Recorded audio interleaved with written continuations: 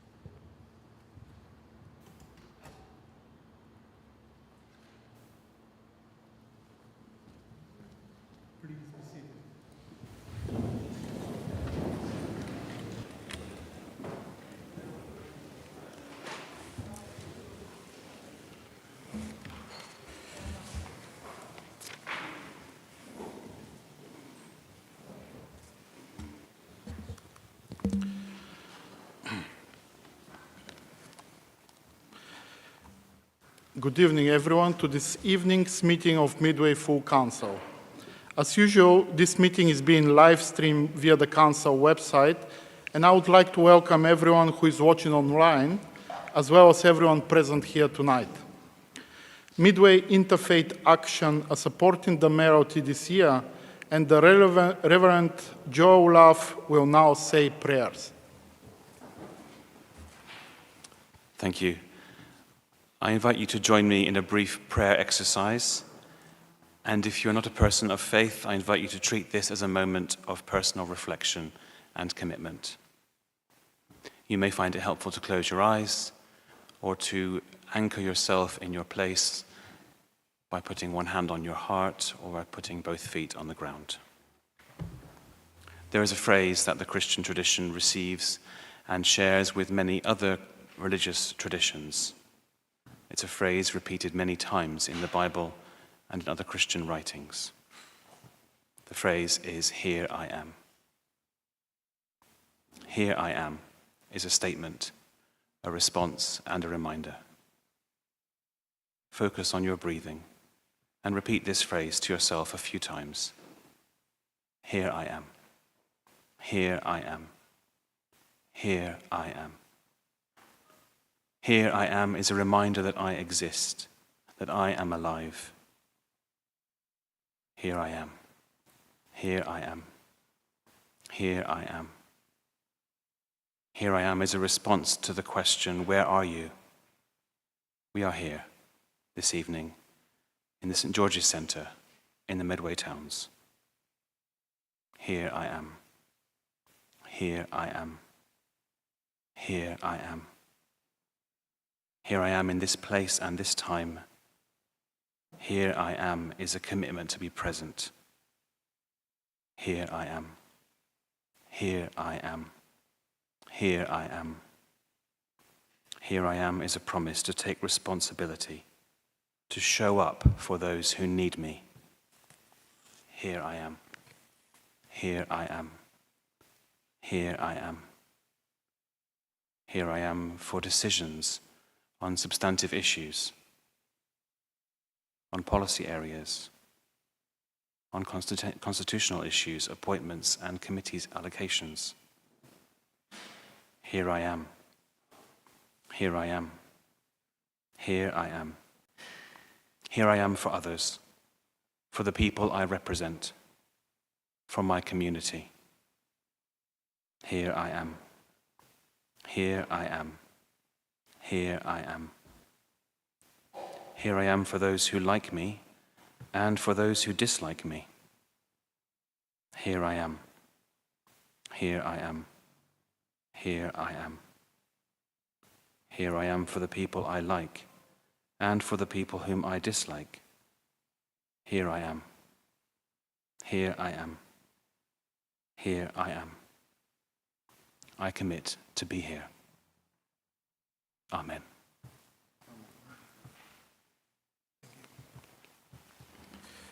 Thank you, Joe. We now continue with agenda item 1, apologies for absence. Councillor Peake, Are there any apologies for absence for this meeting? Thank you, Mr. Mayor. We have apologies from, Councillor Edwards, Councillor Maritime, Councillor Mark Printer, and Councillor Paula Hamilton. Thank you, Councillor Pick. Councillor Kemp, are there any apologies? Thank you, Mr. Mayor. Yes, there are. I have apologies from Councillor Etheridge and Councillor Filmer, and Councillors Fern and Councillor Spring will be here, but they have been delayed. Thank you, Councillor Kemp. Councillor Crozer, are there any apologies? Yes, thank you, Mr. Mayor. I have apologies from Councillor Sands and Councillor Williams. Thank you, Councillor Crozer. Moving on to agenda item 2, declaration of interest. I will now ask our monetary officer, Bhupinder Gill, to advise on members' interest regarding the winter fuel allowance motion at agenda item 8A. Thank you, Mr. Mayor. In the last couple of days following a number of inquiries, my office has shared advice with political groups on the declaration of interests in respect of 2 items on tonight's agenda. I will summarise that advice now for the benefit of all elected members. Agenda item number 11, Annual Review of the School Place Planning Strategy, recommends capital funding allocations for works to be undertaken at a number of schools. Those schools are set out in the recommendations of the report and include Rivermead at Stoke, Dane Court, 100 of Who Academy, Pilgrim Primary School, Greenvale Primary School, and Pre-Beaches at the Rowans. If you are a governor at these schools, in my opinion, you will have an other substantial interest in the matter arising from the fact that you are in a position of general or managerial control. In such cases, I advise that members should declare their OSI, leave the chamber, do not participate in the debate, and do not vote. The other agenda item is agenda item 8A, is a motion to discuss the changes to the winter fuel allowance payable to pensioners. Some members of the chamber may be directly affected by the changes recently announced by the government regarding entitlement to the allowance. Others in the chamber may have family members, friends, or others with whom they have a close personal relationship whose entitlement to the benefit may be affected. I have advised that in those circumstances, members should declare an other substantial interest. Due to the number of members that might be affected and the impact that would have on proportionality of votes, I have exercised the delegation granted to me to provide a dispensation to all members for a period of 6 months. This means that despite having an interest, you can still stay in the chamber, debate the matter, and vote. However, please note, to efficiently capture all the interests on this item, we are circulating a form on which each member can declare if they have an interest and how that interest arises. Please complete the form when it is passed to you. If you require any assistance, the political assistants can support you in the first instance. If you are planning to speak on this agenda item in the debate, I would also recommend that at the start of your speech, you also declare your interest for the purposes of transparency. Members may have interests in other agenda items, and I would like to remind all members to consider that if an interest arises, that they should declare that at the start of the meeting or when it becomes apparent, as soon as it becomes apparent. Finally, I'd like to remind members that the decision on whether to declare an interest or not is a matter for their sole discretion. Thank you, Mr. Mayor. Thank you, Bhupinder. I think Councillor Mayhew indicated he wants to say something.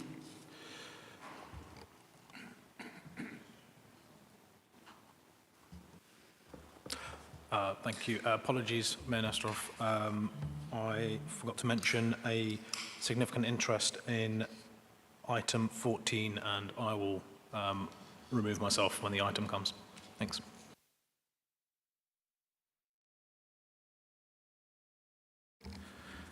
Are there any other declaration of disclosable pecuniary interests? Councillor Howcroft-Scott?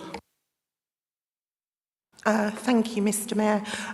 My foster daughter attends the 100 of Who's school, and sometimes I do a bit of helping out. So although I'm not a governor, I'm just seeking some advice, please. Thank you.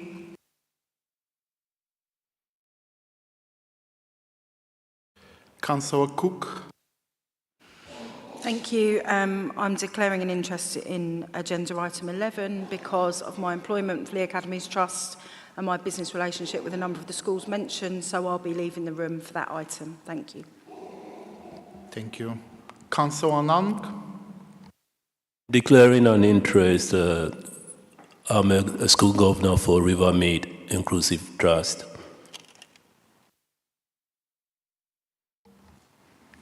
Thank you.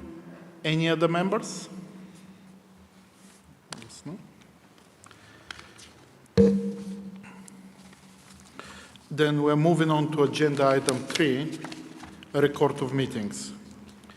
Is it agreed that I sign the minutes of the meeting held on 18th of July as an accurate accord?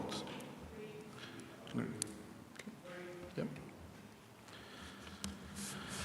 Moving on to agenda item 4, Mayor's announcements. I would like to inform members of the recent passing of two of our former colleagues, Bob Adcock and Mike Franklin.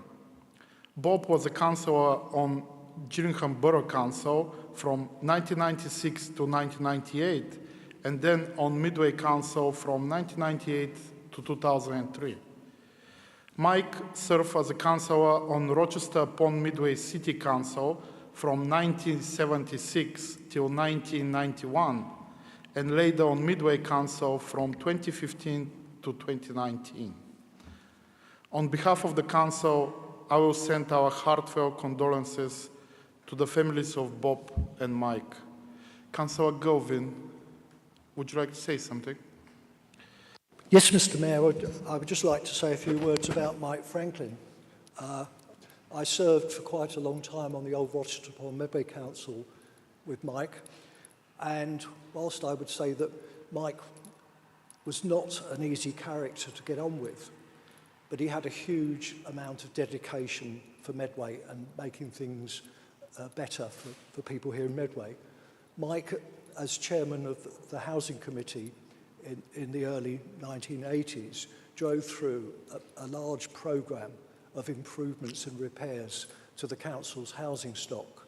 Regrettably, some of the housing stock that was built by both Rochester Council and Chatham councils used system for construction, and by the time of the 80s, that had already, that accommodation had not become fit for human habitation. And Mike drove that through, and I think because of that, our housing stock on Medway leaves much to be proud about even today. So I think, whilst I will admit that Mike was sometimes a difficult character, you can't take away his hard work and commitment to the people of Medway. Thank you, Mr. Mayor. Thank you, Councillor Govin. I see as well Councillor Pierce. Price.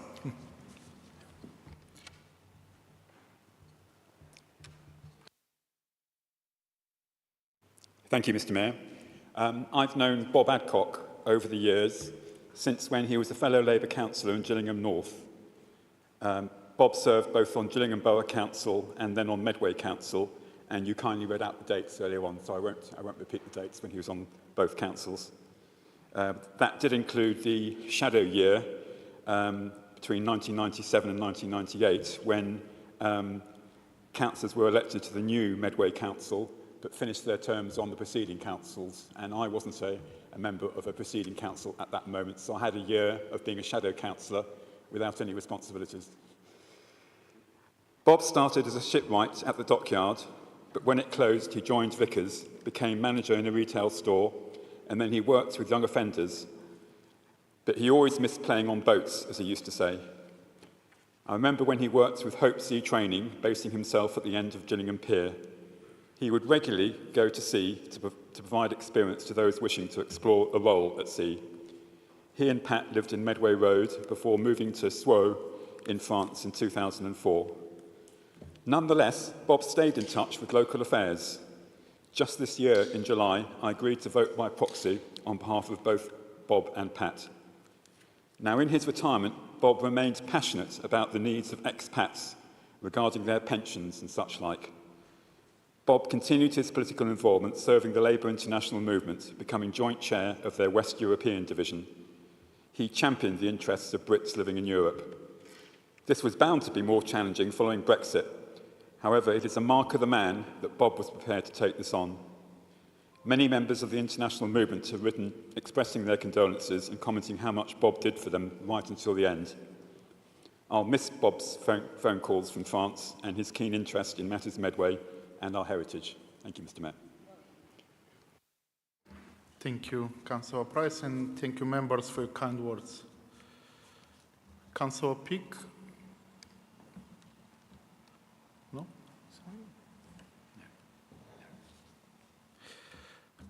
Moving on.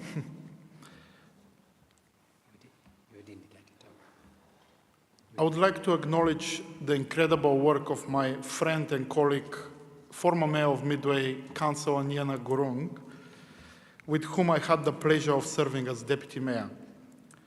During her year as Mayor, Nina raised an impressive £9,430 for her three chosen charities: Young Medway, Medway Help for Ukrainians, and the veterans charity SAFA. As a result, each charity will receive £3,143.30, recognizing and supporting their invaluable work in the community.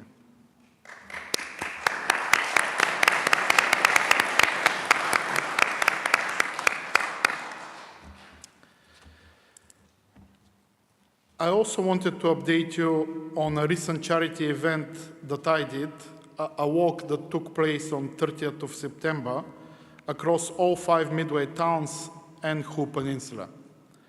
It was a 20-kilometer or 12 miles walk aimed at promoting both the beauty of Medway and the importance of walking as part of healthier lifestyle. We often spend too much time sitting at our desks, and this walk was a great way to encourage physical activity. I am pleased to share that 5 people complete the entire walk with me, and many, many more joined for parts of it during the walk. Along the way, we had a local historian, Robert Ford, sharing fascinating historical stories about Medway. We raised £590 for my 2 chosen charities, and I would like to express a sincere thanks to everyone who supported the event, wherever you are working with us, helping to organize, or making a donation. Thank you. Looking ahead, my next event is a curry dinner at Gurkha Fire, which TripAdvisor rates as the best restaurant in Medway.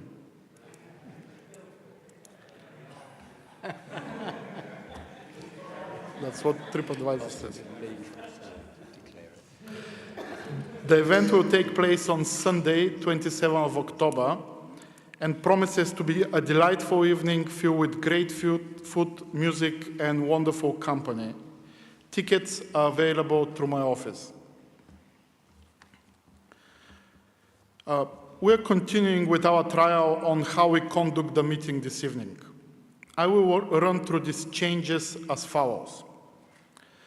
Public question will be extended from 30 minutes to 40 minutes, with a reduction in time allocation for the leader's report from 35 to 30 minutes, and the overview and scrutiny activity report from 25 to 20 minutes.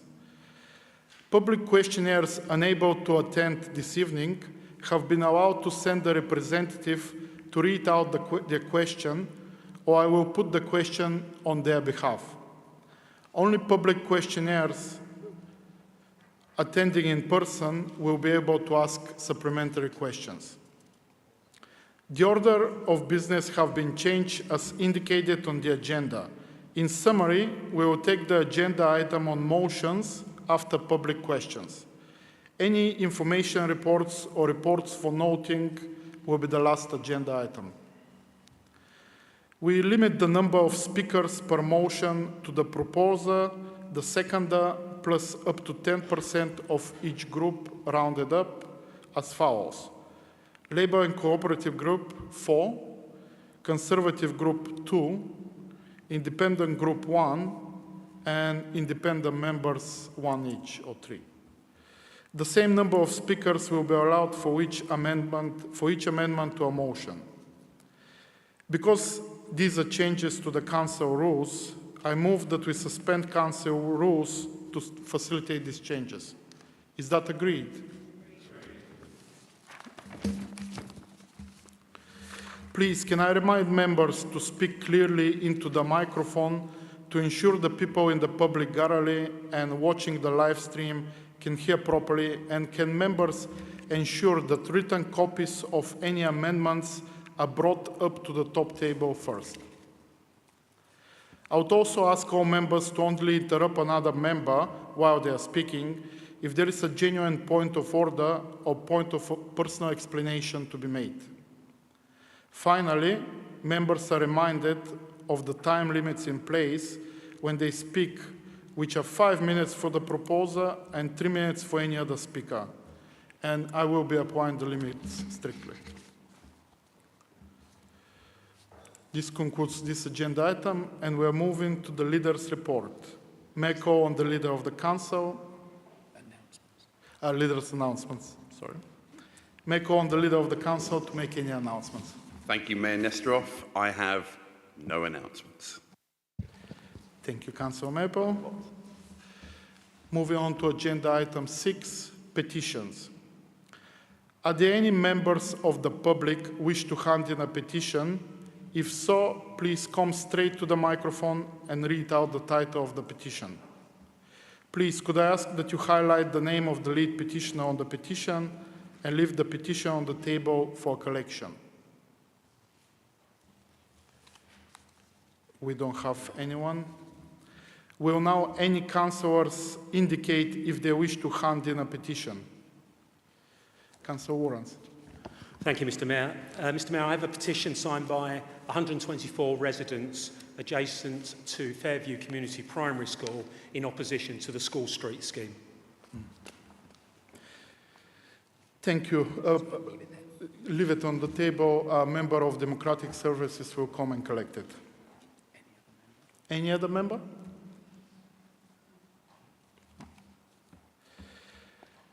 Then we are moving on to agenda item 7, public questions. We have 40 minutes to deal with the 12 public questions on the agenda. We have given an undertaking that people will be able to read out their questions, so I will shortly call the questions out in the order printed on the agenda.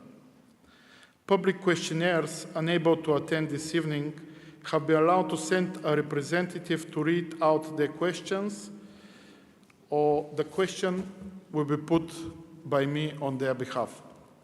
Only public questionnaires attending in person will be able to ask supplementary questions. Please, would those who are asking questions come to the microphone at the front of the public gallery, and may I remind those who are called upon to answer questions that answers must not exceed 3 minutes.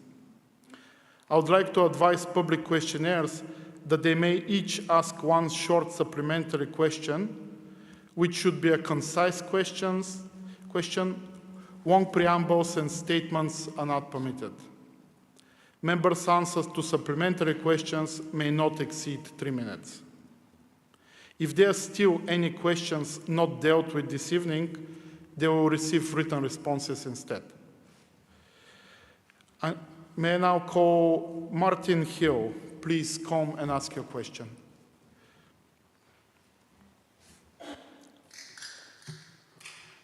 Good evening. I've lived in Napier Road since 1987. When I first went there, it was a very quiet road. It now is a cut through from Livingston Circus up to Canterbury Street. Over the last 15 to 20 years, there have been 2 children killed in that street through motorists. There's been 1 suicide on a motorbike, and there's been several major accidents that involve the police and ambulances. It's my opinion that Napier Road should have speed cameras or definitely speed bumps. I wondered if you would take this into consideration. Thank you. Thank you, Mr. Hill. Councillor Patterson, would you please respond? Thank you for your question, Mr. Hill. Selfish speeding motorists are a scourge on our communities, and I sympathise with your concerns, which are similar to issues which I have previously raised with officers about certain roads in my own ward. Unfortunately, we are not in a position to undertake all of the road safety interventions that I would like to happen. And whether it's on Napier Road or a street in my own ward, all our road safety work is evidence-based. That means examining recent collision data to ensure we target those scarce resources most effectively to reduce the number of people being harmed while travelling on Medway's roads. Earlier this year, collision data for several streets in the Gillingham area, including Napier Road, was analysed. This study indicated Napier Road does not meet the criteria for further intervention when compared against other locations in Medway. It was also noted that vehicle-activated speed limit signs have been installed on this road to influence driver behaviour and traffic speeds. Alongside council officers and partners including Kent Police, I will work all year round to promote safe road use to prevent casualties wherever possible.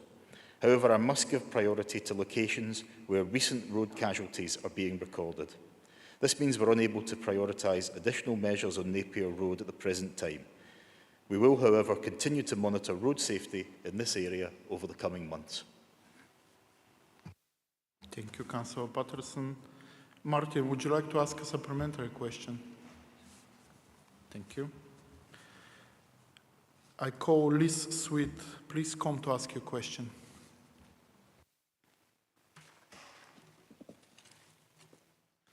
Good evening.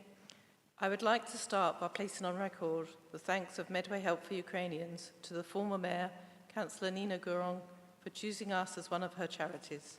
We are extremely grateful for the funds raised.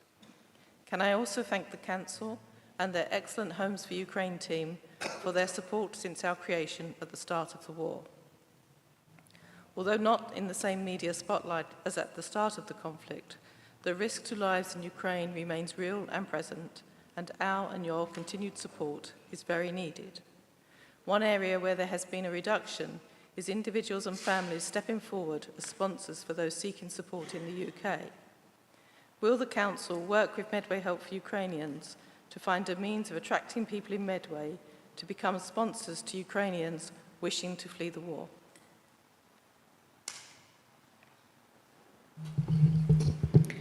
Thank you for your question, Liz, and for the kind words about Nina Gurung's charity support for Medway Help for Ukrainians, a grassroots organisation that continues to demonstrate the compassion, generosity and determination of people in Medway to welcome new communities who need our support. Please be assured that Medway Council and our new Labour MPs are very conscious that Ukraine faces a third year of war, with all of the privations, fear and longing for peace that entails. We will continue to support the efforts of Medway Help for Ukrainians to encourage sponsors for families, and I'm pleased that government support is still available when people come forward. I'm also grateful to Mid-Kent College, local schools, employers and the voluntary sector who have all helped the Ukrainian community in Medway to settle here, and I pay tribute to the resilience, hard work and optimism that Ukrainians who now live here have shown, and know that our lives have been enriched by sharing their culture, experiences and contributions to life in Medway. Thank you, Councillor Murray. Liz, would you like to ask a supplementary question? If I may. Of course. Thank you, Teresa, for your continued support and such kind words.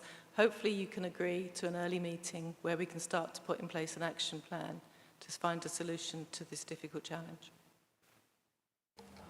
I'll be very happy to do that. Thank you, Councillor Murray. Nicholas Crady, please come up to ask your question.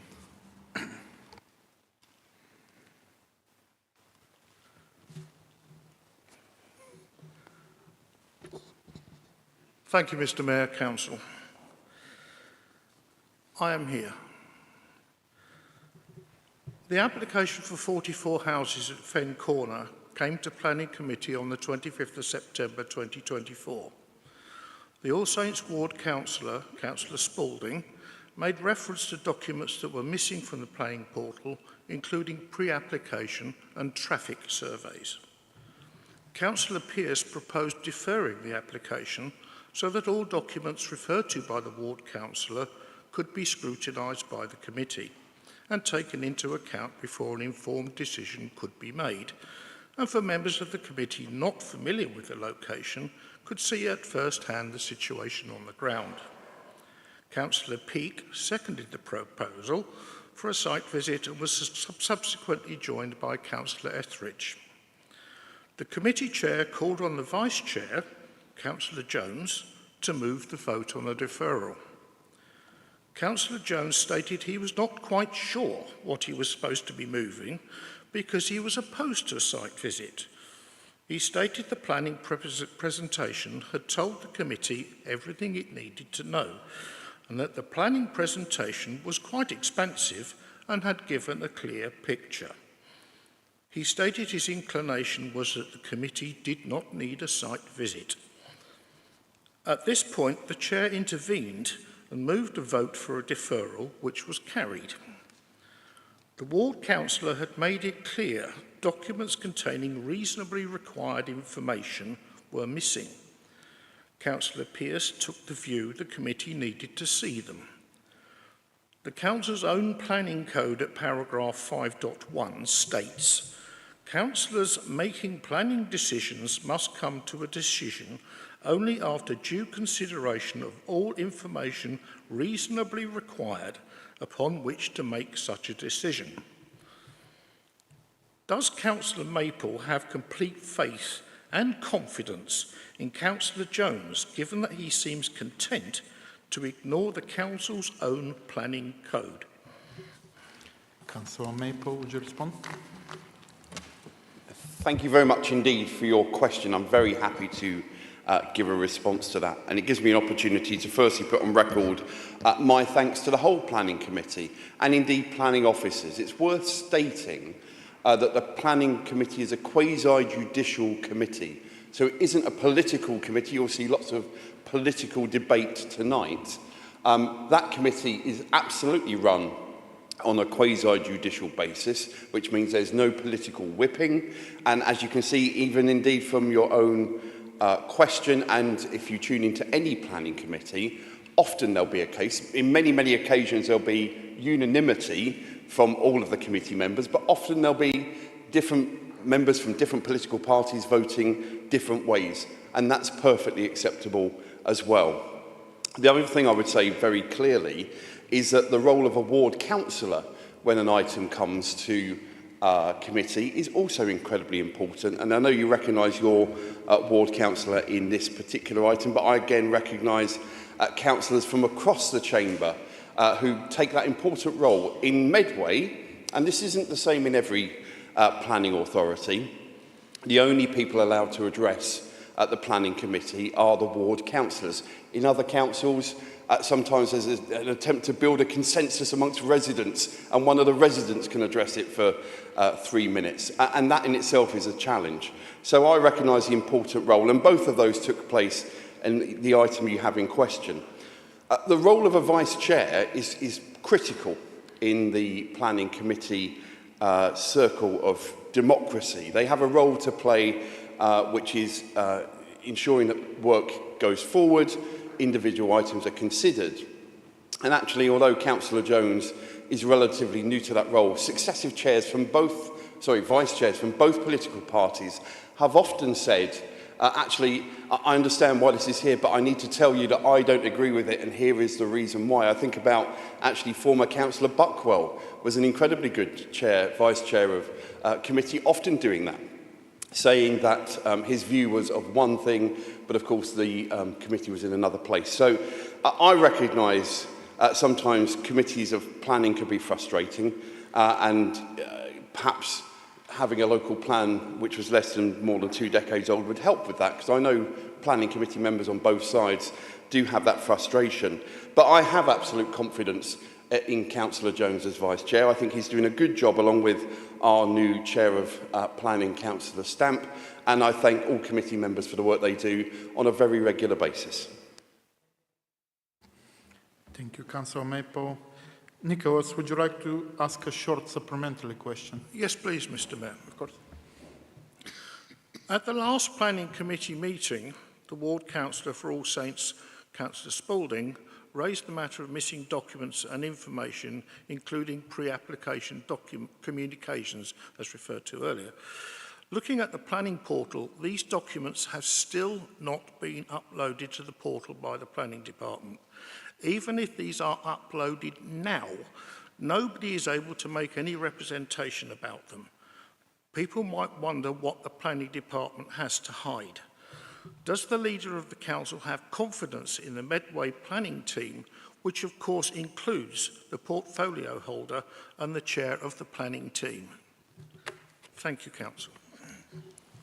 Thank you very much for that supplementary question. Let me say 3 or 4 quick responses, and they will be quick. Firstly, I have confidence, as I said, in actually not just the chair and vice chair, but the opposition spokesman, all members of that committee. They meet probably more regularly than any other committee of this council. They have to read hundreds of pages of documents. And I don't tune in for every planning committee, but those that I do tune in for, and I've addressed it as a ward councillor in that same way, I think the committee does a very good job. So I thank them for it. If there are specific, and again, obviously I don't know the detail of those specific documents, obviously I'm hearing that for the first time this evening. I will ask officers to just explore what that may look like with the head of planning, Mr. Harris. And actually this gives me a good opportunity to save myself 30 seconds later from the local plan part of my leader's report to say, not only do I have absolute confidence in the planning department of Medway, many other people, developers, residents, and others all say they have, when they're dealing with Medway, they're dealing with some of the best officers when it comes to this particular issue. So not only do I have confidence, I'm incredibly proud, under the leadership of Mr. Harris, the great job that our team do, not only in delivering those committee papers, delivering hundreds of decisions, but also the small matter of a very large public consultation on local plan, which I'll talk about more later. Thank you, Councillor Maple. Matt Nightingale is not present this evening. His question is set out in the agenda papers. Councillor Curry, would you please respond?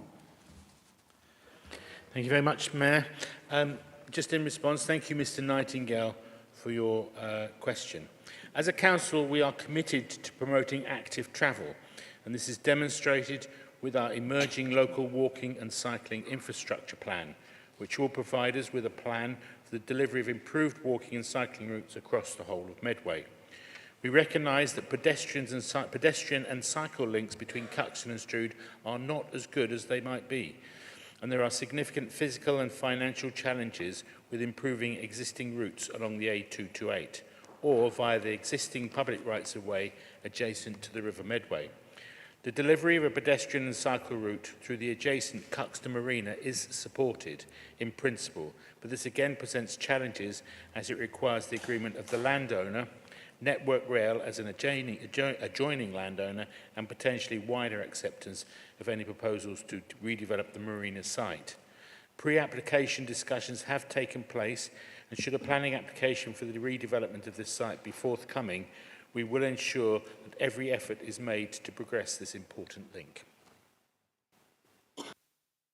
Thank you, Councillor Curry.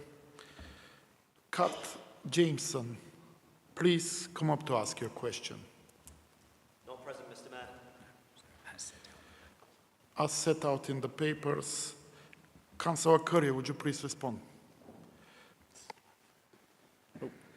Sorry, Mr Mayor, it might be more appropriate that Councillor Patterson now answers this question as his new portfolio incorporates these issues. Thank you. That's fine. Councillor Patterson. Thank you, Mayor Nestorov. I'd like to thank Ms Jameson for her question. As the Cabinet member responsible for road safety, I consider the issue of safe journeys to school to be of the utmost importance, and I'm proud of the work we are currently undertaking at 9 locations in Medway to introduce the next phase of school streets. As Ward Councillor for this location, and alongside my ward colleagues, I've consistently raised concerns about the arrangements for pedestrian access to Rochester Riverside School, including prior to it opening to pupils last September. And I regret that despite being recently constructed, the road layout there does not lend itself to the sort of school street style intervention which has already transformed active journeys to 7 Medway schools. These pedestrian access issues are exacerbated by the fact that Gashouse Road is currently the only vehicular access point to Rochester Riverside and will remain so until the completion of further phases of the development. I have requested that officers explore whether the configuration of the traffic signals can be altered to provide a separate phase dedicated to pedestrians. As part of this, traffic and road safety assessments will be undertaken to understand what impact changing the signals would have on the rest of the junction and go through a design process that identifies any additional infrastructure needed. This work has already commenced, and there will be an ongoing dialogue with officers as they work through the technical issues involved. Thank you, Councillor Patterson.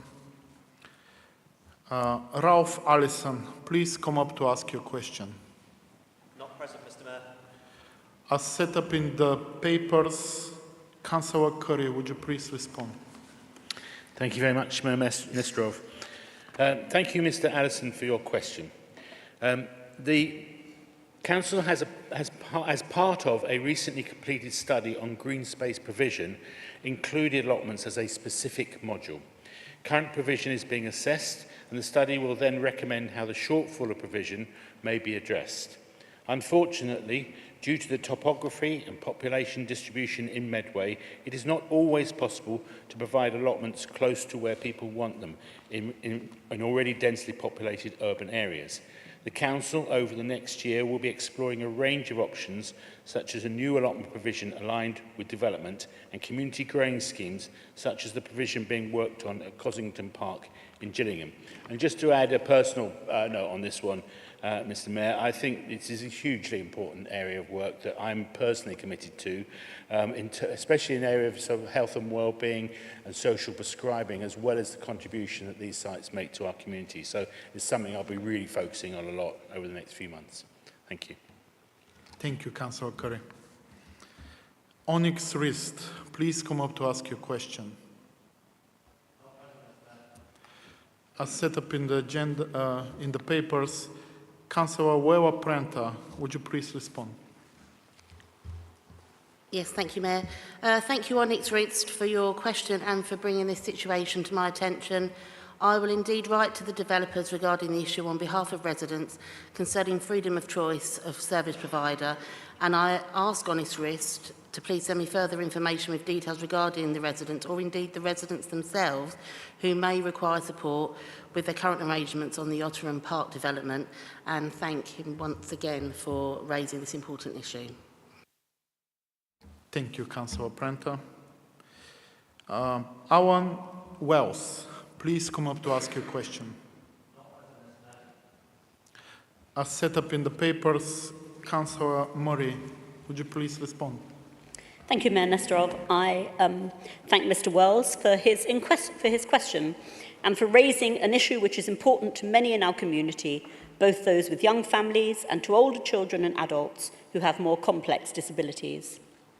Our conversations with the Changing Places Toilets team at the Department for Levelling Up, Housing and Communities have not yet given any indication that there will be further specific funding made available for changing place toilet facilities. However, our officers are in regular contact with the CPT team and will continue to explore increasing provision further if funding becomes available for potentially more and better changing place facilities across Medway. I will ask the team to report back on the condition of the changing place toilets, given Mr Wells's assertion that some have inadequate facilities, because we should make sure that changing place toilets are safe, and I would not want to deter people who need them from using them. However, as not all were installed by the council, standards will vary.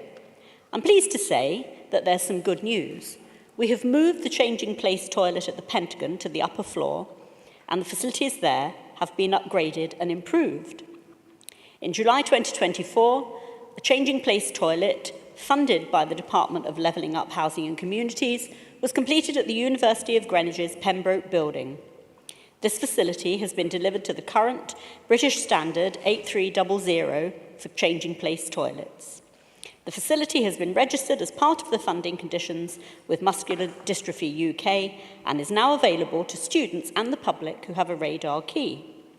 In addition to that, a CPT has been installed in the new Cossington Park Sports Centre, which opened in July 2024. This facility has not yet been registered as it was not funded by the Department of Levelling Up Housing and Communities, but this can be explored to see if it can be formally registered and displayed on their website. It was, however, built to the current British standard. Thank you, Councillor Murray. Mike Evans, please come up to ask your question.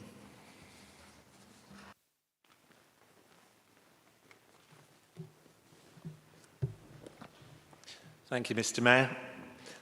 My name is Mike Evans. I work at Medway Food Bank. The Council will be aware that Trussell Trust and the Joseph Rowntree Foundation are campaigning for an essentials guarantee, which will ensure the standard allowance of universal credit is sufficient to cover life's essentials such as food, clothing, transport and utility bills. The current rate of £91 a week is too low for people to afford these essential requirements. As historically low rates of social security are the main driver of food bank use, and given that in their manifesto Labour committed to ending the need for emergency food, will the Council consider making a declaration of support for Trussell Trust's Essentials Guarantee campaign? And I understand that Councillor Maple has kindly agreed to answer this question.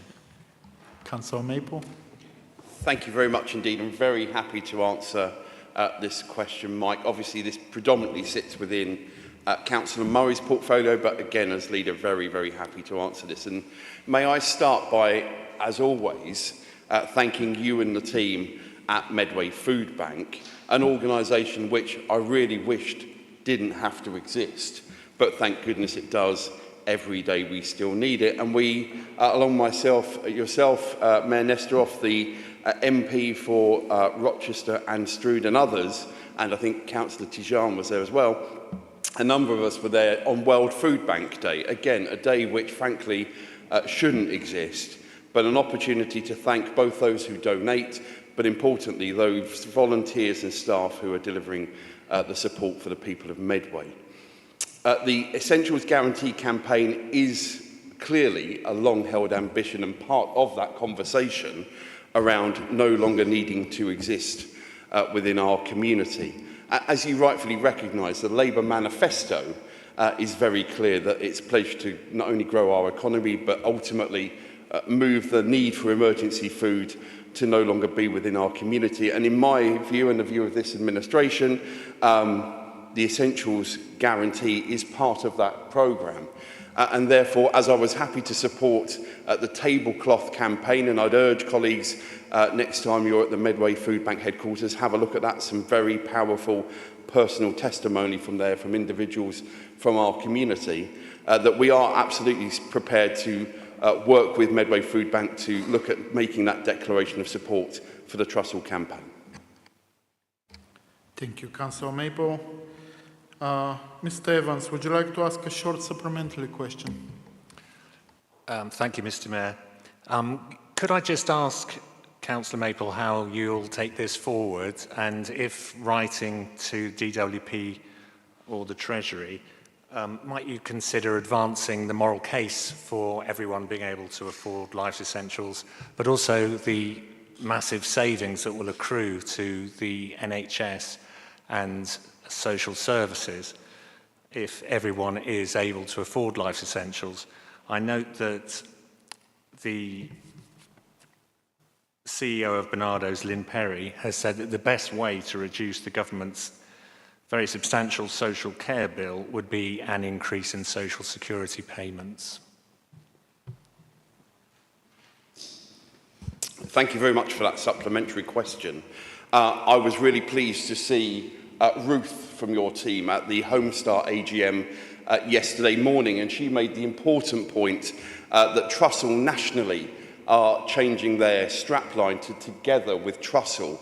And I think in that spirit, and the spirit of cooperation, we are the Labour and Cooperative Group as the administration, I think we would want to work closely with Medway Food Bank to understand the specifics on how this could impact the residents of Medway if such a declaration was made. So very happy to organise a meeting with yourself and colleagues along with the relevant cabinet members. And you're right to say actually the reach of this goes far beyond actually one cabinet member. So I think that could be a substantial meeting, but one I look forward to getting in the diary as soon as practically possible to continue that conversation. Thank you, Councillor Maple. Thank you, Councillor Maple. John Castle, please come up to ask your question. Thank you, Mr. Mayor. Active travel across Medway brings many advantages, including to both health and the environment. Does the portfolio holder agree with me that a walking and cycling bridge from Sunpier to Medway City Estate would be a great benefit to people in Medway? Thank you. Councillor Curry, would you please respond? Thank you very much indeed. This is a very exciting question, actually, so I really appreciate it. We're in the latter stages, as I mentioned previously, of developing our local cycling and walking infrastructure plan, which will provide a 10-year plan for delivery of cycling and walking interventions across the whole of Medway to support the uptake of active travel. This aligns with one of the sub-priorities within our One Medway Council plan, which seeks to provide improved opportunities to walk, cycle, use public transport and electric vehicles, reducing carbon emissions and improving air quality. Officers are also in early discussions with businesses on Medway City Estate in line with an estate-wide travel plan. This is linked to Section 106 funding contributions with the objective to promote non-car accessibility initiatives. It is recognised that the river is at the heart of Medway's identity, but is arguably underused or an underappreciated asset.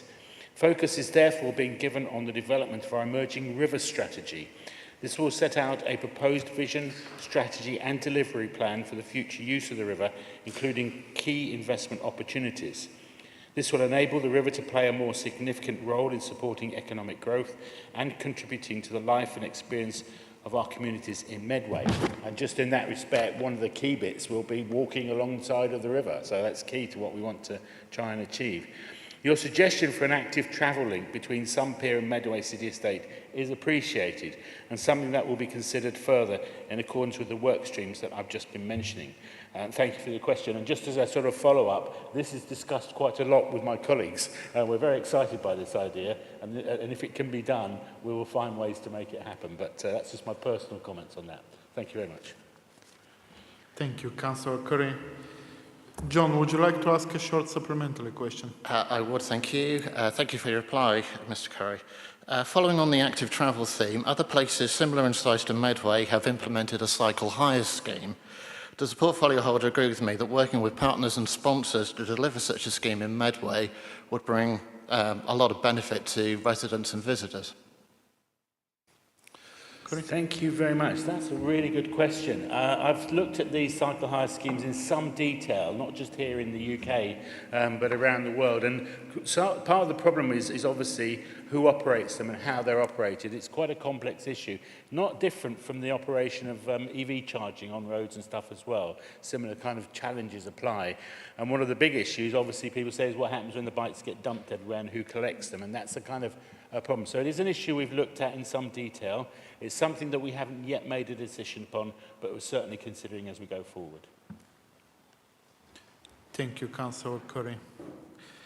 Matthew Broadley, please come up to ask your question. Not present, Mr. Mayor. As set up in the papers, Councillor Maple, would you please respond? Thank you, Mayor Nesteroff. I note the question. We, on this side of the chamber, have always been very supportive of the City of Sanctuary, and I absolutely recognise the Medway City Sanctuary have launched some years ago, had members from both political groups in attendance. The Medway City of Sanctuary organisation locally has been fairly inactive, certainly post COVID. So I would recognise that I think a starting point for the community of Medway would be potentially a reignition of that.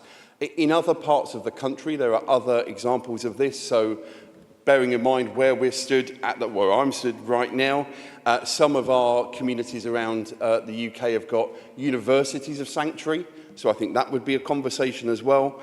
And indeed, some do have councils of sanctuary. So certainly supportive of the principle, but I think recognising that you can't do that in isolation. It needs to be part of that conversation. Some would say almost a one Medway approach at looking at this, I think would be welcome. So very happy. I spoke with one of the existing committee members from Medway City of Sanctuary, and there was a recognition that for lots of reasons, which I won't go into for the next 1 minute 40 seconds, there's an inactivity at the moment.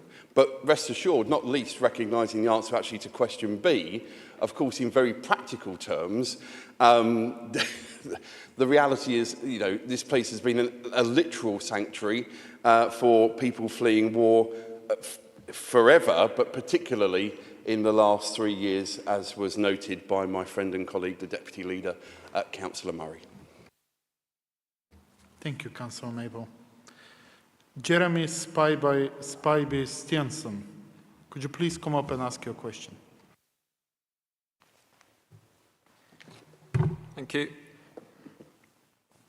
History was made in 2021 when Green Councillor Cleo Lake proposed a motion to back the campaign for reparations.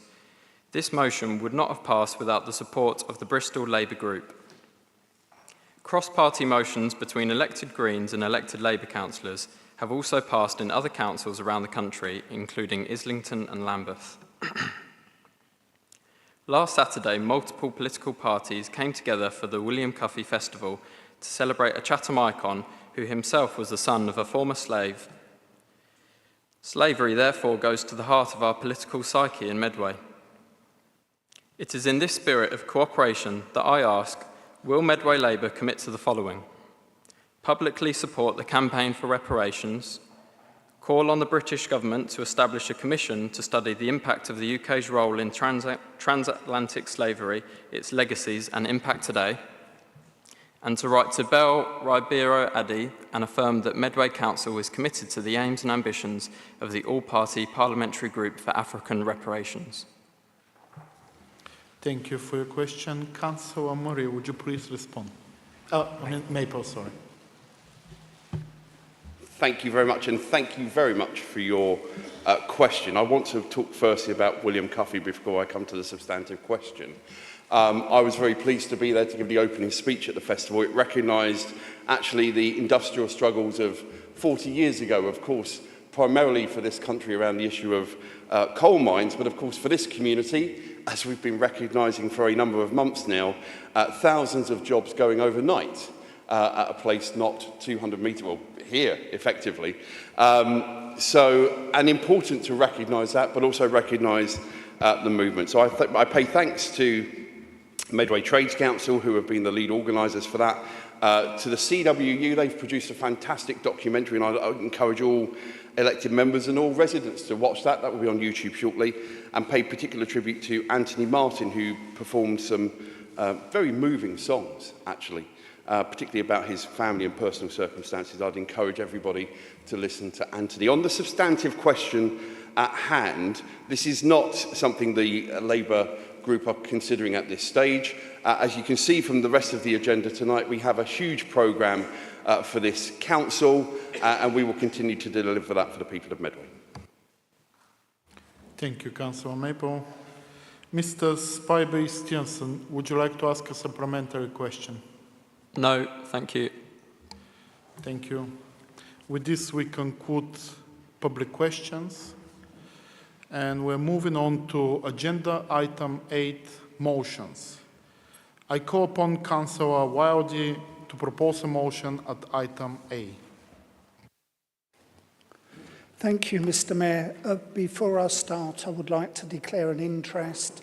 I must have friends and family that fall into the, either had the winter fuel allowance taken away from them when they were expecting it, or had it and have now lost it. So, I don't think I need all my time, but if it could start again anyway. Right. Thank you, Mr. Mayor. I would like to move the motion as written, but I will be quoting from it. Although we will not change this disgusting Labour government decision, this motion does give our Labour councillors an opportunity to voice their opinion and not follow the dictates of party politics. The opportunity to support our most vulnerable and elderly residents, and I could do without some people grinning and laughing. To send a message that you, individual Labour councillors, believe that this government has made the wrong decision, and we will do all we can to mitigate this shameful decision. I say we because I would like you to join with us on this. Both Councillor Edwards and Councillor Osborne, MP, voted to remove winter fuel payments in the House of Commons on Tuesday the 10th of September 2024. Now, we understand the pressure on new MPs, but residents expect MPs to have character. A simple question to Councillor Lauren Edwards and Tristan Osborne, both MPs. Are you proud to cut the pensioners' winter fuel allowance? The estimated impact of this decision, which Age UK says, will mean 2 million pensioners will badly need the money to stay warm this winter, will not receive it.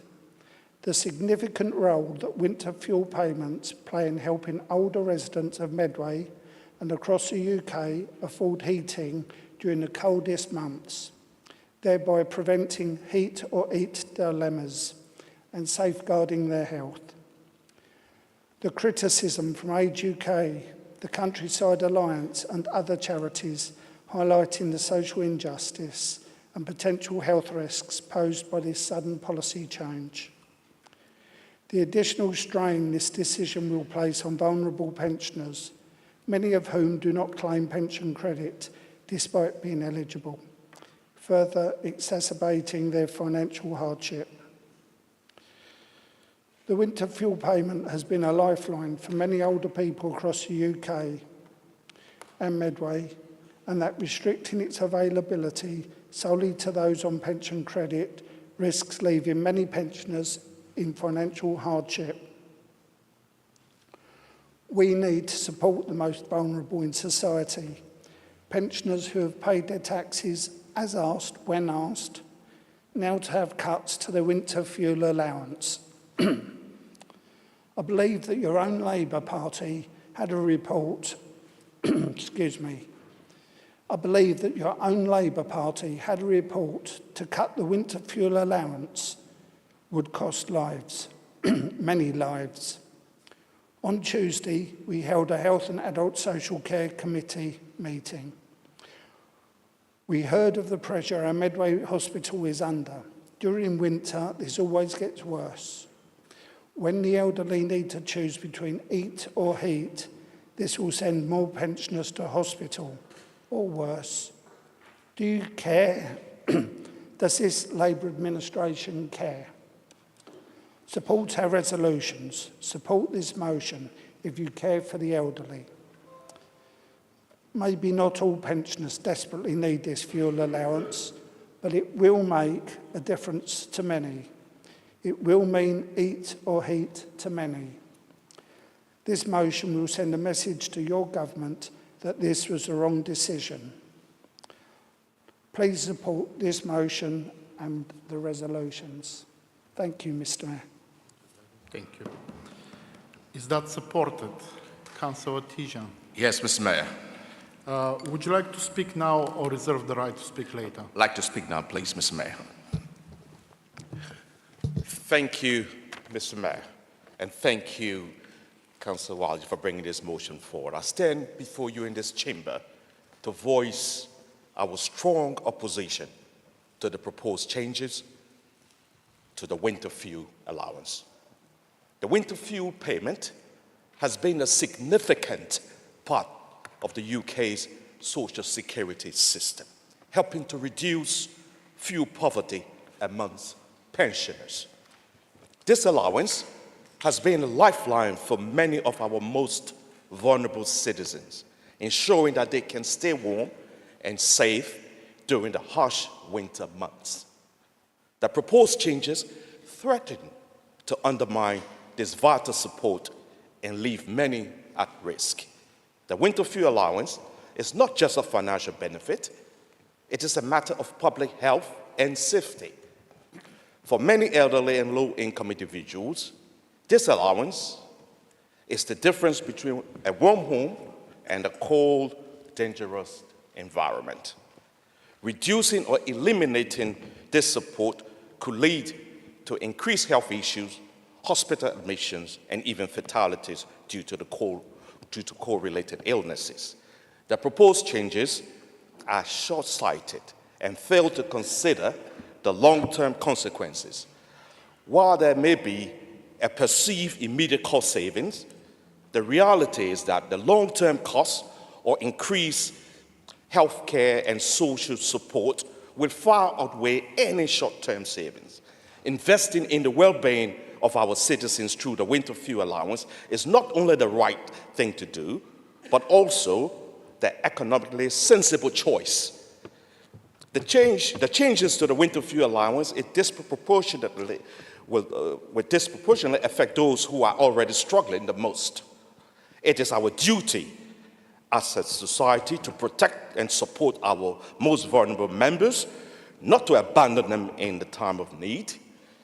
The proposed changes send a message that we are willing to sacrifice the well-being of our citizens for the sake of budget cuts, and this is simply unacceptable. It is not just the wealthiest pensioner who Labour are targeting. Basically, if you earn more than £250 a week, you risk being left in the cold. This is unfair. We urge the Labour government to reconsider the proposed changes to the winter fuel allowance. We urge this Medway administration to stand together with us to protect this essential support and ensure that no one is left out in the cold. Our commitment to the welfare of our citizens must remain unwavering, and we must continue to provide the assistance they need to live with dignity and security. I beg to move the motion. Thank you, Councillor Tijan. Any member, Councillor Murray? Thank you, Mr. Mayor. I'll be moving an amendment which is being distributed. We're going to pause a bit till the amendment is distributed to all members.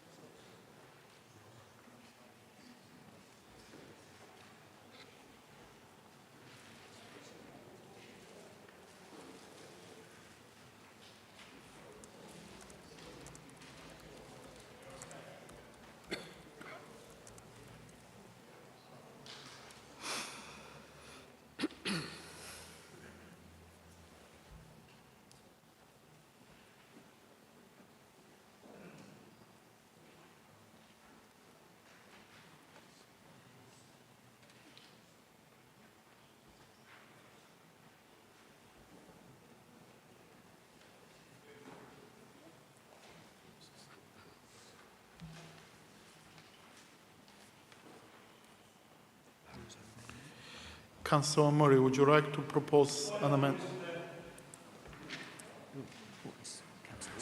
Yes, Councillor Spalding? This is not the first time this has happened, but I think we're going to need some guidance or certainly some advice and a ruling from the Monetary Office on this. The Advanced Oxford English Dictionary lists an amendment as a small or minor change or an improvement.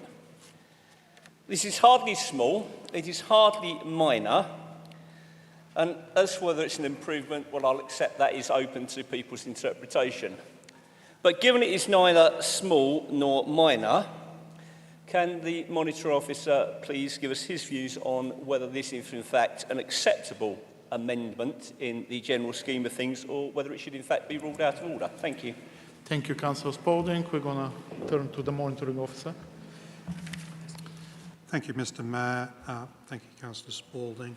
Amendments to motions at this local authority are governed by the Council's standing orders in relation to debates at Council. In relation to amendments, they are covered under paragraph 11.3. And the only restrictions in relation to amendments is that, one, they must be relevant. Secondly, that only one amendment may be moved and discussed at one time. There are further rules in relation to amendments, but none of them cover the scope or the extent, and therefore I've adopted for a long period of time an enabling provision, an interpretation to allow amendments to be moved and to be debated, and allowing those to be fully discussed and then voted upon. Thank you. Thank you, Bhupinder. Going back to Councillor Murray. May I thank the Monitoring Officer for that helpful clarification. I had no idea the heir to Dr. Johnson was in our midst, but there we are. In moving the amendment, I want to acknowledge and welcome the renewed interest of the Medway Tories in the plight of those on benefits, and hope that it heralds a new era of compassion and understanding compared to their previous attitude and that of the outgoing government towards the welfare state. I'm trusting that the concerns expressed in the motion are sincere and not the latest pet peeve for Councillor Wildey, because he and others in his group will no longer receive the winter fuel allowance. And as my OSI for the Monitoring Officer, my husband used to receive the winter fuel allowance, and indeed my mother is on pension credit, and very welcome to her that has been. As we know from Karl Marx, history often repeats itself, first as tragedy, then as farce. So a short history lesson on the Tories' commitment to the welfare state is appropriate here, since their policies of the past to tackle poverty have been more likely to resemble a Harpo Marx script. The winter fuel allowance was introduced by the Labour government of 1997 alongside a comprehensive programme of changes designed to lift people out of poverty, including pension credit, working family tax credits, uplifts to income support and disability benefits, and a successful programme of support to help people back into work. Together with the flagship Sure Start programme and other government-led investments, there were huge decreases in child poverty, a thriving economy, and the status of our country in the world was at an all-time high. In contrast, the last 14 years under the Conservatives saw a very different Britain, as Cameron and Osborne gleefully set out to shrink the state while hiding behind the global crash of 2008, and slash benefits, leaving the most vulnerable worse off, and those on the then new universal credit struggling to survive, while the only growth we saw was in food banks.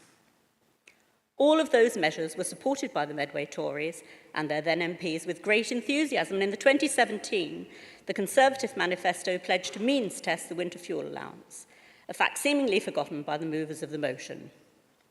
Later, in those miserable austerity years, there was a resounding silence when COVID hit, while government ministers, instead of responding to a crisis, saw a gold rush and gave public contracts out to their friends to profit from everyone else's misery.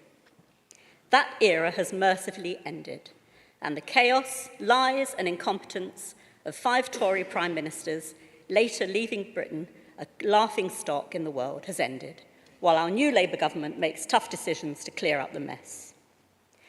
So we take no lessons on poverty from the Tories, and the amendment corrects a number of assumptions, sets out the facts, and demonstrates the Council's commitment to making sure all those in Medway entitled to pension credit claim it, joining the more than 11,000 people each week since September who have submitted new claims to the DWP when the government announced the change and started to encourage them.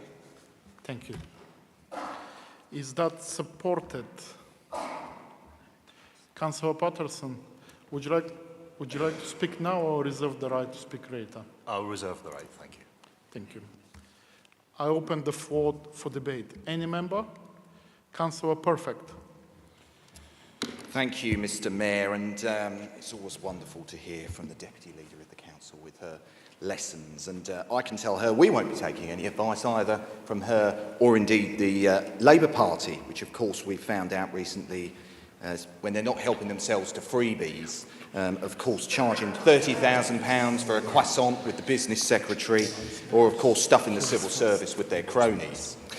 Mr. Mayor, the people of Medway see through all of this nonsense from this party over here, and I think actually it's shown in the poll numbers. Just look at them over the last 100 days. It's tanked very quickly and it's all going wrong. So we appreciate, Councillor Murray, always your great insights, but I'm afraid they're not borne out in reality. The people of Medway, Mr. Mayor, see through nonsense like this from the Medway Labour Group. They see through the hard work of people like Councillor Wildey, who works day in and day out as our Shadow Cabinet member, championing people's concerns around health and particularly our voluntary communities as well. So, Mr. Mayor, we won't be voting for this amendment, and it's always a great shame that the Labour Party are more interested in playing politics than delivering for people in our community. Thank you. Thank you, Councillor Perfect. Any other member? Councillor Warrens.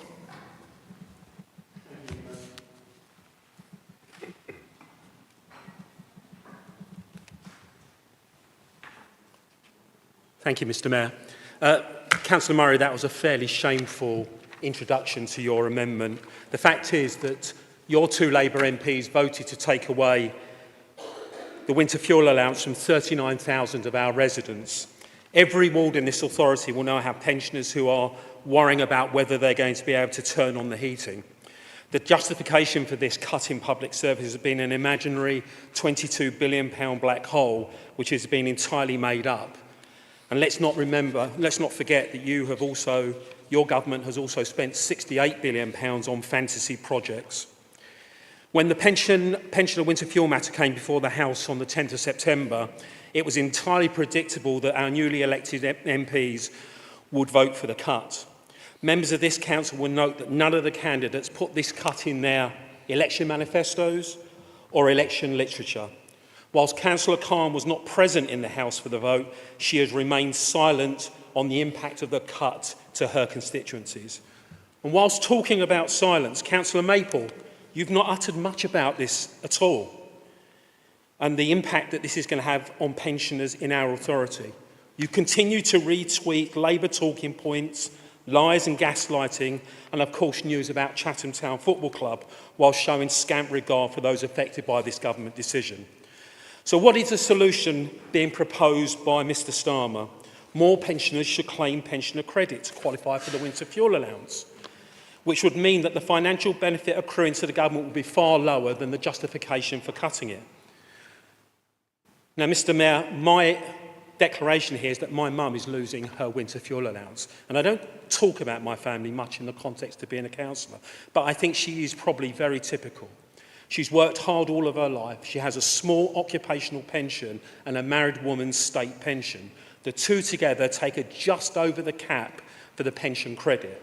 The loss of the £300 will have a real impact on her ability to pay her heating bill. She is also dealing with an increase in the energy price cap, and whilst living on the Isle of Wight, she only has access to electric heating, which is horribly expensive. Now, I'm lucky enough to be able to help her out, but many pensioners in Medway will not be so lucky and will go cold if we have a hard winter. As I pointed out to Councillor Curry at a recent Regen ONS, far more people die of cold than die from heat.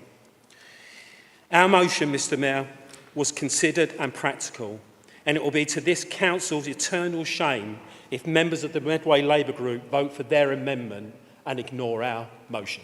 Thank you, Mr. Mayor. Thank you, Councillor Warrens. Any other member? We reached the limit for the Conservative group, so we won't be able to take any more members from the Conservative group. Councillor Brown. Thank you, Mr. Mayor. I'm one of those people who's losing it, and I'm not here to complain about that. I sympathise with people who are just above the limit. But we have to recognise, and actually I don't want to use language that's emotive or call into question the way that people have spoken in this debate. Calling people's contribution in this chamber as shameful is in itself an insult to the chamber. So I'm not going to go down that line. I'm going to talk about some of the highlights. The highlights are starting with the fact that it is a new Labour government. We're re-establishing our outward-looking and positive agenda. We are on the road to bringing economic stability. And I love the way that Councillor Lawrence loves to laugh about the fact. But if it was a government of a different colour, he may have noted, and positively noted, that the rate of inflation is down to 1.7, and that's a good thing. There's lots of stuff that's going on. There are billionaires in this country saying that the tax system needs to be reformed. I'm not beyond the wit of man to know that that's well behind the curve. The other thing that I'd like to say is we know that there are people who are just above the threshold, but it doesn't matter where you put the threshold, there are going to be people above it, and it really is very tough for them. We acknowledge that. But what the Labour government have tried to do is get the people who are entitled to their entitlements and not have them damned, as they were under the previous government, called benefit scroungers and all sorts of things. It's people's entitlements we are trying to get them to have. This should have been means tested, and it was in the manifesto from the Conservative Party that that should happen. And of course, another thing they didn't do. Thank you. Thank you, Councillor Brown. I have Councillor Spalding. Thank you, Mr. Mayor. As with many things, when you're an independent councillor, you can actually take a step back from the political views. Yeah, there are going to be pensioners that turn around and say, we don't need it, we give it away to charity. And yet, there are several people, and in fact, friends of mine, who are just above the threshold. And they are going to be facing real problems. And I take issue with Councillor Brown when she says it doesn't matter where you put the threshold. Oh, yes, it does. And in this case, I've got to submit, members, that the threshold is definitely in the wrong place. This was not thought out properly. And it's all very well, Councillor Brown and any others having sympathy with those just above the threshold.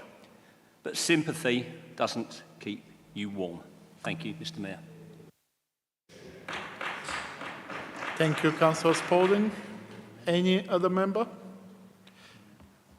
Councillor Lamas, your group have reached the maximum number of speakers. If no other member, Councillor Pierce? Thank you, Mr. Mayor. Just to point out that in the motion there's an error where it says 2 million pensioners who badly need the money to stay warm this winter will not receive it. Age UK have actually updated their figures from their initial assessment. It's now 2.5 million pensioners, and if you actually break that down, if you do like a rough average on constituencies, that's nearly 4,000 pensioners in Rochester and Stroud who will lose this money, and they need that money to stay warm this winter. 4,000 is a lot of people who are going to suffer, who are going to have to choose between eating or heating. And this this policy is only going to save, I think I understand, 1.5 billion nationally. But then if you look at other areas where the new government could look at raising money, talking of billionaires, tax avoidance of big tech cost the Exchequer £2 billion. Why don't they go after the billionaires and get the money that way rather than punishing those who are the most vulnerable? I think society is judged by how we treat the most vulnerable and who rely on the state the most. Thank you. Thank you, Councillor Pearce. Any other member? If there is no other member, I'm going to go back to the supporter of the motion, Councillor Patterson. Thank you. First of all, I should declare that my parents will be in receipt, or will have been in receipt, of the Scottish equivalent of the winter fuel payment. I would also note that they are mortgage-free homeowners on final salary pensions. They're much luckier than a lot of other pensioners, a lot of other people in the country. Poverty is a terrible thing, and it's not a new thing. But from the reaction of the Conservatives, both nationally and locally, you would swear that it had just started in July of this year, or perhaps with the announcement of this particular piece of means testing.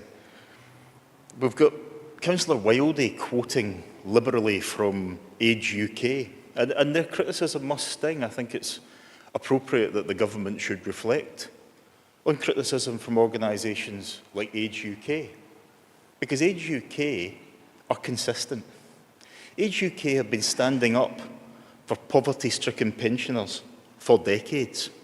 In fact, if we go back to 2010, they had some choice words to say about the Conservative manifesto, scoring at 5 out of 18 against their priorities. Now, I'm not going to revisit that, but it points out that while they have consistently stood up for pensioners and for the poorest of our society, the people opposite have perhaps been less consistent. We've got disciples of Thatcher and Hayek and Friedman now suddenly the champions of universal benefits. What an incredible moment on the road to Damascus that must have been, Councillor Lawrence. But, you know, in this chamber alone, I would go back to July 2022 when my colleague Councillor Murray proposed a motion highlighting the cost of living crisis. It called for the reinstatement of the £20 a week uplift to universal benefit for the poorest in our society. And it also called for landlords who charged their tenants for utilities as part of their rent to pass on the then energy bill rebate to their tenants. Pretty reasonable requests, important requests, things that would have kept money in the economy of Medway and would have targeted care at those who needed it most. It was voted down by 11 Conservative councillors who are in the chamber with us tonight. So Councillor Barrett, Councillor Brake, Councillor Clark, Councillor Doe, Councillor Fern, Councillor Hackwell, Councillor Kemp, Councillor Lammas, Councillor Tijan, Councillor Mrs Turpin, and Councillor Wildey, the proposer of this motion. What is it that has happened in that 2-year period which has suddenly made you decide to become the staunch defenders of the poorest in society that is the very reason that my party exists? We were set up to stand up for working people. We've been doing it for more than 100 years. You've barely been doing it for 10 minutes. I support this amendment, which is the only appropriate way to respond to such a ridiculous motion. Thank you, Councillor Patterson. Now we're going back to the original, to the proposal of the amendment, Councillor Murray. Thank you, Mayor Nesterov. I've heard some hypocrisy in my time from the Tories, but tonight you've plummeted to new depths. You've got very short memories. In 14 years, you allowed poverty to spiral out of control and took pleasure in doing so. The £22 billion cap in the country's finances has been authenticated by credible Treasury sources and the Office of Budget Responsibility, so Councillor Lawrence's feeble attempt to discredit it won't wash. Labour are investing in sustainable solutions to cold homes and will bring down the price of household fuel with Great British Energy. The government have protected the triple lock, so all pensioners will receive an annual increase of over £400 from April next year. And locally, we are doing our best to make sure that everybody who's entitled to pension credit claims it. I have written to over 400 pensioners in Medway and invited them to our event on the 21st of October in the Pentagon. I hope that you will come along and support it too, where our fantastic finance team and locally lots of partners from the voluntary sector and the Department of Work and Pensions will be there to help anybody who wants to make a claim for pension credit and make sure that they've got all the information they need about other sources of help. Tough decisions make good economic sense. This country has regained some status in the world.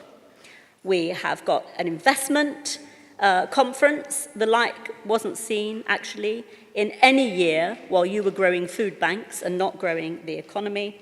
We are optimistic that the measures taken now will make a big change for everybody, and I look forward to being part of that, and I hope that supporters of the amendment will too. Thank you, Councillor Murray. We're going to go back to the original proposal of the original motion, Councillor Wilding. Thank you. What have we heard? Words, insults, jokes, history. We care about the way we're managing the economy from Councillor Murray by cutting from our poorest, our pensioners, winter fuel allowance, and then you're going to spend so much money trying to apologise for it in many different political ways that it'll end up costing you more money. You know, you're doing all of this while you're leaving pensioners to choose between eating and heating, and you're proud of it. You said you are proud of making these difficult decisions. I'm sorry to see that this Labour group care more about party politics than people. Councillor Patterson, please. Over 40,000 Medway residents. Sorry. Carry on. Can I have my time back or? Hypocrite, in case you missed it. Hypocrite. Councillor Patterson. Sorry. No, I'm sorry. Sorry. If I may, I think it's quite acceptable. I think it's quite acceptable that he accepts he's a hypocrite. I couldn't agree more. Yeah. Councillor Patterson, that was any mitigation is exactly. Let's just move on because if I could have some time back. What we need is mitigation to what's happened. And that's exactly what the resolutions number 2 and number 4 was about. But I would like to ask, can I ask every Labour... Oh, while you're on... No.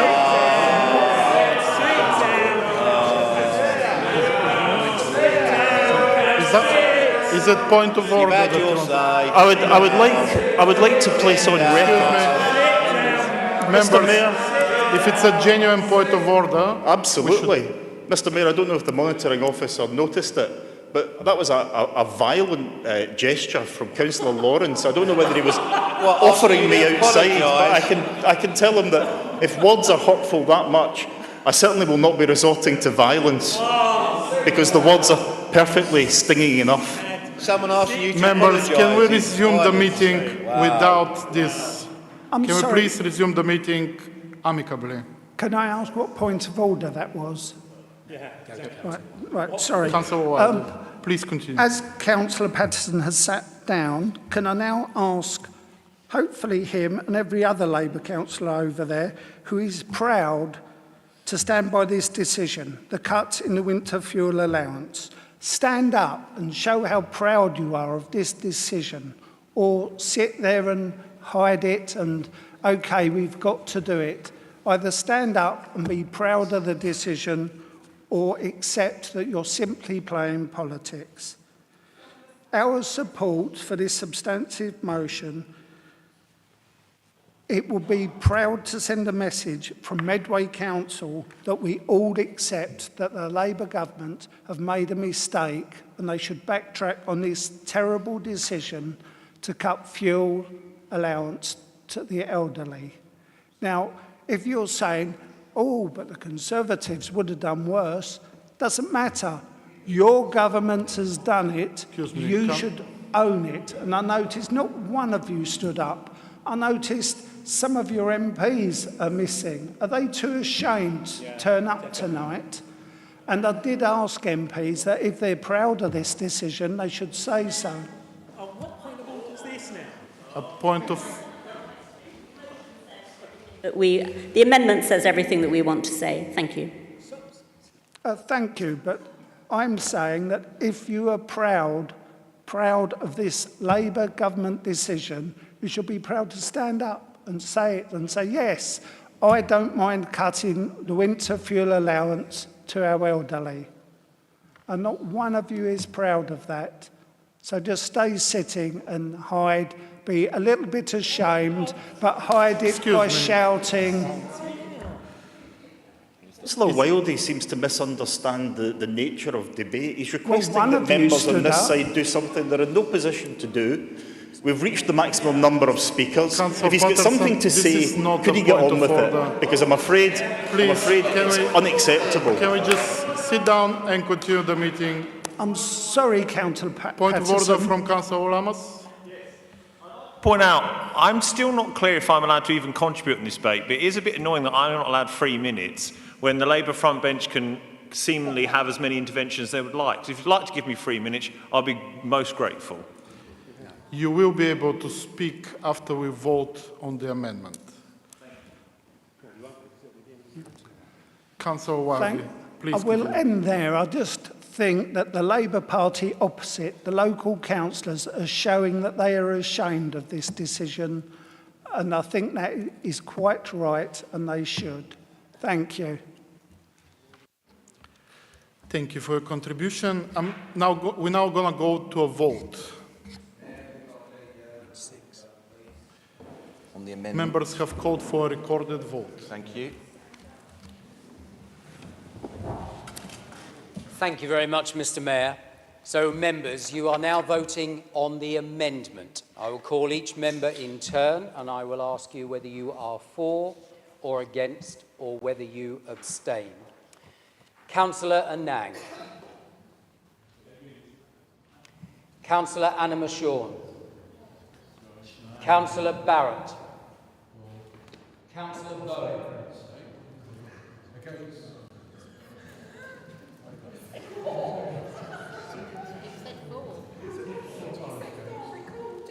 Councillor Brake.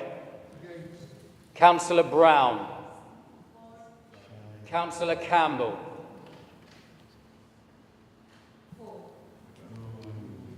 Councillor Clark is not here. Councillor Cook. Councillor Coombs. Councillor Crozer. Councillor Curry. Councillor Doe. Councillor Fern. Councillor Field. Councillor Gilbourne. Councillor Golvin. Councillor Garoon. Councillor Hackwell. Mr. Deputy Mayor. Councillor Halcrow Scott. In this ableist chamber of the Councillor Hubbard. Councillor Hine. Councillor Jackson. Councillor Jones. Councillor Joy. Against. Councillor Kemp. Councillor Khan's not here. Councillor Lamas. Against. Councillor Lawrence. Against. Councillor Mayhill.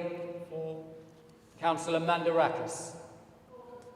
Councillor Maple. Councillor MacDonald. Councillor Murray. Mr. Mayor. Councillor Osborne. Councillor Patterson. Councillor Peake. Councillor Pearce. Councillor Perfect. Councillor Llewellyn Printer. Councillor Price. Councillor Shockart. Councillor Spalding. Councillor Spree. Against. Councillor Stamp. Councillor Tijan.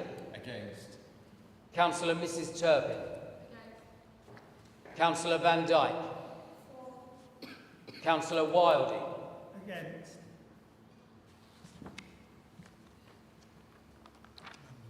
The amendment is carried, Mr Mayor. That now becomes the substantive motion. Thank you. So this now becomes the substantive motion, and I'm going to open the floor to members to debate. Councillor Lamas. Thank you, Mr. Mayor. I think sometimes when something feels wrong, it can actually be wrong. And I heard members on the other side talk about their reasons and justifications for why this is taking place. But it's absolutely not to encourage people to get onto pension credit. Your new administration's Chancellor in Westminster has clearly stated this is a financial measure to save taxpayers' money. But what I don't understand is why you would choose to take away up to £300 from 10 million pensioners. You talk about the challenges of government. The point is that even through the austerity years of the last Conservative administration, the winter fuel payment was maintained throughout the entire period. It was never taken away. In fact, it was the Labour Prime Minister, Gordon Brown, who means tested it and ruled and declared publicly that means testing it would hurt people just above the threshold, would risk people falling through the gaps, and wouldn't save any money. So a previous Labour Prime Minister decided to keep it on. My question is what will this council administration do if just ahead of the forthcoming budget, the national government decide to change their minds? Will they take back the words they've said tonight? Or what manifesto commitments on tax are they prepared to break when the Labour government do a U-turn and use it as an excuse to break a manifesto commitment? What's your choice going to be? When something feels wrong, it is wrong. I respect many colleagues on that side. We have differences of opinion in politics, of course we do. But when something feels wrong, and you know it to be wrong, you should call it out for being wrong.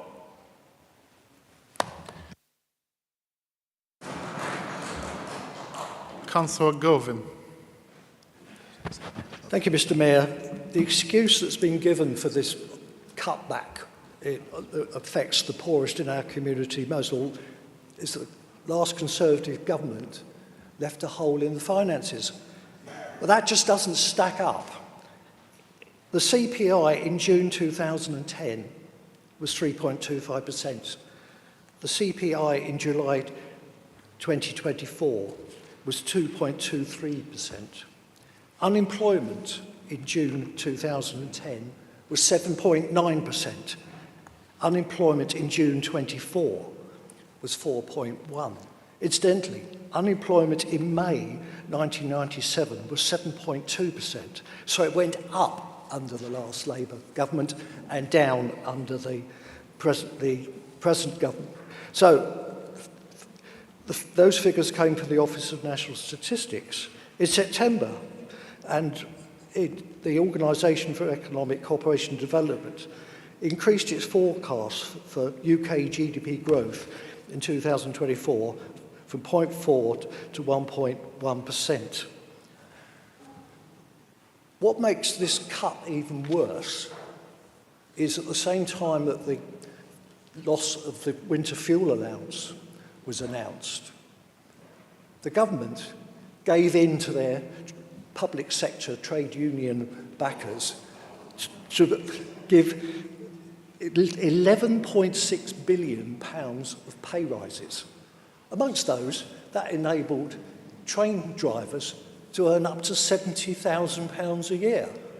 So their trade union friends can have whacking great pay rises, but the pensioners get it cut. I will declare injustice. My wife and I, with age, we got this, but fortunately, we never needed it. In fact, we gave most of this, more than that, away to various charities over the years. But certainly my mother, my late mother, and my late mother-in-law would have been in dire straits had they lost this money. So you could pay your trade union paymasters, you've made pensioners pay for it. I think that's despicable and hypocritical.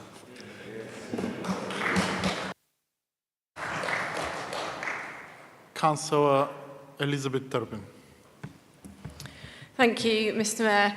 I'd just like to say I'm absolutely appalled by the level of debate in the Chamber this evening on this item, and it makes me wonder whether this is a motion and debate on pensioners and our concern for their finances, or whether we're just politically point scoring on both sides of the chamber. It is absolutely appalling what I've just been listening to for the last 20 minutes and the behaviour.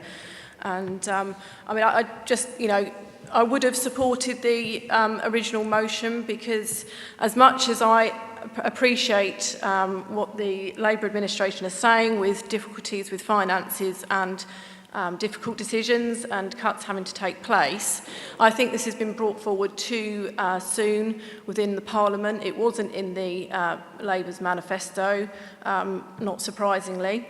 They obviously wanted to be elected. I don't think they've had time. They brought this forward so soon. I don't think they've had time to fully get a grip of the finances. I mean, I think just in May of this year, prior to the general election, Sir Keir Starmer was saying that there was a 46 billion black hole, and now, according to this motion, it's 22 billion. So it makes me wonder if we're yet at grips of what the situation is.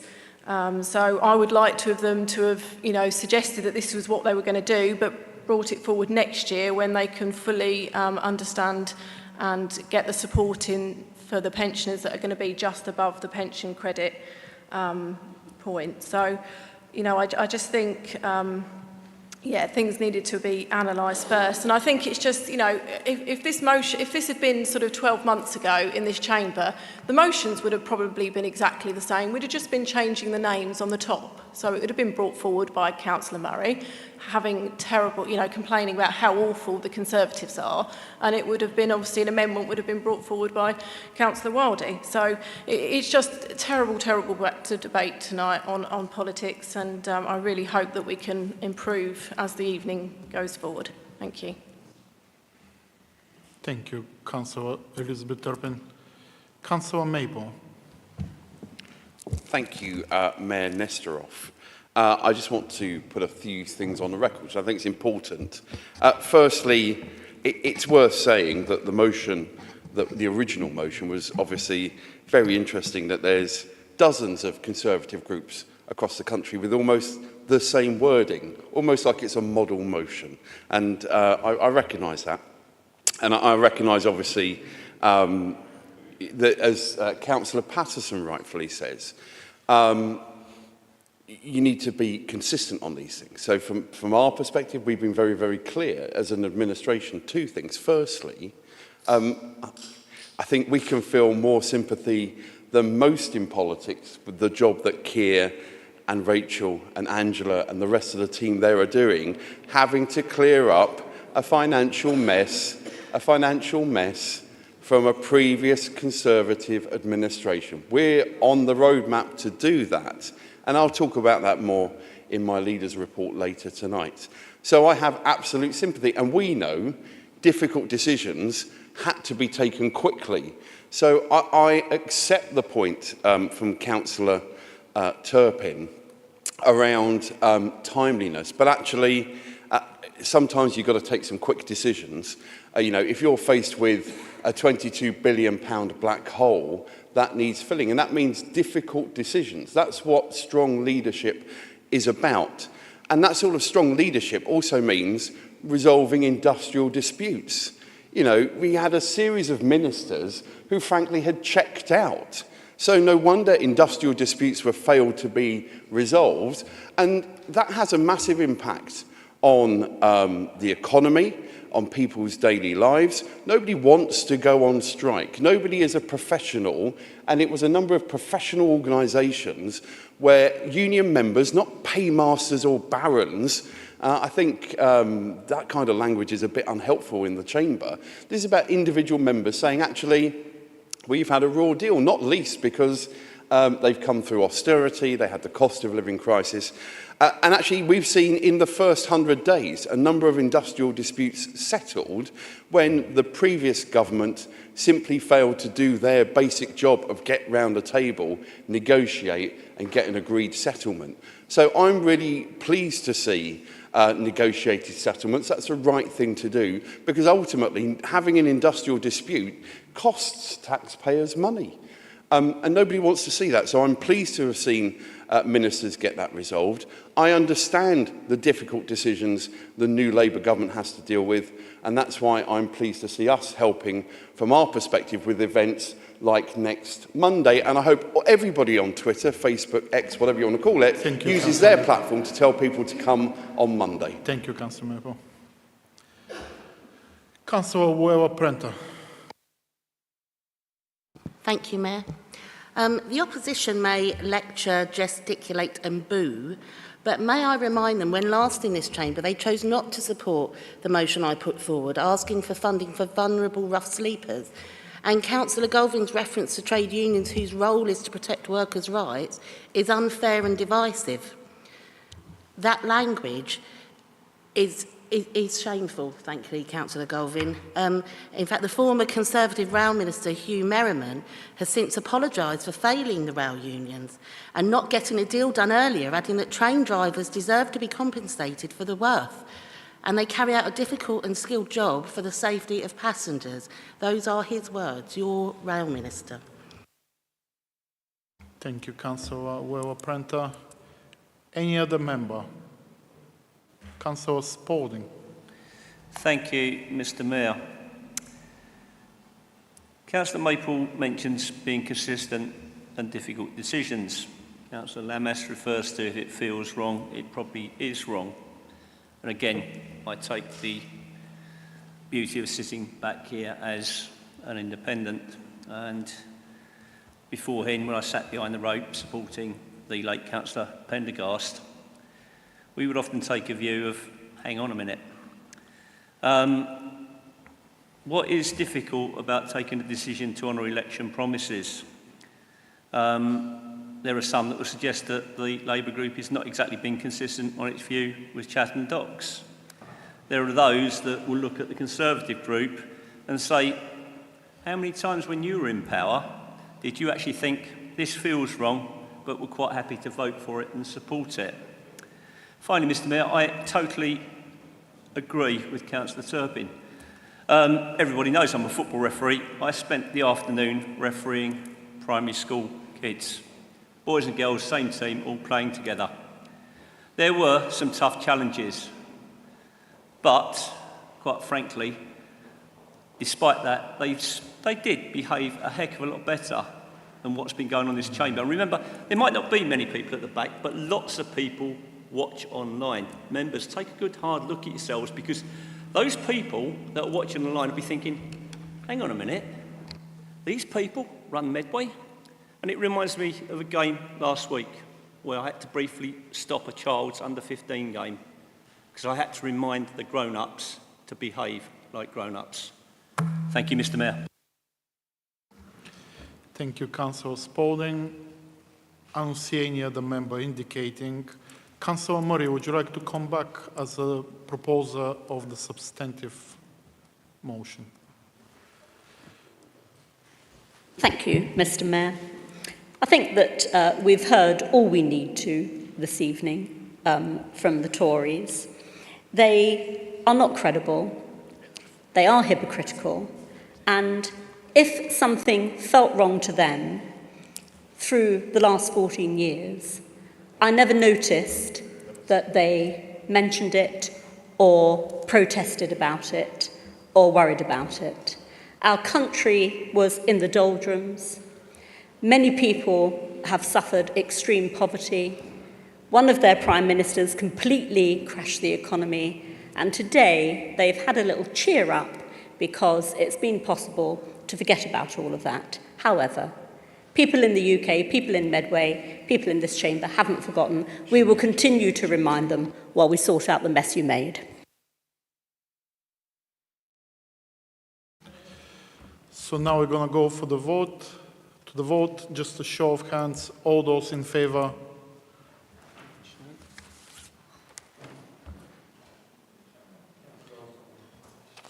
All those against? The motion, the substantive motion is carried. And I just wanted to say as well, please can we have the quorum in the room?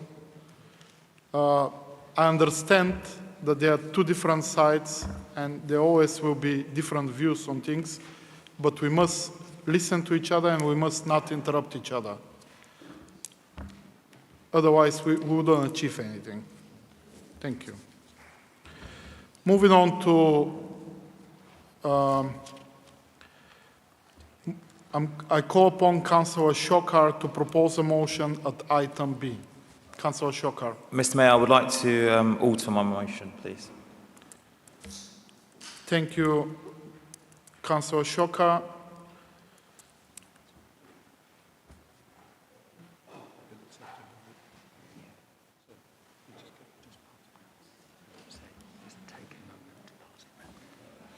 We're just going to take a moment to pass the altered motion around to every member.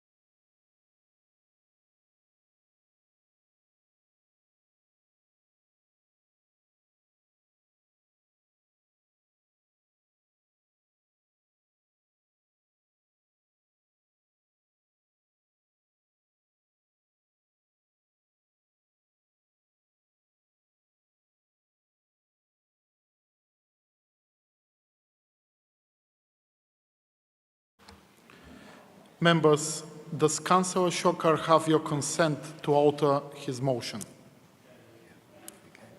Agreed. Councillor Shokar, you may now speak on your altered motion. Thank you, Mr. Mayor. I'm thankful to be able to move this motion today.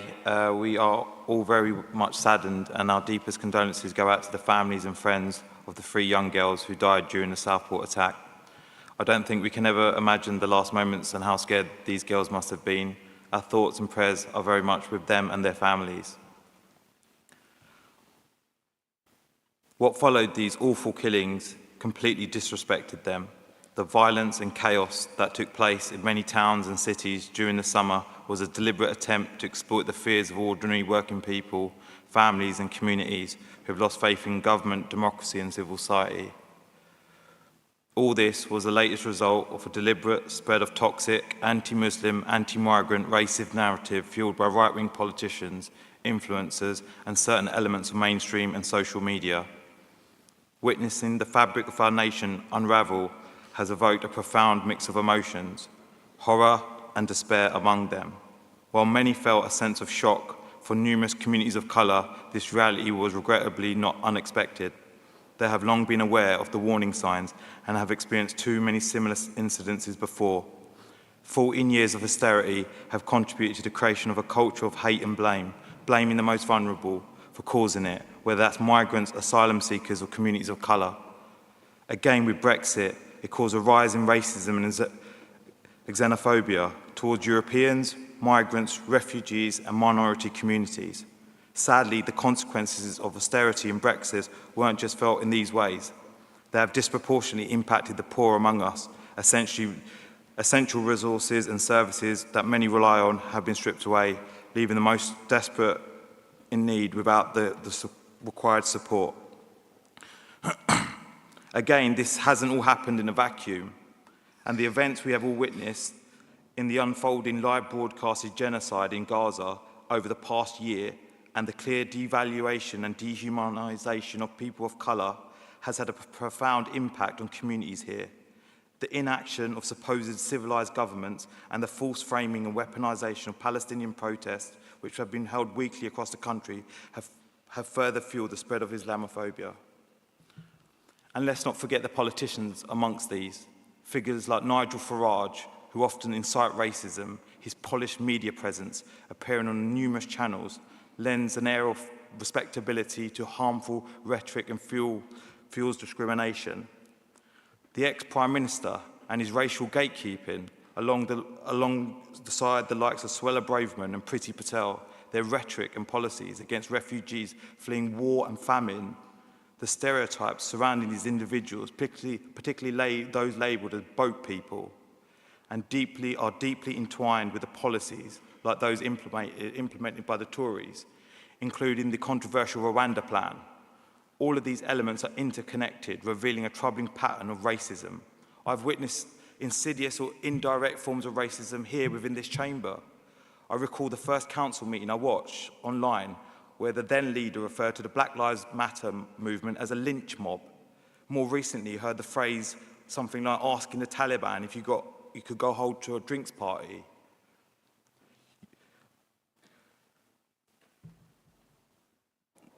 Used during a period marked by rampant Islamophobia in our discourse.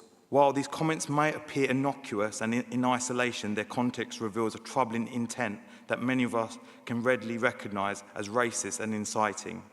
And currently in play in the elections in the US, as the much expected Trump campaign is rooted in Confederacy, also in the current leadership race for the opposition party in the UK, with one candidate consistently trivialising racism and the other stating recently that shouting Allahu Akbar, which means God is great, should be arrested.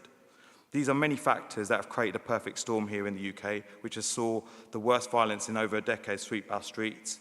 Thankfully, the government, council, the police acted swiftly in their response to these unlawful acts, engaging with key stakeholders and reaching out to mosques and community centres. They held discussions with individual community leaders, striving to reassure everyone during a time of deep anguish, alongside organisations like Medway's Mosque, Kent Muslim Welfare Association, Medway Interfaith Action, Medway Diversity Forum, where efforts were made to unite individuals from diverse backgrounds and faiths in the face of hatred and division. And finally, the anti-racism protests and street stalls organised by Kent Stand Up to Racism saw what happens when workers and communities come together to reject racism and fascism that unleash a collective power that can change the course of history. This summer we saw this strength in collective resolve across the country. Thank you, Councillor Shoka. 5 minutes up. Is the altered motion supported? Councillor Mayhew. Supported. I'd like to reserve my right to speak. Thank you, Councillor Mayhew. I'm going to open the floor for debate. Any member?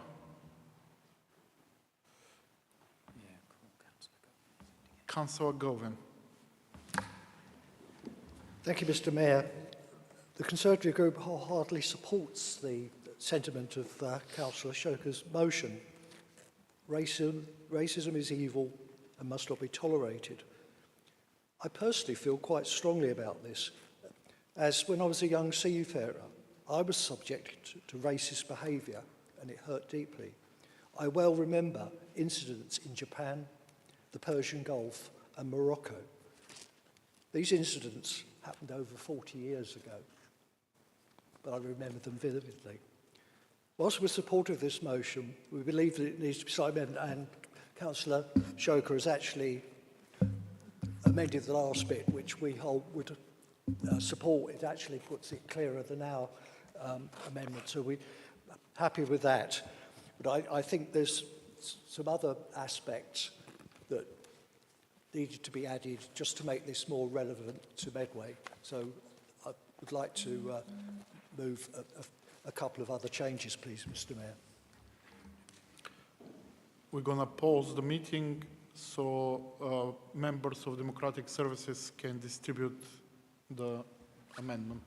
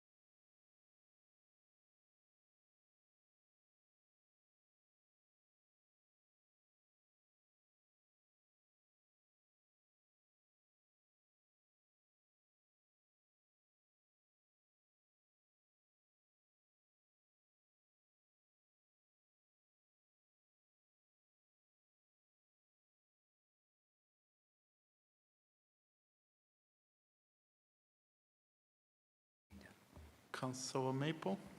Thank you. Before Councillor Goldwyn gets back to his feet, I'm cognisant, of course, this was prepared before the alteration. So in the spirit of trying to find a form of words which the Labour group can support, I think all of the amendments would be acceptable with the exemption actually in the second paragraph.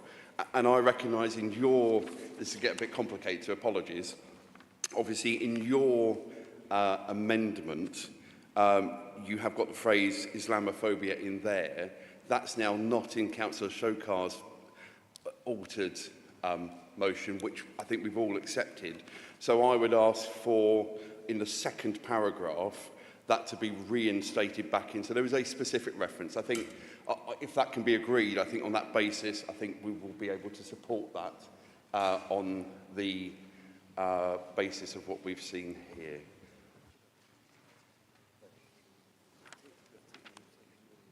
No.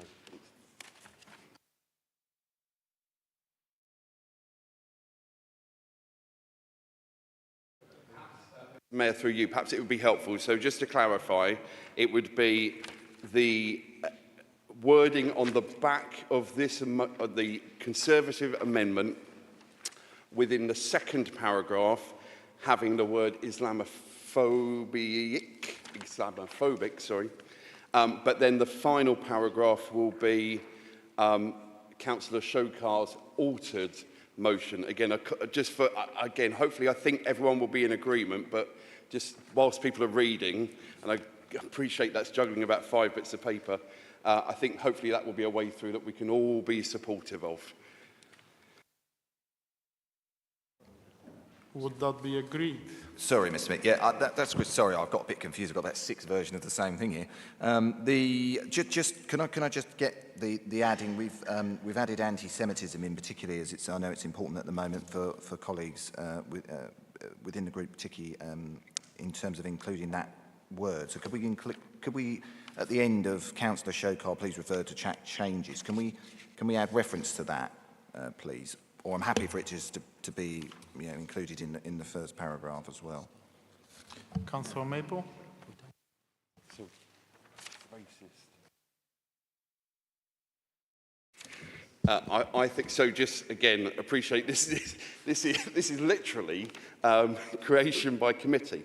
Racist, Islamophobic, and anti-Semitic on the second paragraph. I think that finds us a way through.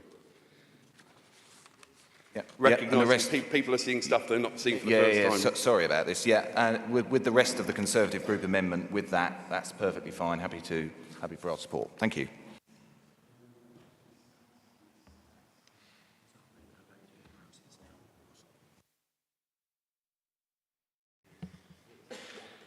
Councillor Maple. I think that finds favour. It perhaps, because nobody wants to agree to something they're not sure on, perhaps I would suggest a brief 5-minute adjournment. And I know we're trying to make meetings shorter, but I think that would be in everyone's best interest. So perhaps Councillor Shokar, obviously because it's his motion, and perhaps a couple of members. Okay, I'm going to adjourn this meeting for 5 minutes so we Yeah. can agree on the motion.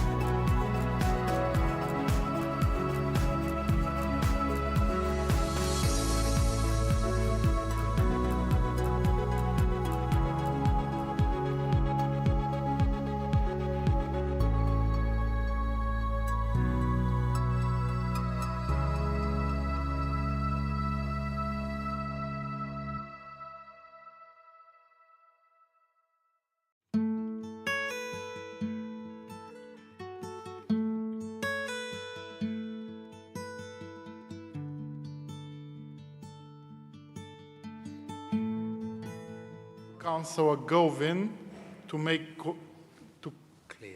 clear the alteration on his amendment. Thank you for that, Mr. Mayor, and thank you, colleagues. It's good to see that we can work together across the chamber in things that we do have control over ourselves. Perhaps we will beg to differ on things that are not so much under our control, but I think that's very good that we can agree on something so critical as this. So we're happy that we can work together on this, and I believe it's going to be put on the screen. No, it's not now, right? So we're happy to have added to our amendment the change that Councillor Shoker's excellent last paragraph, and the line that we had, that should be moved up to go below the first paragraph, and then sorry, last line goes up between the first and the second paragraph, and in the second paragraph we insert between thuggery and witch and Islamic and anti-Semitism, it goes in there. Are we all carefully, are we all understanding that? Thank you, Councillor Govin. We propose that Wayne will read out the changes so everyone will be clear. That might be better, because I'm trying to read off 2 bits of paper here. Thank you very much for that, Mayor. Yeah, thank you, Mr. Mayor. Thank you, members. So, if you're looking at the track changes version of your amendment from Councillor Golvin, so if I refer you to paragraph 2, I shall read out the how it will read now. So it will say, Council is angered by the subsequent outbreaks of racist, Islamophobic and anti-Semitic thuggery which led to violent protests and intimidations in parts of the United Kingdom. Council notes that there were no outbreaks of violence in Medway following these events. So that's how paragraph 2 will read. And then if I refer you all to the final paragraph, so we have Council reaffirms that. So at the moment you'll see an underlined section which says discrimination on the grounds of race or religion has no place in modern Britain, including Islamophobia and anti-Semitism. So that will be removed, and so the sentence will now read, Council reaffirms that no form of racism or discrimination is ever acceptable, no matter a person's race, country of origin, religion and sex, or sexual orientation, disability or any other protected characteristic, and this applies to all communities and individuals. So I hope that's clear to everybody. Thank you. Thanks. Thank you, Wayne.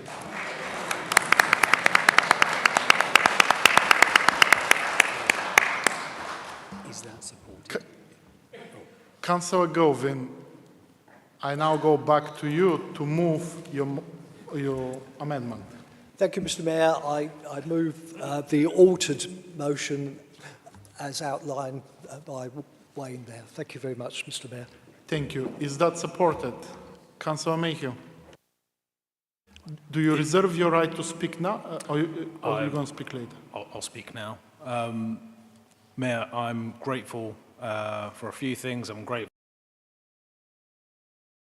because I don't have the mental gymnastics anymore left to figure out how that was arranged.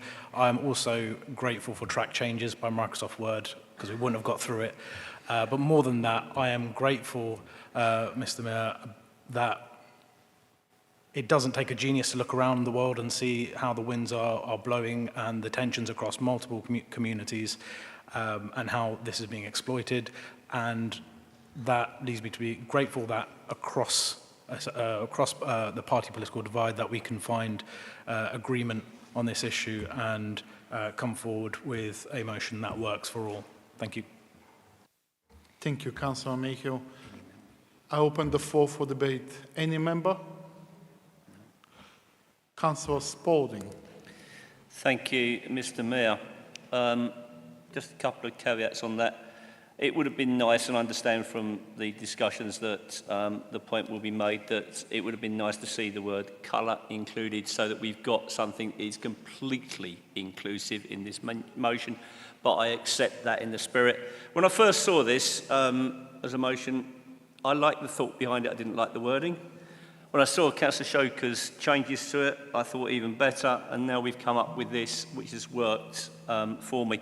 I would also remind members that you need to be consistent in this. Everybody needs to stand up to racism, be it across the party, within your own group, or literally, you know, anywhere.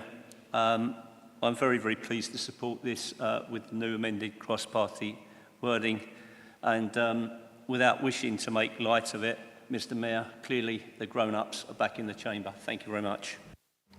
Thank you, Councillor Spalding. Councillor Bowen.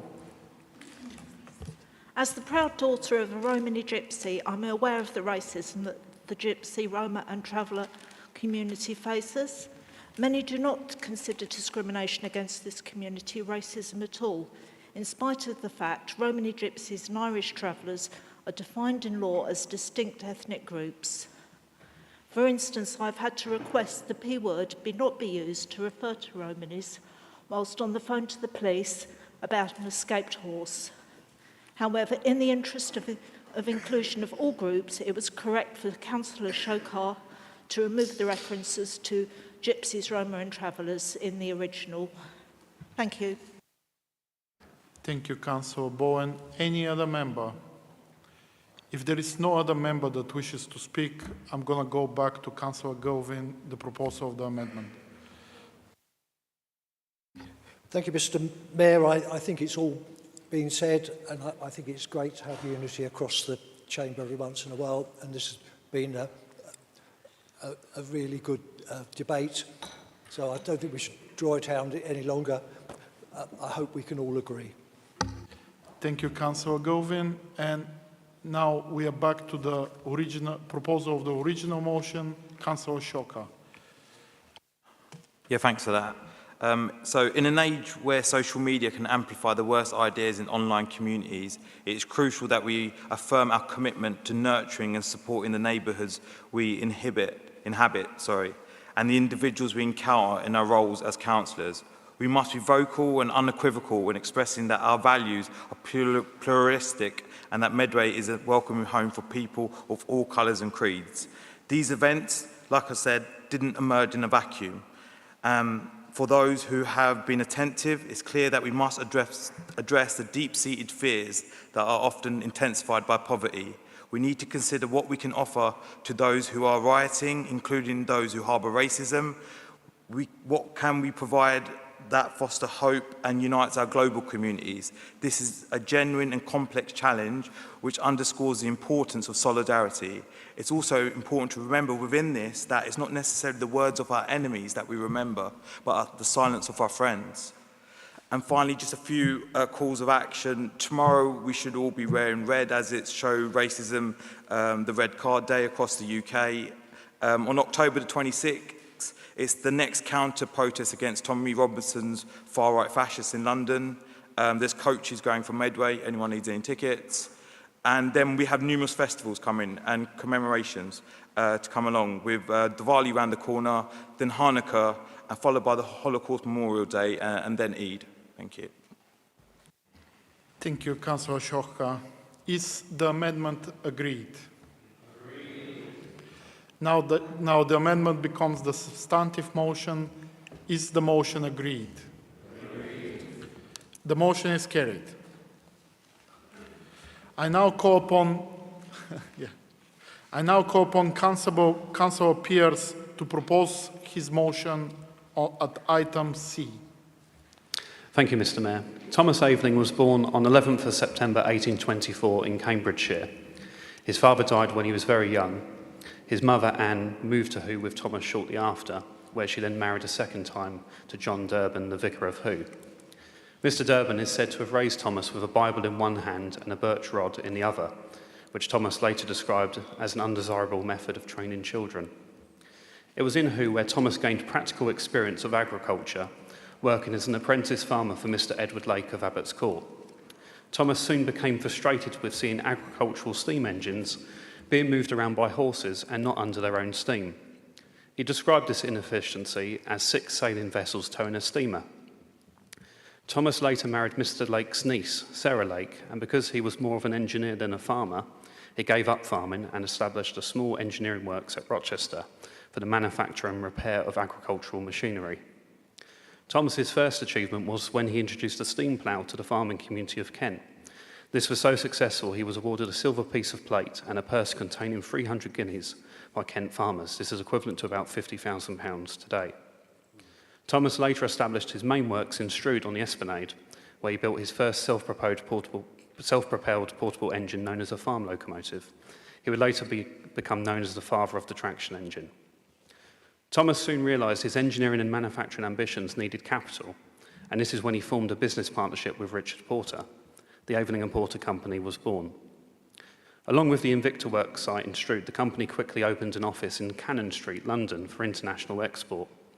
Orders for traction engines soon started coming in from as far away as Australia. Using one of his traction engines to pull a heavy roller for road construction in Kent gave Thomas the idea of developing a self-propelled steam-powered engine. Thomas wasn't the first to invent using steam power for rolling roads, but he designed and obtained a patent for the first purpose-built all-in-one engine. To the complete horror and fear of local residents, Thomas tested his new invention by driving the engine up Star Hill in Rochester. Newspaper reports at the time described people calling their children inside and shutting their windows and doors. The noise of screams and dogs barking was deafening. Thomas drove this new noisy and huge engine himself at full steam up the hill, using a large ship wheel to steer. Orders for Aveling and Porter steamrollers started coming in, including from the United States, France and India. The first steamroller in the US was an Aveling and Porter engine, and this was used to create the paths and roads in Central Park, New York. At the height of Thomas Aveling's leadership of Aveling and Porter, the company employed 313 people. Thomas was not only a pioneering engineer, but also a pioneering employer for the time.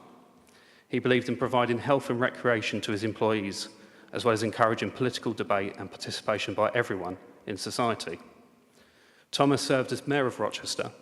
He introduced many improvements, including allowing the public access to the gardens of Rochester Castle and redesigning the layout. He represented Strood and Finsbury Ward on the City of Rochester Corporation and was a liberal politically. He was knighted by the French government and Austrian government, and this is an inspiration to any young person who wants to aspire and achieve great things and do their bit to change the world.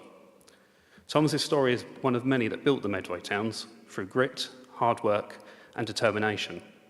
Engineering and manufacturing is part of our heritage, and we are proud of this. Thomas Aveling died on the 7th of March 1882 at Bowley Hill House in Rochester, aged 57. This followed a short illness after catching a chill on board his yacht Sally. He was a keen sailor and sailing barge enthusiast. 200 employees and hundreds of residents lined the streets of Rochester and Strood for his funeral procession, starting at Bowley Hill House. The procession had grown from 37 to 54 carriages by the time it had reached Hoo. His plain oak coffin was covered in beautiful wreaths, one purchased by his workforce. Thomas is laid to rest in St. Werborough Church in Hoo, along with his mother Anne and wife Sarah. Recently, the Thomas Aveling Society celebrated the 200th anniversary of his birth with the Hoo Peninsula Heritage Festival and Aveling 200 event in Hoo. I congratulate and thank all those who supported, volunteered, participated and helped contribute to this important celebration. I ask members of this council to join me in commemorating the life, the achievements and legacy of Thomas Aveling and pay tribute to him. Thank you, Mr. Mayor. Thank you, Councillor Pearce. Is that supported? Councillor Murray. Thank you, Mr. Mayor, and I'll speak now. And thank you to Councillor Pearce for submitting the motion. It is incredibly important that we celebrate and pay tribute to the life of Thomas Aveling and everything that he achieved here in the Medway towns. Thomas Aveling was an early adopter of innovation. He saw that change and moving forward was something that was really important to do. He actually encountered quite a lot of opposition from farmers and other people, as we've heard, and indeed from my own ward when he went steaming up Star Hill. But he carried on. He built the engineering factory in Strood. He joined with Richard Porter and continued to acquire a worldwide reputation, as Councillor Pearce has said, for engineering, for innovation, for modernisation, and he understood the importance of that to the economy of the time.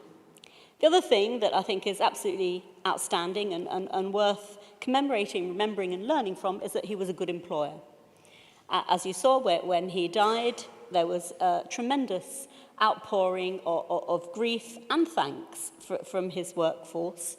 He made sure that they had good training. He allowed them opportunities to do that and come away from work in order to learn new things. And he valued their opinion, almost like a kind of trades unionist. After a few more years, he probably would have been pleased to welcome them. So it was lovely to see the blue plaque in the church. It was nice to see one of the Deputy Lord Lieutenants of Kent, Jules Holland, at the ceremony. It was good to see STEAM enthusiasts of today and local people sharing their memories of the area, and really important that we send a message to young people that we've got this strong heritage of engineering, design, and innovation here in Medway, embodied in our local college and the university, that we can carry on. Finally, Mr. Mayor, I want to pay tribute to Medway Archive Centre, who mounted a really good exhibition about Thomas Aveling that's still available for people to see until December. Thank you, Councillor Murray. Any other member? Councillor Perfect. Yeah, thank you, Mr. Mayor, and I'm not going to talk for too long because I think actually everything that's already been said I wholeheartedly agree with.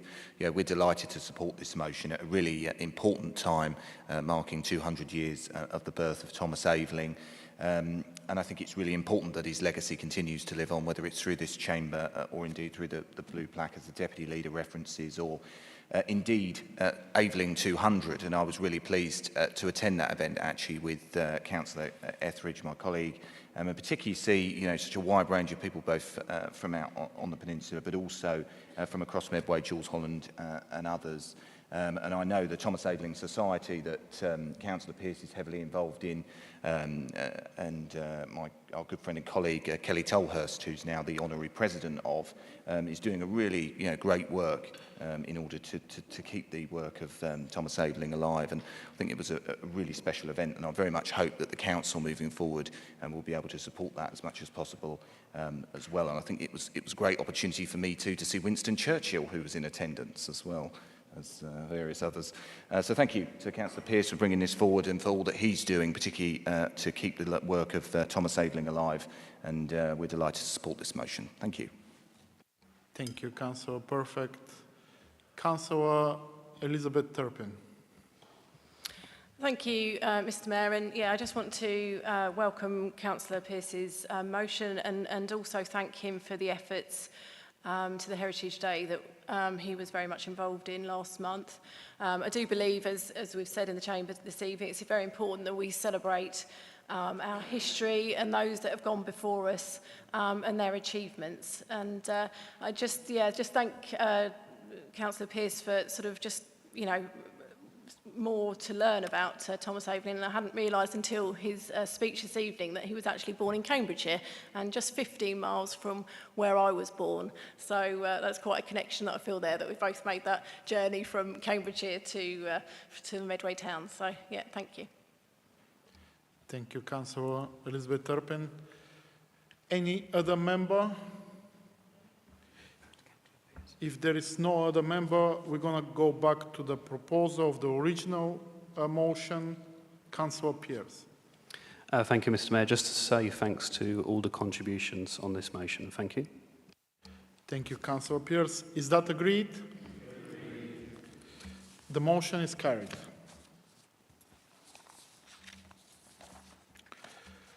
We now move to agenda item 9, Leaders' Report. We have 30 minutes to receive and debate the leader's report. May I call on the leader to present the report. Thank you very much, Mayor Nesterov, and I'm very, very pleased to follow particularly those last two motions, fully support both of them, and was pleased to vote for both of them. The government, the new government that I'm very proud of, which is getting on with it, one of the ways they've got on with it is writing to upper tier authority leaders like myself to say, what do you think about devolution then? And in particular, what do we think about a mayor? I've got a question later on from Councillor Perfect in the members' question, so I'll go into a little bit more kind of nuts and bolts detail there. But I was very pleased that, of course, we responded in the timescale that was given by central government to make it very, very clear. Look, we want more resources for Medway. We want more ability to positively influence our community with powers which currently sit at Whitehall. Some of those things I think we can and would do better. Whoever's in government nationally, I think some of those things need that local approach. And of course, certainly since last May, we've taken a mature relationship with our friends in the other 84% of the geographical county of Kent, be that Roger Goff and his team at Kent County Council, and of course the equally important district and borough leaders across Kent. So there's been an ongoing conversation over the last few weeks. I think at points I'd seen Roger more than I'd seen Ned. Not something I want to keep up on a regular basis, but at the end of that, what's happened is very important, I think, for the future of our community, making it very clear we want a conversation with government. We want to have that conversation. We want to be in the room. And we want to make it clear that there are a number of things which we think are important to our community. I would highlight particularly from the joint letter between myself and Roger Goff, there is reference to borders. And just for the avoidance of doubt, this doesn't mean we're going to be setting up a Kent and Medway home office, but it is about recognising that actually when new arrivals come to this country, there are a number of things which are currently being done by the private sector, which could be done in a better, more efficient way by a public sector alternative. So that's why that's in there. So just, I think that clarification is helpful. I'll go into some of the more mechanics in response to Councillor Perfect's question later on tonight.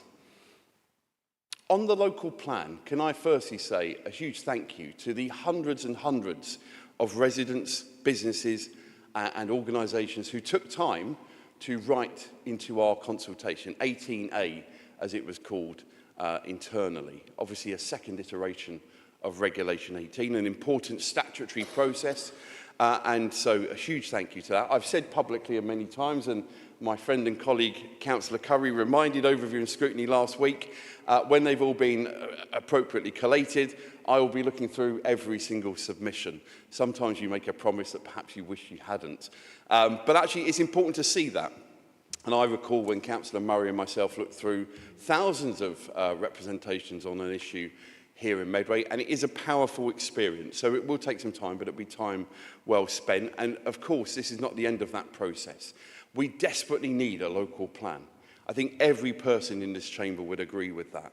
We can get into the whys and wherefores as to why we haven't had one updated in the last 21 years, but whatever we've got to, we're here now, and this administration, working on a cross-party basis wherever practically possible, will want to see that happen. But it is important, and I know there's been some talk of this on social media, to understand where both opposition groups are in this process. There is a long track record, both from Councillor Curry and actually prior to that, Councillor Andy Stamp, as to making representations when we were in a position of opposition, and we've put those on the public record. So I look forward to seeing those in due course.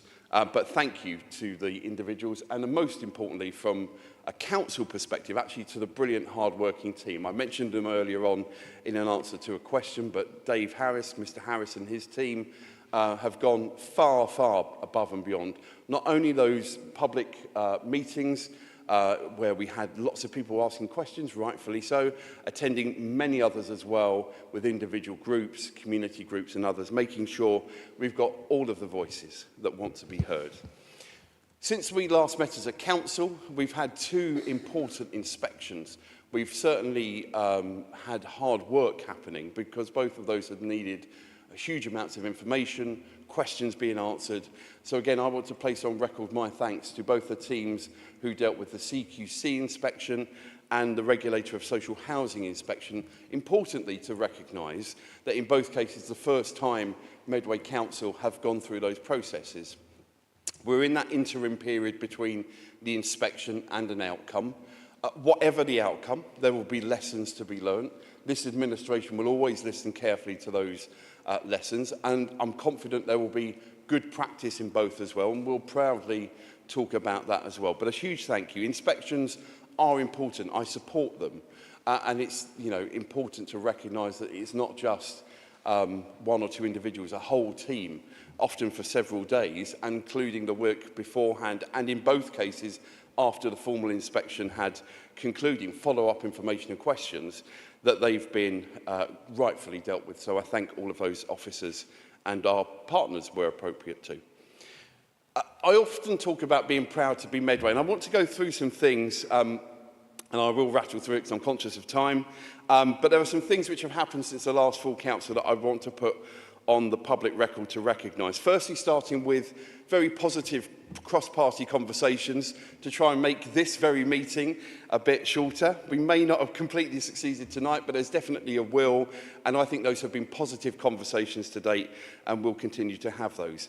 I want to recognise Councillor Elizabeth Turpin's fundraising activity for Demelza Hospice and Councillor Mandarakis and Khan's activity for One Big Family, putting themselves personally out there to make a contribution to organisations that are so important to all of our communities, often at their most difficult times.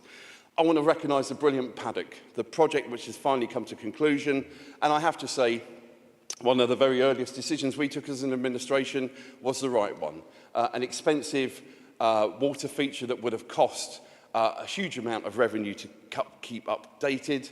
We've replaced that with what has been noted. I've had emails from several individuals, and almost every time I walk through there, people commenting on what a positive space it is, and in particular, the detailed map. I know one or two people in this chamber have got an obsession with maps, so if you haven't seen it, get down there and see it. We held the International Dance Festival. Blimey, that is an intense situation. Of course, it's not just about recognising we're welcoming people from 64 countries. It's the brilliant impact it has not just for our cultural and sporting and leisure activities, but actually the impact on our economy, welcoming thousands of people to Medway who have come back and come back and come back again, and next year they're coming for a further additional day. That is fantastic to see.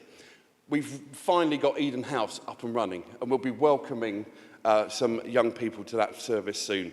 We held our first ever Love Gillingham event. Thousands of people coming to Gillingham Town Centre. I want to pay particular tribute to officers and indeed Councillor Nashaba Khan MP working with the other Gillingham councillors to deliver that. Thank you for that work. We held the 40th anniversary of the Wisdom Hospice event, and I want to recognise the individuals who were recognised at Rochester Cathedral. There's a presentation of the Molly's Award, named after, of course, Molly Wisdom, who the hospice is named after. We've had the Macca 40th anniversary happening in our community as well, the 200th anniversary of Thomas Aveling. We as a council have increased and updated our cost of living plan, including the extension of the Household Support Fund. No need for strong lobbying. This government understands support is nearly absolutely needed. We've had the UK SPF Round 3 allocations with nearly 100 applications, really successful, recognised in Parliament as an exemplar of that process. We continue the excellent work on Medway 2.0, the creation of a cross-party working group to look at that as well, to hear those voices early on. I sadly couldn't be there myself because it was the same time as Labour Party conference. The Raynham Community Awards, another really successful night, recognising those individuals and community groups that actually make a difference, and including, I believe, the deputy leader of the opposition group was recognised at that. Perhaps Councillor Perfect could give us some more information on that. We've got work going on now as we speak for the Who and Chatham neighbourhood referendum. I'd urge every resident to vote in that referendum. We had Super Saturday, part of the child-friendly Medway programme, 114,024 individual representations and interactions. That's the equivalent of 10 full Priestfield stadiums. Oh, and there's a small matter that Medway created an Olympic gold medalist in the shooter, Nathan Hales. That's not bad for a couple of months. Thank you, Mayor Nesterov. Thank you. Thank you, Councillor Maple. We now go to the leader of the Conservative group. Thank you, Mr Mayor, and can I thank the Leader for his report. And can I firstly actually acknowledge, indeed, Councillor Hackwell and the successful Rainham Community Awards that were held for the second year in a row.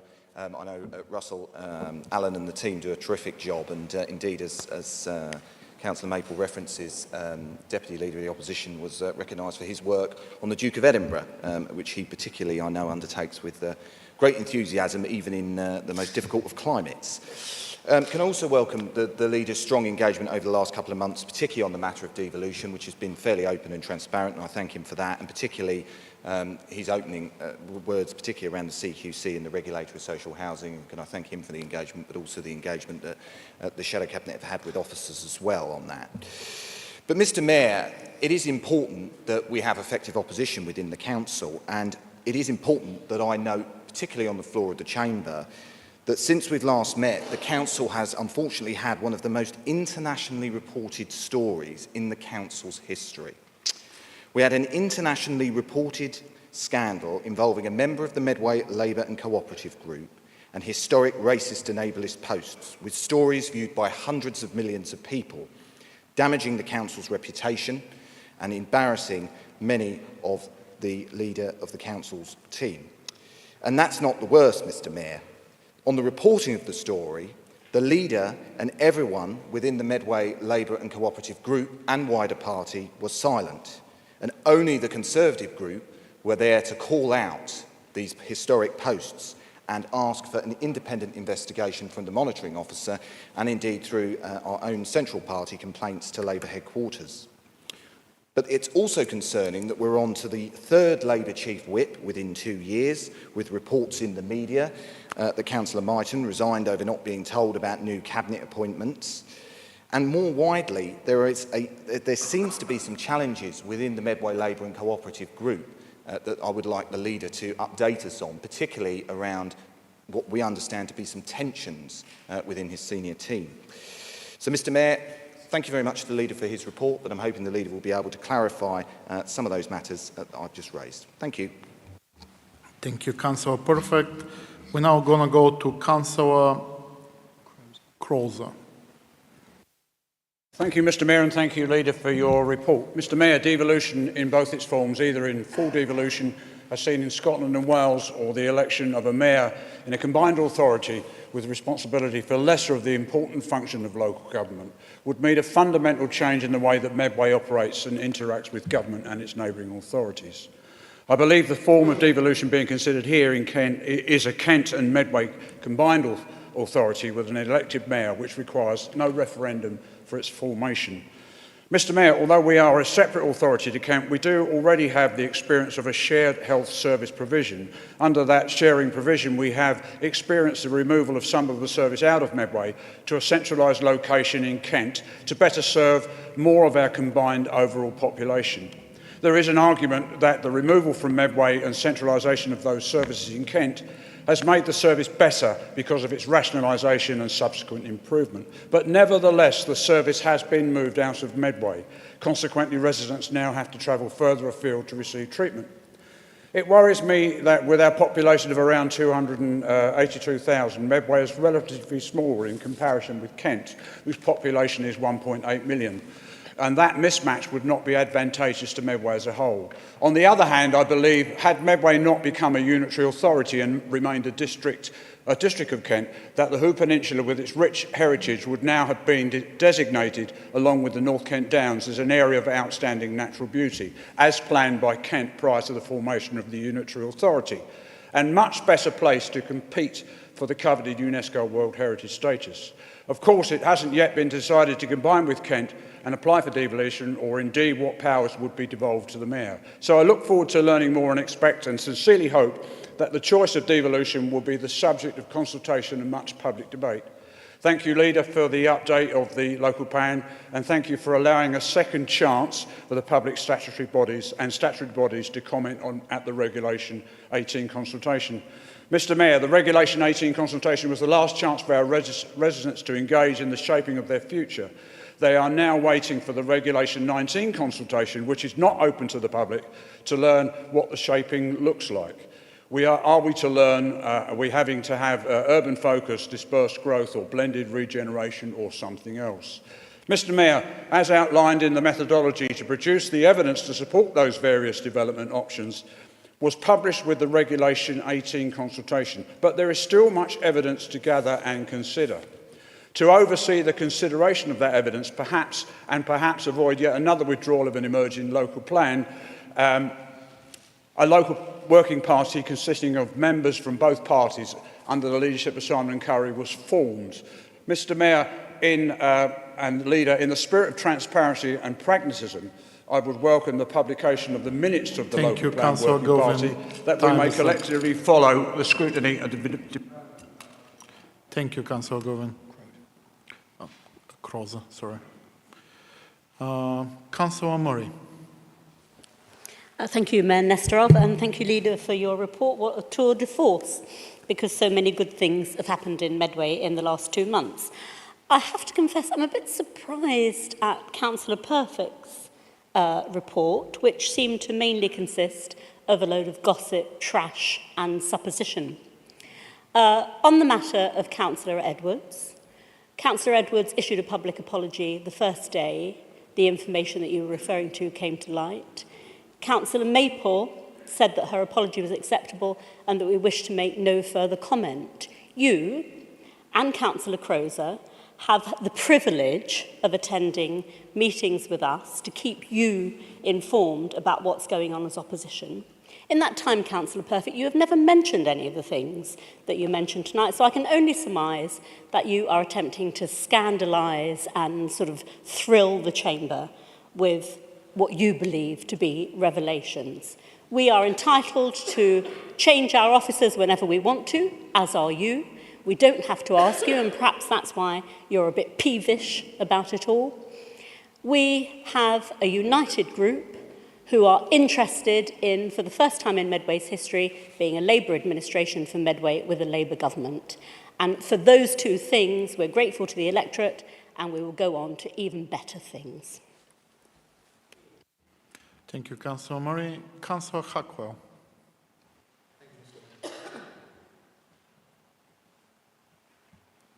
Thank you, Mr Mayor. I will try and stick to the Leader's report, and thank you very much for your report this month. So let me take it in the order that you sort of mentioned it. So on devolution, I welcome the discussion at central government. I think it's a positive step forward to look and see what can be done. But I would be mindful that, you know, as Councillor Crozer mentioned, that we are just a 17%, I think, as we left Kent County Council of Kent, and we've made some fantastic strides as a unitary authority over the last 20 years or so, and I don't wish that we be sucked back in and just become another borough of Kent. So we must be mindful of that, and although we would support Roger Goff and all the rest of the districts and going together with an acceptance letter to the government altogether, we just be mindful that I would rather Medway stay Medway than become just another district of Kent. On the local plan, it's important that we get the local plan. I think it's a fantastic commitment you've made to read everybody's feedback. I'll be interested to know how long that takes you. I would also like to see a summary of your findings would be good to save me doing it. But we must be mindful that we must take into consideration the wishes of the people of Medway. You know, there's only 59 of us, and I know that we represent our constituents, but something as big as the local plan, we should be looking at the individuals. And of course, we can't appease everybody. Some people will be very upset about where the new houses are going to be built, and we can't help that. You can't please all the people all the time. I wish we could, and I'm sure that some of the councillors in their local wards will be very upset of where those houses get built. But it is important that we create new houses for people in Medway, and we can create a proportion of affordable houses to help people get on the ladder and move on up in society. So for me, it's very important that we do take into consideration, and you know, I won't mention the Rainham consultation again, but you know, please take the views of the people in order. The inspections you mentioned, the social housing and the CQC, I hope they went well, and I too would like to thank the officers, because I know how much time inspections take and the time and effort they put into hosting those inspections. I'm running out of time, so just a quick one on Eden House. We've been there before with new people taking over and new people. Let's hope this time it can be a success. Thank you, Councillor Hackwell. Right on time. Councillor Curry. Thank you very much indeed, Mr. Mayor. I just wanted to pick up and thank Councillor Maple for his really excellent report and the exciting things that have been going on over the last several months in Medway, which is really great to see. I wanted to pick up on the issues around the local plan. Colleagues have mentioned it several times already this evening, and just add in my own thanks and praise to the officers who've done such a magnificent job. The consequences of not having a plan are writ large across Medway in terms of piecemeal development and unstructured and lack of infrastructure that goes with it in that way. We're losing planning applications and we're losing planning inquiries like there's no tomorrow. We have spent more money than any other local authority in the country on defending inquiries that we are losing.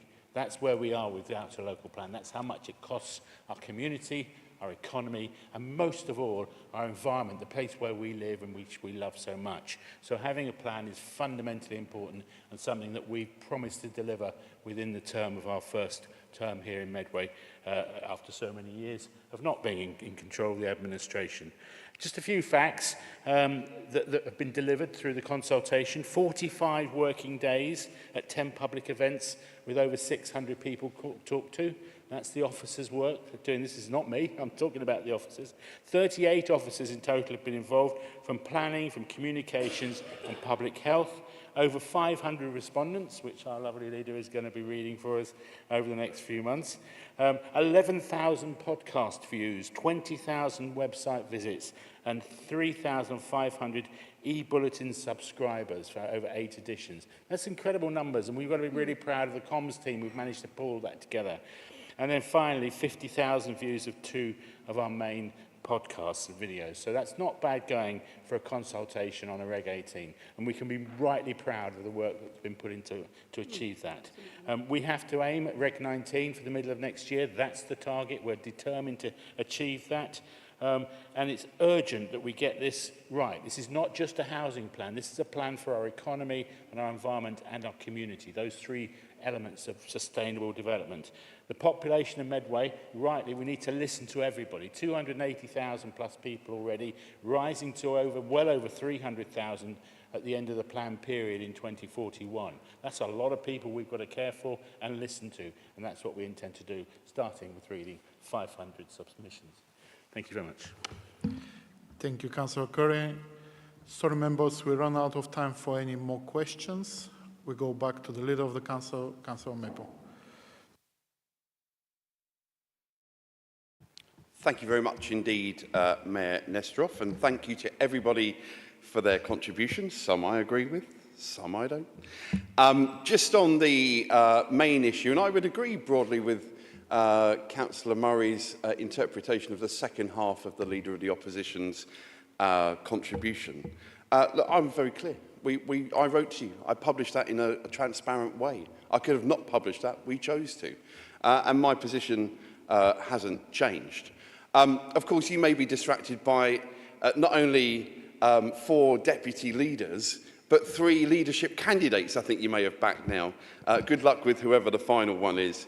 Vote Tom, vote James, vote none of the above, probably. But good luck with whoever your new leader is. I'm sure that they'll settle in just fine. Councillor Hackwell, thank you very much for your comments, particularly around the local plan. As I've said elsewhere, nobody, including me, will be pleased with every page of it. And show me a local plan anywhere in the country where everybody in that community is pleased with every page of it. And if you show me that, I think you've probably got some AI creating something that doesn't exist. And Councillor Curry's absolutely right. We've taken innovative ways. I'm waiting for Gary Lineker to be on the phone to say his next broadcast through his organisation is "The rest is local plan." From the people who bought you, "The rest is politics." I will be tuning in for every episode of that, I promise. A welcome Eden House, and you're absolutely right. We need to make sure it works. That's critical. And certainly as we move forward into the budget setting period, and we'll come on to some questions in a minute around the budget, look, we're still going to have to take some difficult decisions. We know that. But this administration is working in an innovative way, collectively, collaboratively, not just with the Cabinet of 10 or the team of more than 30 councillors, one of the biggest Labour groups we've had in the history of Medway Council, but often as a team of 59 where appropriate, as we saw earlier tonight, or indeed, most importantly, as a team of 285,000. Because I want to go back to the final point around devolution. I will never support Medway being a district. There is only one form of local government that works, and this 16% of Kent have got that right. A unitary authority. That is the way forward. And of course, the exam question we were posed was not, do you want a unitary authority for Kent? I think it's fair to say there's a consensus on two things. Firstly, every council leader of all political persuasions and none across the 2 million people think the footprint for devolution is Kent and Medway. And that might sound like a really obvious statement, but actually in other parts of the country, that consensus isn't there. There are people going, well, the geography should be this. No, I think the geography should be that. We're not having that debate here. And the other thing that is very clear, not one leader, not one chief executive, and I thank actually our chief executive for his work in these difficult conversations over the last few weeks, but positive conversations. Nobody is advocating for a Kent-wide unitary authority. I think one or two former leaders, perhaps of other councils, had that as an idea. No one's saying it now. So, look, it would be naive not to say there will be a conversation about local government reorganisation. I think lots of people have recognised that, including all the council leaders I've mentioned already tonight. But that's not the question we were posed. So we'll see that. We'll work together wherever possible. I think if there's consensus between the 59 of us, as Councillor Crozer said, look, he has a different view on history when it comes to what may have happened if we hadn't had a unitary authority. One thing I can promise you, we wouldn't have had the level of resources over 25 years that this area has had. And the focus, the reason that people chose to come out of KCC is we were ignored by KCC. That's not going to happen again either. But the final point of this element of the devolution is in Edinburgh last week, there was a gathering of people who were speaking up for their communities. Some First Ministers, some mayors. Nobody was speaking up for Medway. That can't continue. So, of course, people know my view personally. I've shared it publicly over a number of years. But we need to be around that table, because I think eventually that table is going to be very influential. So we need to get through this. And again, that's where these conversations early on, and government have clearly treated this as a priority. I suspect we may hear more next week in Harrogate, and I know the Leader of the Opposition will join myself, Councillor Murray, Councillor Price and the Chief Executive at the LGA's deferred conference. We have got to be part of that conversation. So I thank colleagues for their comments, and we'll be working hard between now and January's full council. And if there's more news on devolution in particular, we will be open and transparent as we have been to date. Thank you, Mayor Nesterov. Thank you, Councillor Maple, for your report. This concludes agenda item 9. Moving on to agenda item 10. We now have 20 minutes to deal with the 10 questions listed on the agenda. Any questions not dealt with this evening will receive written responses instead. Answers to questions must not exceed 3 minutes in length. Councillor Pearce, please, may I have your question? Thank you, Mr. Mayor. As written. Councillor Maple, would you please respond? Thank you very much, Mayor Nesterov, and thank you, Councillor Pearce, for your question. On July the 4th, Medway chose change for a second time. It elected 3 new MPs to this community to represent us in the Houses of Parliament.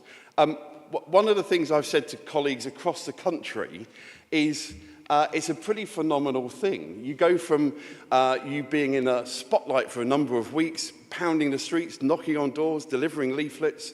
The electorate puts you in post, And then the following day, effectively, you've got to set up a small business, because that's the reality of becoming a new MP.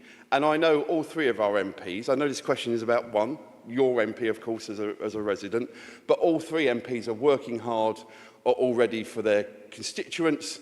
But there are some challenges because of finding the relevant staff, the relevant offices, etc., etc. So that is a work in progress, and it was a work in progress back in 2010 as well. It was exactly the same situation.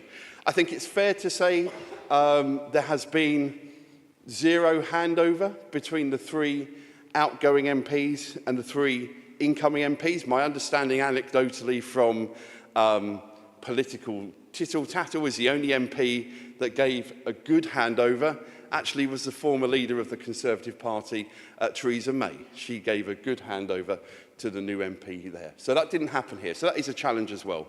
So of course, all MPs should respond to emails and letters, and all MPs are responding to emails and letters, as well as being present in the Houses of Parliament, as well as attending not just debates in the Chamber, but also important Westminster Hall debates. I know colleagues have already made interventions there. Other Kent colleagues have hosted Westminster Hall debates. Of course, Lauren Edwards MP held an adjournment debate on the really important issue, as I referenced earlier on UK SBF. She's working hard, highlighting the brilliant work she did as a cabinet member, which now Councillor Marhill is carrying on.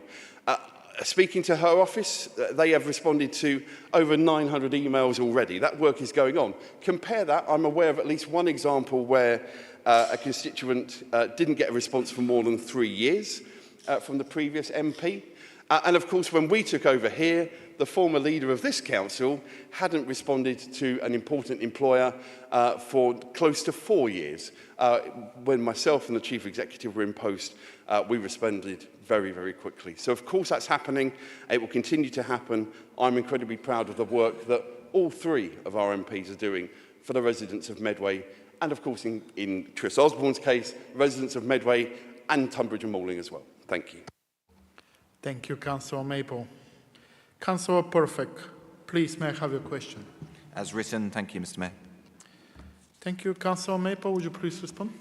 Thank you very much, and thank you, Councillor Perfect, both for your question here and, of course, conversations we've had at our cross-party leaders' meetings, which I think have been helpful. So specifically on this, there have been a number of conversations surrounding devolution. I won't list them all. That will be long and boring and definitely take me more than 3 minutes. There has been an important Kent leaders meeting which took place in Maidstone. That was at the kind of middle of the process from when we first got the letters. There have been a number of individual conversations with myself and Roger Goff, our teams collectively, as we were the two recipients of the letters. I've spoken to a number of Labour group leaders and council leaders, as you would expect me to. And of course, there's been other conversations with key stakeholders, wherever possible, with both myself and Roger. So one good example of that is we met with the senior leadership team from the University of Kent. This is a moving feast, and we are trying to make sure collectively, because at the moment, as the two upper tier authorities, it is government that are speaking to us.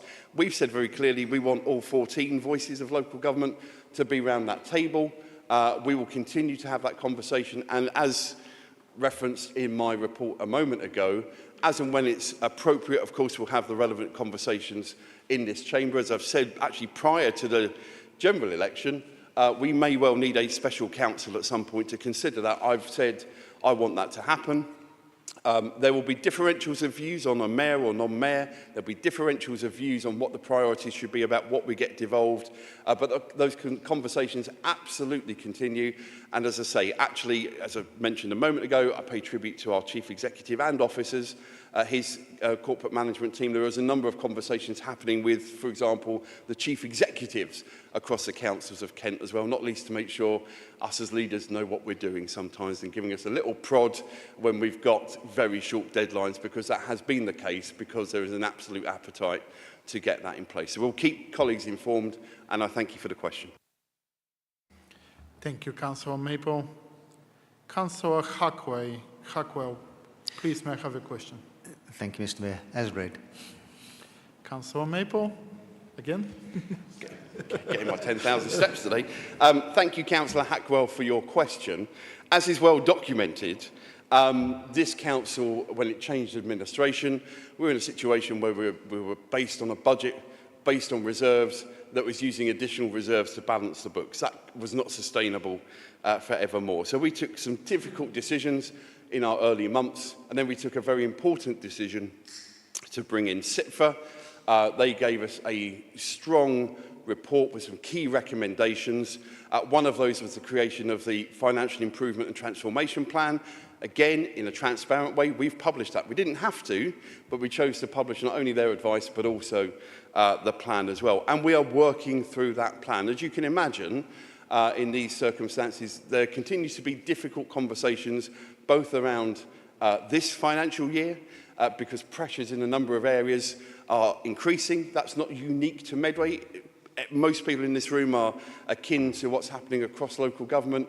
So those 4 key areas, adult social care, children's social care, special educational needs, and temporary accommodation, of course, as a unitary authority, we've got to deal with all 4 of those, and the pressures are increasing year on year, and in 1 or 2 cases, very rapidly indeed. So we've got the FIT plan.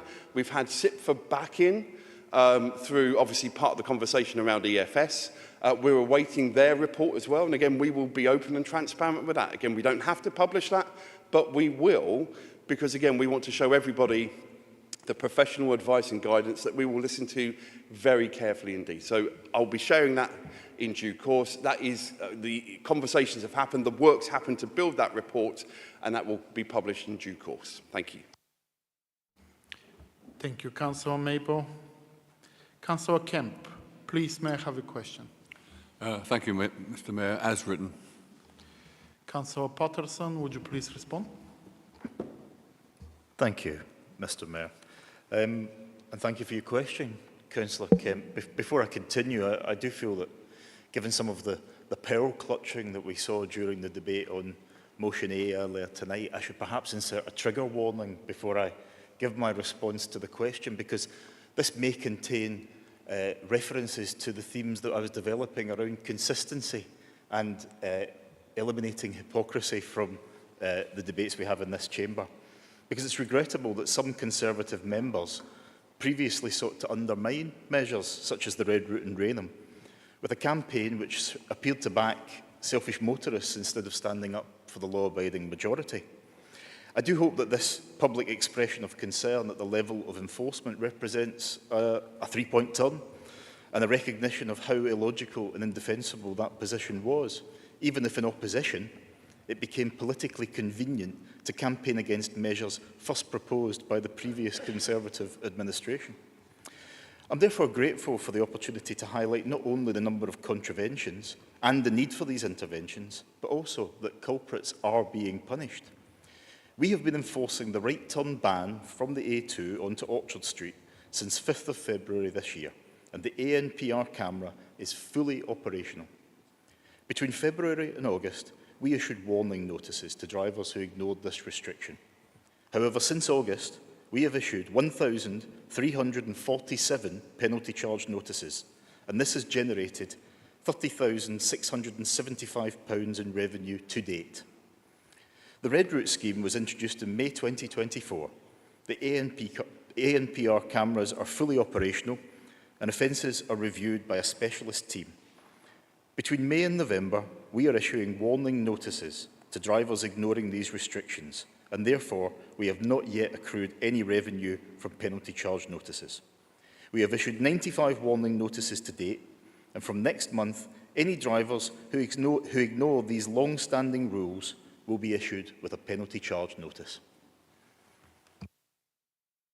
Thank you, Councillor Patterson, for your answer. Councillor Spring, please, may I have your question? Good evening, Mr. Mayor. Thank you. As written, please. Thank you, Councillor Spring. Councillor Wewa-Prenta, would you please respond?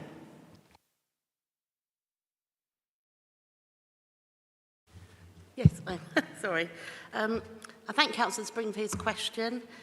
The announcements made by the Deputy Prime Minister around effectively scrapping the previous government's proposals in respect of eligibility for housing waiting lists, therefore maintaining the existing status quo.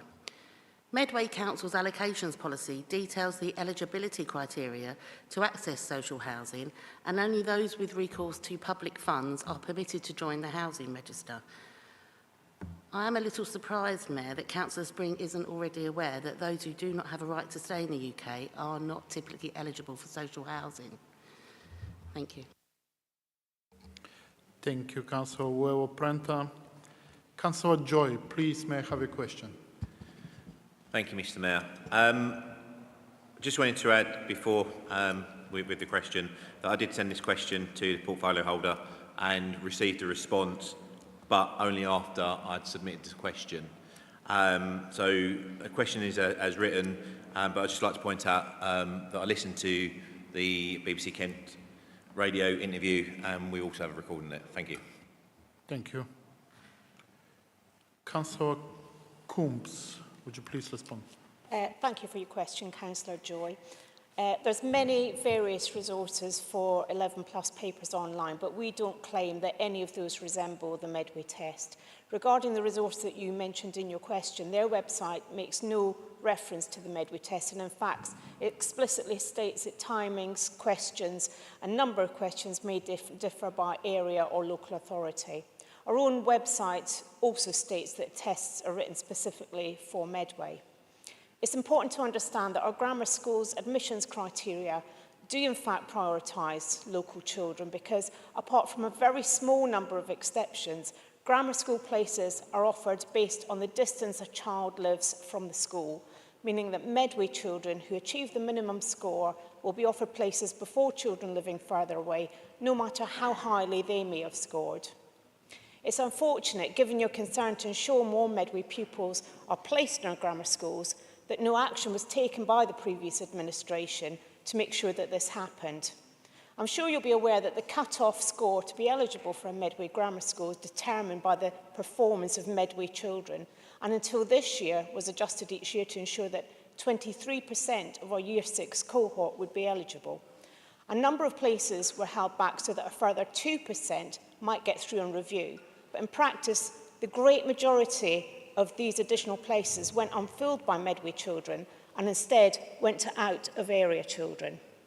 We've changed this, moving away from a flawed process which the previous administration persisted with, and instead increasing the proportion of Medway children who meet the minimum score to 25%, which I'm sure you'll be pleased to hear has resulted in this year more Medway children than ever achieving the minimum score, 936 pupils compared with 847 last year. Thank you. Thank you, Councillor Coombs. Councillor Quark is not in the chamber, so he will receive a written response instead. Councillor Govin, please, may I have your question? As written, Mr. Mayor. Thank you, Councillor Govin. Councillor Coombs, would you please respond? Thank you for your question, Councillor Galvin. Any child living in the Lordswood area who's a Medway resident would not have been allocated a school in the Kent County Council area through the Medway admissions process. So any Medway child attending Holmesdale School, as in your scenario, will be there not because they were sent there, but because the parent had named the school on the application. Both Greenacre Boys and Waldersley Girls, the most local secondary schools to Lordswood, have places available in Year 7, as do a few other schools around Medway, so parental preference will be the reason for these placements. Of course, there are some children living in Lordswood who are Kent County Council residents, and these children would have been placed by Kent County Council. Meanwhile, we're working with our secondary school colleagues to create bulge classes and permanent expansions to provide sufficient school places as set out in the annual review of school place planning strategy, which is being considered this evening. And I'd like to take this opportunity to express my thanks to our school colleagues. I'm making sure that the demand from future housing from the local plan is aligned with school places through the infrastructure delivery plan, which education officers are fully involved in. We'll continue to explore all options for creating additional appropriate school places to meet demand where and when required, and place planning conversations with the DfE take place twice a year. Thank you, Councillor Coombs. Councillor Wildy, please, may I have your question? As written, please.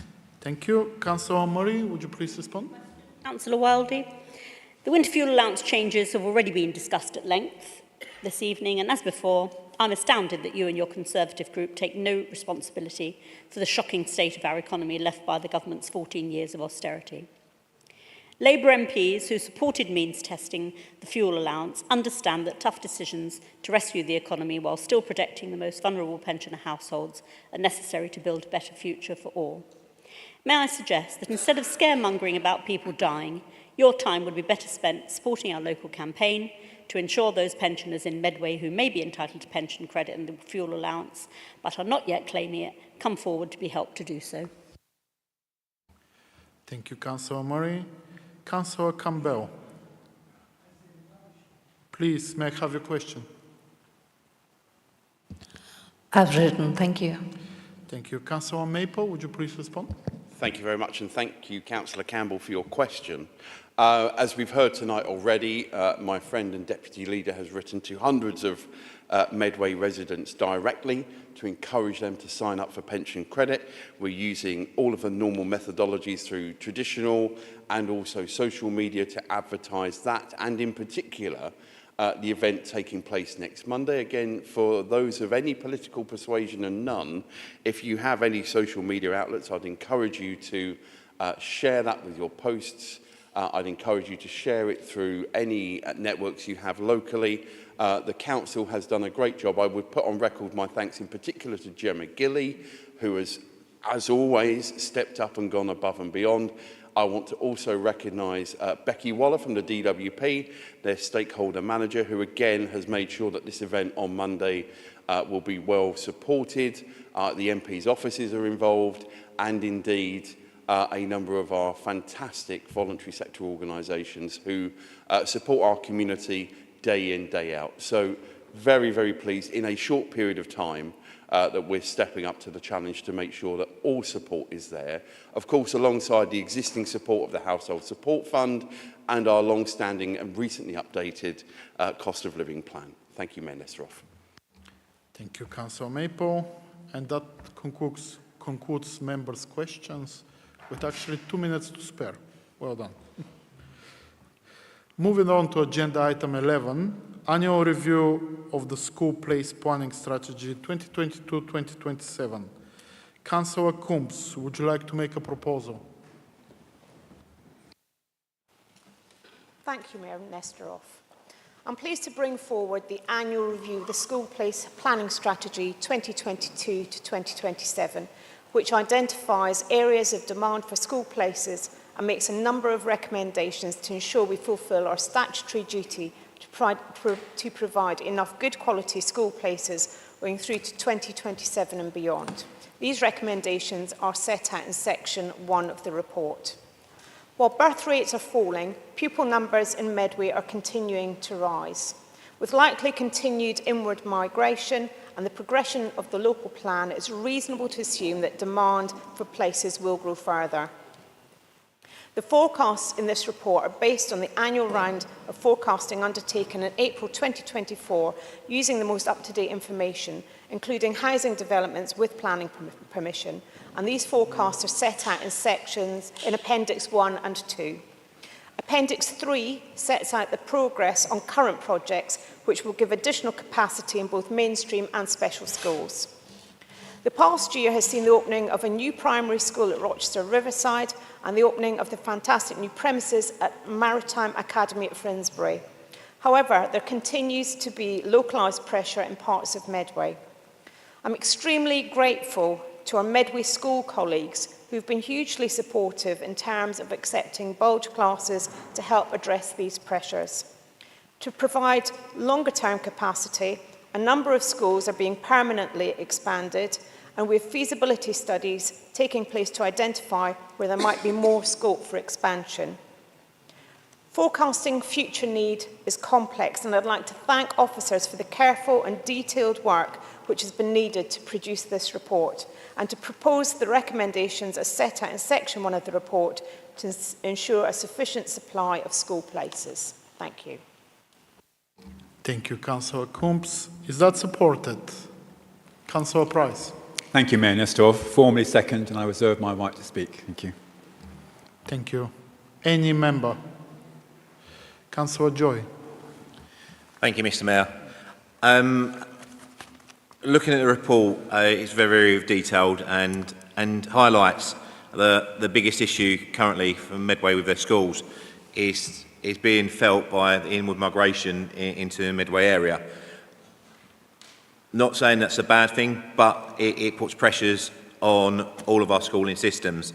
When we look at the numbers from last year, 1 in 20 primary school children didn't get their first choice. And most primary school children will go to a school that is near to where they live. With all the issues we have with the amount of vehicles taking children to school because they're going further and further away, and trying to improve the air quality around schools by this administration, the need to have the schools in the correct location is paramount. I'm aware that there's capacity in certain areas, but the major needs, especially in the Who area, requires that we need to making sure that we're addressing and getting in the area. And the idea of bulge classes and some permanent increases is also good. My next concern is really with the secondary school age. Normally, we'd see children come in at primary school for a reception, work their way up with our numbers. But over the last 4 or 5 years, we've noticed the number of children coming into the area that are year 4, 5, 6, 7, 8 and 9 of actually pushing certain areas beyond their capacity to be able to cope with it. We have a number of children that are currently now, they can't get to school near where they live. And I understand the argument placed earlier about Greenacre, with a lot of people not choosing that school.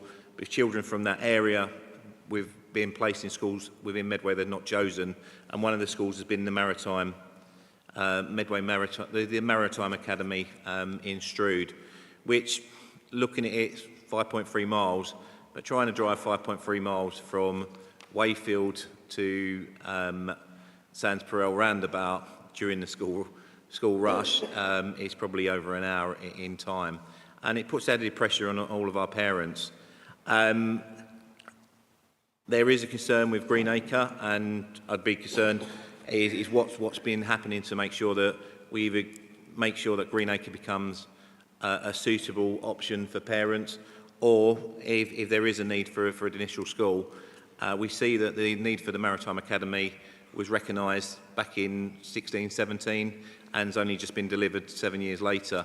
And there's no plans in there with the numbers increasing with regards to a new secondary school and what is being done, because if we're looking at 7 years' time, we're going to be in very dire straits. Thank you. Thank you, Councillor Joy. Councillor Elizabeth Turpin.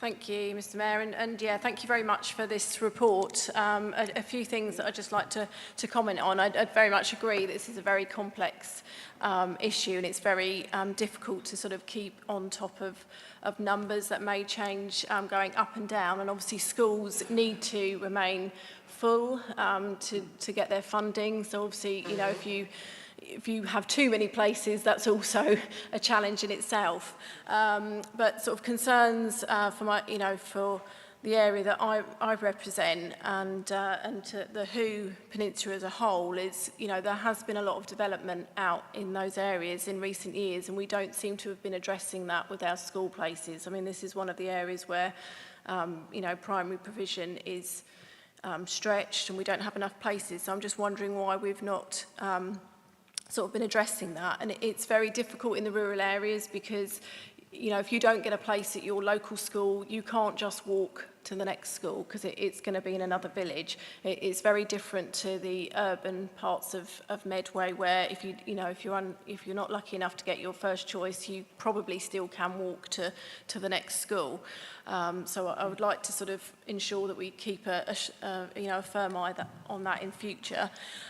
With the non-selective schools, secondary schools, and the pressures on those and the bulge classes, it's never a good thing to have to put in bulge classes, because it affects all pupils in that school and their ability to have space and to move around, and it can affect behaviour when that isn't at a premium.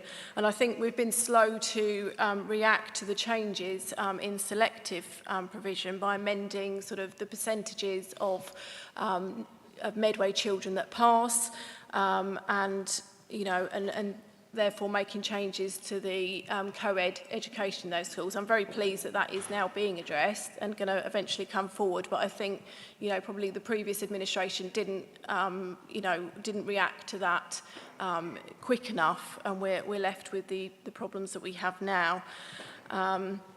So I'll be pleased to see say that coming forward.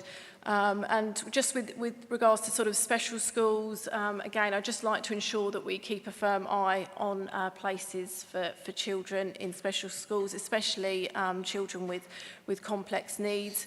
Having my own experience of that, again, if your child with complex needs doesn't get a place in one of our special and outstanding provisions in Medway, there is nowhere else for that child to go. So they have to travel miles out of Medway. So again, it's very important that we keep a firm eye on the numbers in those schools as well, and to ensure that we've got enough provision for Medway pupils going forward. Thank you. Thank you, Councillor Elizabeth Turban. Any other member? Councillor Pearce? Thank you, Mr. Mayor. I welcome the recommendations in the report. One of the problems we've had in my ward is that who has effectively been a building site for the last 10 years. And if you look at the census data, 2011 and 2021, population has increased by 50%.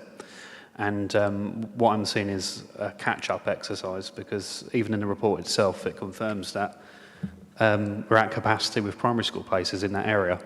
There's going to be issues in the next few years, and I do welcome measures which need to come in to put that right. But I'm concerned that I've got family and friends who have got little children, and they're worried about getting their kids into the local primary school, and they're worried about having to drive them out to other primary schools, and of course that affects other things like climate change, congestion, etc.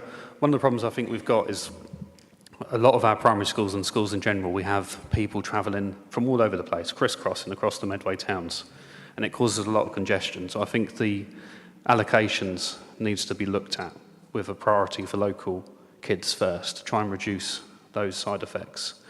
But other than that, I welcome the report. Thank you. Recommendations. Thank you. Thank you, Councillor Pearce. Councillor Spalding. Thank you, Mr. Mayor. Like the report generally, pleased to see there is yet again, and I'm totally grateful for it, that there is additional funding for the Rivermead provision in the old Stoke building, and I'm aware that a planning application has been submitted. However, I'm a little concerned because when you go to page 101, figure 7.3, it states, figure 2, houses with planning permission 2019 to 2024. And I'm looking there, and we've got the Fen Corner application listed as housing with planning. That's not due back to planning until this coming Wednesday next week. The same for one at Grain, and there are 2 sites which we don't even have applications. In fact, looking at a lot of these sites, particularly in All Saints and the Hu and High Housestow ward, none of these sites actually have planning permission. So it does make you question where the figures are coming from. Or alternatively, there will be those out there, and you heard from Nick Craddy, who's a parish councillor at St Mary Hu earlier today, who've got concerns.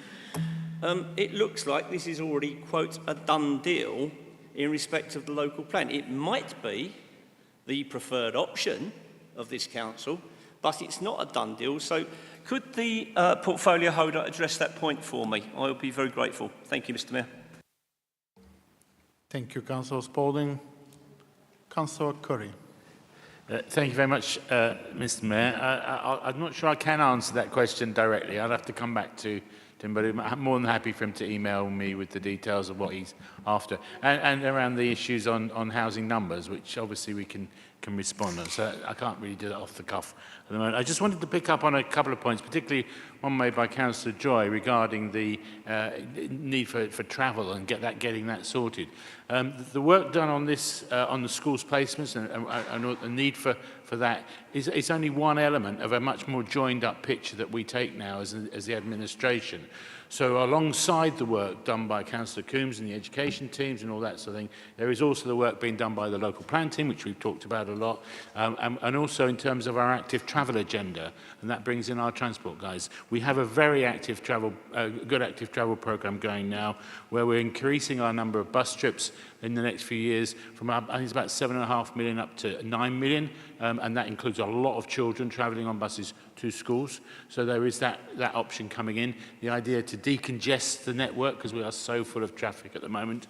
So just to sort of emphasise that, we've also got the School Streets Initiative. We've just launched walking buses again to get that active going again as well. And we had our free bus service for children over the summer holidays to generate the idea that buses are a good thing and it's easy to travel on them if they run correctly, and that's something else we're working on. We have another bus workshop coming up with the bus companies in about a month's time. So there's a lot of work being done alongside this report which complements it and then helps break through that sort of crisis, that car culture crisis that we've had for such a long time. So the idea, and one of the driving forces, and it's a stat I learned recently, was the number of children going into primary school who require inhalers. It's quite scary. And those children, that's going to affect them for the rest of their lives. And that shouldn't be happening in Medway. And that's something we really feel passionate about. And I'm sure everybody in the chamber feels strongly that we cannot compromise the lungs of our children by continuing in that way. So we have to change the culture of how people travel around.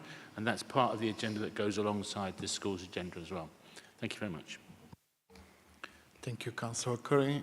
Any other member? If no other member wishes to speak, we're going to go back to the supporter of the motion, Councillor Price. Thank you, Mr. Mayor. I've listened with interest, and obviously it'll be for my fellow portfolio holders to actually respond. I just wanted to mention a couple of matters associated with schools that I've been involved in recently. One is the very successful open day child-friendly Medway event that was held in Hoo, which was attended by masses of families, and I received lots of comments about Medway Council actually holding something within our area, etc. But they were really pleased to see the child-friendly Medway team, and it was supported by a number of other stalls, etc. And also just to say that I went also recently to an inclusion conference that was held over at the Strood Academy, and lots of contributions from many primary and secondary schools, irrespective of which multi-academy trust that they're part of. But it was really good to see the amazing creativity in terms of encouraging our schools and our children to be able to fully participate. And one of the images that sticks in my mind is that Bly School has introduced dog mentors. So they've got a couple of Labradors there with their toys, and it really settles particularly the children with SEND, etc. So there is amazing creative opportunities, as well as obviously the bricks and mortar, which is really about this report. But thank you. Thank you, Councillor Price. Councillor Coombs. Thank you. Thank you very much for all your comments. Ensuring we've got enough school places in the right areas is really important. And by agreeing the recommendations set out in the report, we will be able to meet our statutory duty going forward. We'll continue to review the plan and will respond to need as it grows, making sure that children and young people in Medway are able to attend good local schools. And we do want them to be able to attend schools nearby. So I want to publicly say now to parents of children in Year 6, the deadline for your applications for secondary schools is coming up. Make sure you get your application in by 5 p.m. on the 31st of October, and please, please use all your choices. Very happy to be talking about some permanent expansions too, because quite rightly, bulge classes are not a permanent solution. When I talked earlier about the additional number of Medway pupils who have been deemed suitable for grammar school, all these additional pupils now won't be going to our non-selectives, which actually takes some pressure off our non-selective schools too, so that we will have a bit more capacity there. So it's got that additional benefit for all our secondary schools in Medway. So thank you all very much for your comments, and would like to ask you to agree the recommendations as set out in section 1 of the report. Thank you, Councillor Coombs. Is that agreed? The report is agreed. Moving on to next agenda item 12, Medway Youth Justice Plan 2024-2025. Councillor Price, would you like to make a proposal?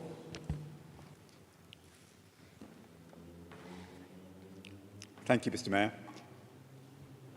I'm pleased to move Medway's Youth Justice Plan. The Crime and Disorder Act requires the Council to have one of these each year. It sets out how youth justice will be delivered locally within available resources. This is a completely new plan in line with guidance which was distributed from the government in March 2024. The format follows guidance and headings provided by the National Youth Justice Board, and it details best practice in completion of youth justice plans. The Youth Justice Partnership will retain a clear focus on the principal aim of reducing offending and reoffending, and maintain strategic oversight of the delivery and performance of the local youth justice system. Our Director of People, Leanne Farrak, as Acting Chair, signed off this plan prior to submission. Members will note the late James Williams photograph is published right at the start of the plan, because until his death he was Chair of the Youth Justice Partnership Board. The following priorities for this year's plan are developing effective diversion and prevention services, reducing number of first-time entrants, reducing reoffending through strengthened collaborative working with children and their families, delivering high-quality services to all victims of children's offending, an effective response to serious violence and criminal exploitation, and identify and respond to local trends. Next year, 2025, HM Inspectorate of Probation is undertaking a new round of inspections across the youth justice sector nationally. Our inspection could be as soon as next year, so we're going to be most probably judged by this plan, which has been hopefully agreed tonight. This plan has been approved by the Council's Cabinet, and we ensured that it was linked to Medway's Community Safety Plan, and it was commented on by Children and Young People's Scrutiny. For further detail, please see section 7 of the report. And the questions there at Scrutiny were asked about the commissioning of speech and language therapists, data on first-time offenders, female offending, and retention of staff. Mr. Mayor, I recommend the Council approve the Medway Youth Justice Plan for 2024 to 2025. Thank you, Councillor Price. Is that supported? Councillor Animachon, do you wish to speak now or reserve the right to speak later? I wish to speak now. I'm very happy to second the Medway Youth Justice Plan. As a member of the Children and Young People Committee and a mother myself, it is extremely important to continue to invest in the well-being of our youth and prevent offending, reduce reoffending, and safeguard these young people, as well as ensuring the public is safe from harm. It is critical we create an environment where young people feel heard and understood. When a young person turns to crime, there are usually several factors that may have contributed to this. It is crucial that they understand making the wrong choice the first time will not define the rest of their lives, and they have the power and support around them to turn it around for the better and build a great life. Thank you, Councillor Animachon. Any other member? Councillor Joy? Thank you, Mr. Mayor. We will be supporting on this side as well. As my colleague from Children and Young People's Overview and Scrutiny Committee stated, we debated this quite thoroughly and are fully supportive of the comments that were made and passed to Cabinet. Thank you. Thank you, Councillor Joy. No other member indicates that they wishes to speak. So we're going to go back to the proposer of the report, Councillor Price. Yep. Thank you, Mr. Mayor. Thank you for the contributions of two of the scrutiny members on both sides as well, and look forward to working with you over the next year as well.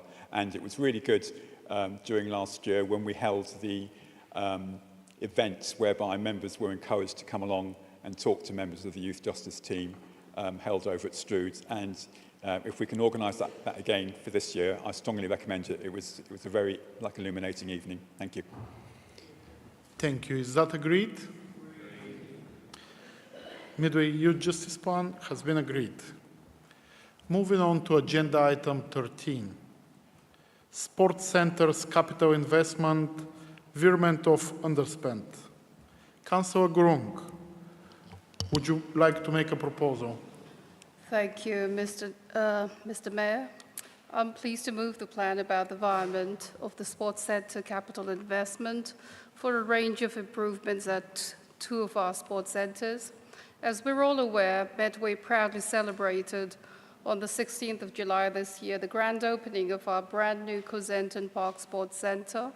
With a range of state-of-the-art sports facilities and our highly dedicated staff members providing great customer service, it is proving to be extremely popular.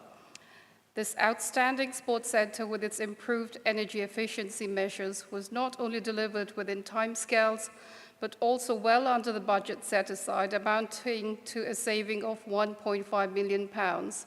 This was achieved through close partnership working and monitoring between the council officers, finance team, professional design team, Space and Place, and the contractor, Wilmot Dixon, from the beginning of the project to its eventual handover. Full council approval is being sought to utilise that capital savings from the underspend of the allocated budget for Cosentin Park to undertake a range of much-needed improvements, as highlighted in the report, at our two other sports centres here at Medway, Medway Park Gillingham and Strood Sports Centre. The sole objective is to provide safe and high-class sports facilities for Medway residents, improve customer satisfaction, promote income generation, and additionally help our sports and leisure centres become self-sufficient. Subject to full council approval, the £1.5 million investment will be equally spread across the two sports centres. The report has previously been considered by the Cabinet, and the report also outlines our plan about improvements at Who Sports Centre and the Strand and how they will be separately funded. Through these investments and improvements across all 5 of our council-run sports centres, we will demonstrate our commitment to improve sports and leisure experiences and promote the health and well-being for our communities across Medway, increase the longevity of our sports and leisure facilities, and fulfill our objectives to lessen and ultimately remove the annual operational subsidies for Medway Council sports centres. Medway Park, which is a centre of sporting excellence and the home of dancing in the southeast, also recently demonstrated our sports centre's immense potential with the right investment in our facilities and outstanding relationship building by our dedicated and hard-working staff and managers, as we welcomed for the 4th time over 10,000 professional Latin and ballroom dancers from 64 different countries across the world for the prestigious International Dance Festival, even bringing to Medway Strictly Come Dancing judge Shirley Ballas. The event also brought with it around £5 million for our local economy, and excitingly, they're returning next year. On the basis of all of the above, I therefore encourage members to support these recommendations as set out in the report. Thank you. Thank you, Mr. Mayor. Thank you, Councillor Grung. Is that supported? Councillor Mayhew, do you wish to speak now or reserve the right to speak later? I'd like to reserve the right to speak. Thank you. I open the floor for debate. Councillor Hackwell. Thank you, Mr. Mayor. Well, first of all, I'd like to thank the officers who managed the project of Cossington Park, or Splashes 2, depending, or Cossies even for short, for the completion on time and on budget, or under budget. Obviously it was a project that was instigated by the previous administration, and at times it was touch and go whether it would get built or not, and probably would not have happened under the Labour administration. So I'm glad that we in Medway have got have got this wonderful sports centre that has been opened in Rainham this year. Moving on, I guess that it's good to see we've got investment in our sports facilities around the borough, something that can be enjoyed by all of our residents across it. And it's pleasing to note that both the Strand, which is very close to where I help run my charity from, and Who's Swimming Pool, Councillor Turpin, has actually finally got some money to be invested in, apart from this paper, which is not included in this paper as the money. It's good that we can spend £1.5 million from the underspend on both Medway Park and Strood Sports Centre, and it means our older facilities have some much needed investment. I remember swimming in Medway Park over 50 years ago, and I don't think it's changed much since it was the Black Lion swimming pool. So it is important that providing sports facilities is a very competitive market, especially here in Medway. There seems to be new gyms popping up every other week, and so we do need to keep our competitive edge in Medway if we want to invest and keep our sports centres. So I agree with we agree, with the £1.5 million savings that have been delivered, being transferred to both Medway Park and Strood Sports Centre. Thank you. Thank you, Councillor Hackwell. Councillor Pearce. Thank you, Mr. Mayor. If I remember rightly, a few years ago, Councillor Osborne submitted a Freedom of Information request about the state of sports centres in the Medway towns. And if my understanding is correct, the one that was the most in need of monies was Who Sports Centre, or Who Swimming Pool, before it was called a sports centre. The figure I saw was around £25 million. Despite this, £25 million was borrowed and spent on replacing splashes, as we know. So who has always been the most in need? Probably because it's the oldest. I do welcome the £1 million from the government to make it more energy efficient, but it's not really the same as what other sports centres have had spent on them. And also, most importantly, we've had the free swimming withdrawn by this administration. So there's no point spending money on sports centres if the kids can't go and use it for free and enjoy it. When Deangate Golf Course was closed in 2018, which is 6 years ago now, we were promised by the previous administration a new sports centre. And this wasn't dependent on development. This was a standalone project. You're going to get a sports centre as compensation for the closure of Deangate. That hasn't happened. And it just seems to me that I think this 1.5 million should actually go to Who. It is the most in need. I haven't got in front of me the actual information that Councillor Osborne obtained, but that is the most in need sports centre. I think the money should go towards Who Sports Centre. Thank you. Thank you, Councillor Pearce. Councillor Spalding. Thank you, Mr. Mayor. Nice of Councillor Hackwell to remind us it was the previous administration that instigated this. Let's have a look. Started off at 5 million, then it's up to 12 million, then it's up to 25 million. Wow. Inflation does go up. Having said that, of course, I'm reminded that the Labour group and a certain prominent member referred this as the splashes tax. So it's not actually a cost saving, I mean, I really don't want to call it a splashes tax rebate, because imagine that, a rebate coming from a Labour-run association. Wow. The fact is that I get it. I've regularly refereed on the pitches up at Strood. They do need refurbishment. We do need this money, but we need it right across the board. And fair play to the council officers for chasing up the government funding. I was glad to point them in the right direction for that. But we shouldn't be funding out of 106 just for who, because that does definitely need it. So the simple fact is that, yeah, we've got the money, I get it. I'm not overly happy about the fact that it's cost us this much, but I will be supporting the report. But let's not all pat ourselves on the back, because this is not a cost saving, okay? And I would be grateful if the portfolio holder will ensure that those tenders that are going forward are fairly tightly controlled, so that we do not get the same situation as we saw under the Conservative group of going from 5 to 12 to 25. We've only got literally 1.65. Let's make sure that what we can get is the best value for money. Thank you, Mr. Mayor. Thank you, Councillor Spalding. I have Councillor Govin.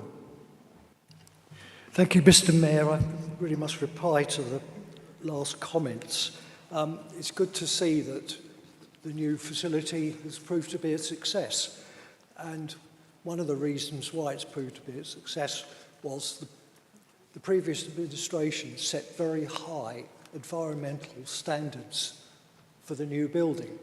The one thing we didn't want was a Splashes Mark II and a future council, after 25 years, having to demolish a facility and start again at great expense.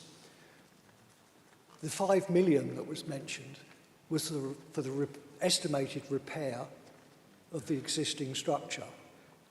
When closer investigation was made, it was found out that that existing structure was not in sufficient state of quality that you could repair it, and the decision was made to start again.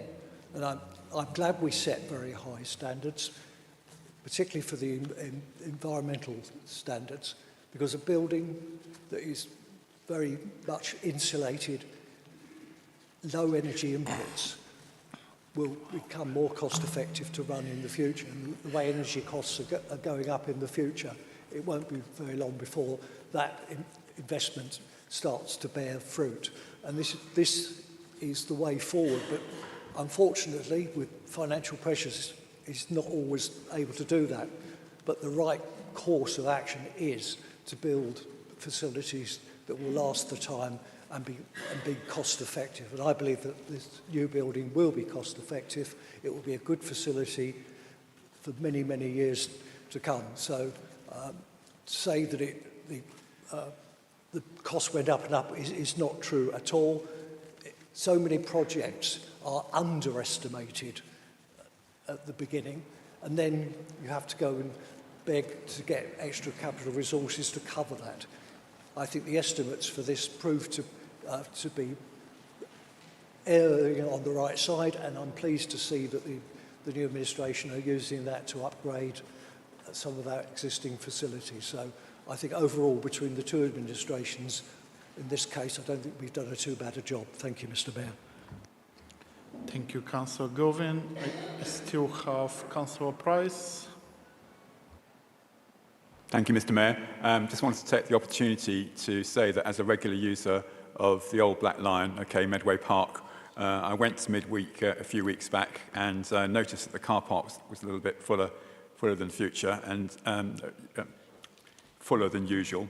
And after my swim, the manager came up to me as I was having a coffee from the Clicks vending machine and invited me to look at the hall at the back, where there was an international dance competition, which has been held for 4 days, and I'd hardly noticed, and I use that centre every year. This is the same hall that we have our election counts in, and there were 64 different countries represented in the international dance competition, with the finalists going to the Royal Albert Hall, and I understand that there are bookings for the same competition for next year and the year after, and so just wanted to show that obviously our leisure-like facilities are being recognised worldwide, and I think there were 6 million people streaming the event as well globally, so it's very good.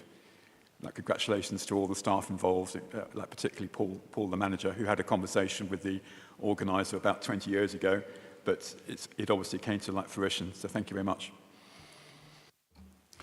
Thank you, Councillor Price. Councillor Kemp. Thank you, Mr. Mayor. Yes, just like to correct Councillor Spalding or enlighten Councillor Spalding As Councillor Golding said, the original cost was £5 million to repair splashes, but when it was found to be beyond repair, we commissioned work to be done to have a rebuild. This was pre-COVID, and the cost was £12 million. After COVID, has anybody had any building work done over COVID?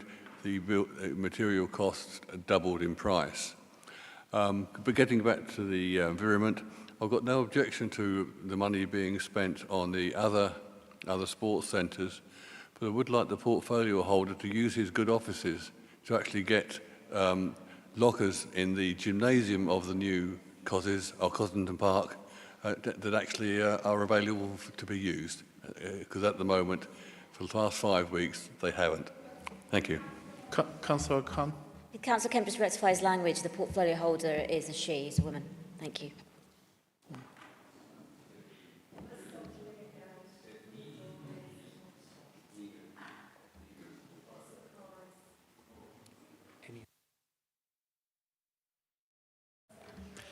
Any other member?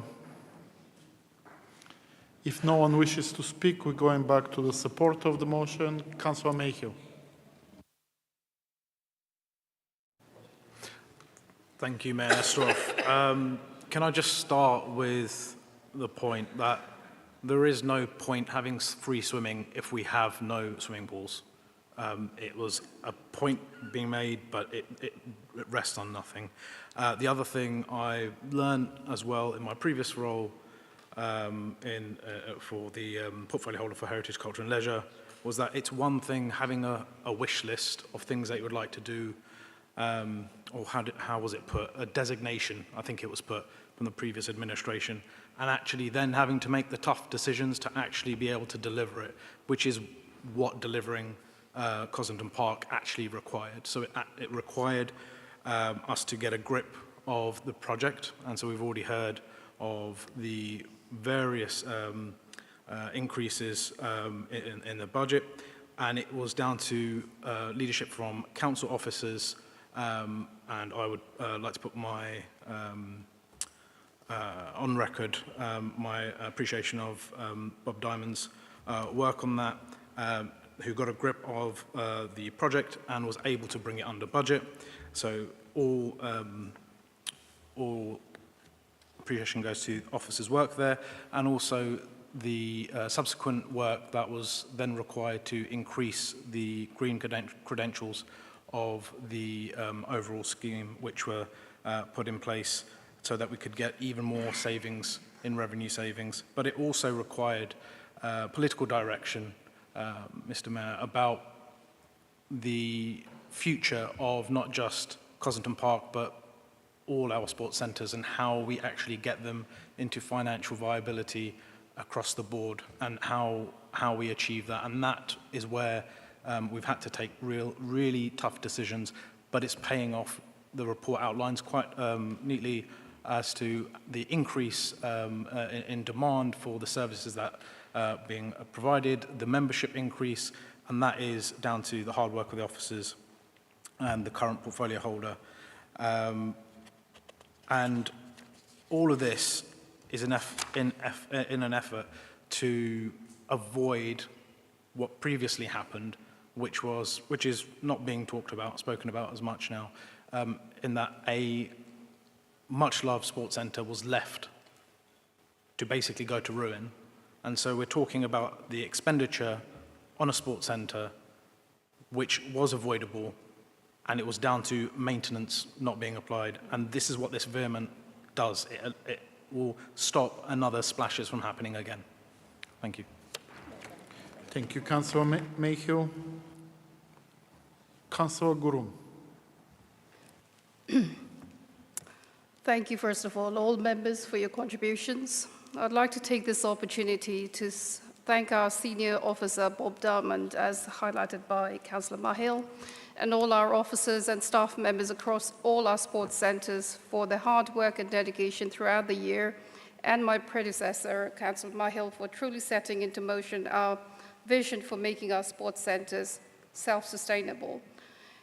In response to some of the comments, yes, Our officers are very dedicated to making sure that any projects will be closely monitored so that they are also on track and delivered within budget and within timescales. We are very proud that we are prioritizing upgrades where needed at each of our sports centers, including the Strand and Hoe. Hence, no sports center will be left behind under this administration. If not funded through this available capital, separate funding requests would need to be made anyway. So while both Medway Park and Strood Sports Centre have undergone renovations, I would like to highlight once again, there are a number of areas which have not benefited. All of that is put in the report anyway. So once again, I have tried to make as much argument as possible as to why this is the right decision to be made, and I would once again urge all members to support these recommendations. Thank you. Thank you, Councillor Gurung. Is that agreed?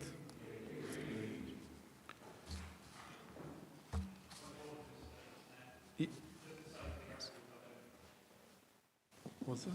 Point of order for Councillor Pierce. Can you ask him to repeat? Could you repeat that, please? Sorry, Mr. Mayor, just to say for the record, I don't agree with the report. Thank you. Or the recommendation. Thank you. Thank you, Councillor Pierce. Noted. Moving on to next agenda item, 14, pavement licensing policy. Councillor Patterson, would you like to make... I just need to excuse myself. Yes, he's got an interest. Okay. Yeah. Councillor Patterson, would you like to make a proposal? Thank you, Mayor Nesterov. I'm conscious of the advanced hour that we're at, but I do think that this policy does need some explanation for the benefit of members of the public who might be watching at home, but I'll keep it as brief as possible. This report asks the Council to approve the draft pavement licensing policy as set out at Appendix A and the proposed fees set out at 8.5 on page 276 of tonight's agenda. On the 25th of June 2020, the Government announced relaxations to planning and licensing laws to help the hospitality industry recover from the COVID-19 lockdown. Amongst other provisions, the Business and Planning Act 2020 introduced a new pavement licensing regime to support businesses selling food and drink only in order to support economic recovery and growth as lockdown restrictions were lifted but social distancing guidelines remained in place. It was implemented as a fast-track process in light of the reopening of premises following the disruption caused by COVID-19 and was initially due to expire on the 30th of September 2022, but later extended until 2023 and then again until 21st of September this year. A person may still have applied for permission to put furniture on the highway under Part 7A of the Highways Act 1980, but the local authority could not require them to apply under that Act, instead of under the temporary pavement licensing provisions. Local authorities retained their power under Section 149 of the Highways Act to remove furniture placed on the highway should it constitute a nuisance or danger under that section. There was no enforcement power contained within the Business and Planning Act 2020 to deal with premises placing furniture on the highway without having a temporary pavement licence. Any such premises would have to have been dealt with under Section 149 of the Highways Act. Medway decided to suspend the temporary pavement licensing regime as Highways did not have a regime in place and were the only department that were able to enforce premises that placed furniture on the highway without a pavement licence, either from them or from licensing. Instead, guidance was issued to food and drink premises to assist them in ensuring that the introduction or retention of tables and chairs was done so responsibly.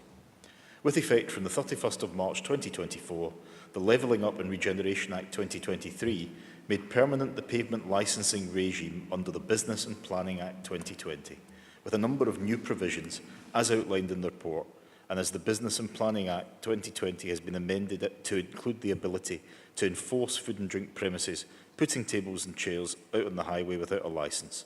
Therefore, we are now in a position to implement the pavement licensing regime in Medway. The report was considered by the Licensing and Safety Committee on the 6th of August 2024 and recommended to full Council for approval. Thank you, Councillor Patterson. Is that supported? Councillor MacDonald, would you like to speak now or reserve the right to speak? Speak now, Mr. Mayor. Thank you, Mr Mayor. I'm pleased to second the pavement licensing policy for Medway Council. This policy is essential to ensure that we balance the needs of our local businesses with the safety and accessibility of our public spaces. By implementing these measures, we aim to support our local economy while maintaining the high standards that our community expects. I'd like to express my sincere gratitude to the team for their hard work, the licensing team, and dedication in developing this comprehensive policy. Once again, their expertise and commitment have been invaluable in shaping the proposals. I also want to extend my thanks to the Licensing Committee for their thoughtful contributions on all sides and support throughout this process. I'm confident that together we are taking an important step forward for Medway, ensuring that our streets remain vibrant, safe and inclusive for all. Thank you, Mr Mayor. Thank you, Councillor MacDonald. I'm going to open the floor for a debate now, starting with Councillor Elizabeth Turpin. Thank you, Mr Mayor, and thank you very much to Councillor Patterson for bringing forward this report, which I do support, and I think it's important, you know, as Councillor MacDonald said, that, you know, we can have vibrant high streets, but we also need to look after the safety of the residents there. So I think it's good that we've brought this forward. However, the only thing that sort of surprises me is that we've got a kind of a, you know, unless I've understood this wrong, we've got a set application fee. And when you look across businesses in Medway, you've got, you know, some businesses that might just have one table and a couple of chairs outside, and then you've got other businesses that have pretty much doubled the size of their restaurant out onto the pavement. So I'm just kind of surprised that we haven't maybe addressed that within the report, and maybe if that's something that we can perhaps look at in the future when we come to review this policy, because I think it makes sense, you know, that we address those two businesses differently, because we want to encourage, I think it's good that we see cafes with sort of people sitting outside. It encourages other people to visit our high streets and to visit those premises, but I think we need to sort of, it's probably unfair to charge someone exactly the same price for just, you know, 2 extra customers on the pavement compared to potentially 40 or 50. Thank you. Thank you, Councillor Elizabeth Turpin. Councillor Fern. Thank you, Mr Mayor.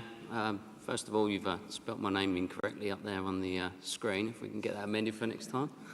The Licensing Committee discussed and debated the changes to the pavement policy in August, as Councillor Patterson has just mentioned, noting the relaxation of licensing laws in 2020 to aid the hospitality industry to recover from the pandemic, which had now become permanent. As Councillor MacDonald mentioned, the reasons behind and the background our team have done on this, and we had cross-party support with these proposals at the Licensing Committee. Therefore, the Conservative Group will be supporting this tonight. Thank you, Councillor. Any other member? If no one else wishes to speak, we're going to go back to the proposal. Councillor Patterson. Thank you, Mayor Nesterov. I'd like to thank Councillor Fern and Councillor Mrs Turpin for the comments. Just to pick up on Councillor Mrs Turpin's reference to the scale of charges. I think, you know, I take the point, but the issue is it's the same licence regardless of the scale of the premises. And I think it's also important that as a council, and bearing in mind the street and times that we find ourselves in, the 91% cut to the revenue support grant, that the things that the council does are charged for appropriately and reflect the officer time which is necessary to assess these licences and issue them. So, while I think there might be some scope to look at this in the future, I would also note that the consultation which was open on this didn't actually result in any such representations. But if that turns out to be an issue, then you know, we are always open to listening and reviewing any issues which might arise. But without any further ado, I would just propose that the recommendations as set out on page 269 of the agenda, paragraph 1.1, 1.2, 1.3 and 1.4 of the report. Thanks. Thank you, Councillor Patterson. Is that agreed? It is agreed. Moving on to next agenda item 15, Statement of Gambling Policy 2025-2028. Councillor Patterson, would you like to make a proposal? Thank you, Mayor Nesterov. I think this one can be dealt with slightly more briefly. It's important that this is done. It's a requirement of the Act, the Gambling Act 2005, that we have a statement of gambling policy and review it every 3 years. That review is what we bring to full council tonight to ensure that we have at least 4 weeks' notice prior to it coming into force, meaning that the new policy must be published no later than the 3rd of January 2025. These are very minor updates, updates to hyperlinks and just to update the language slightly.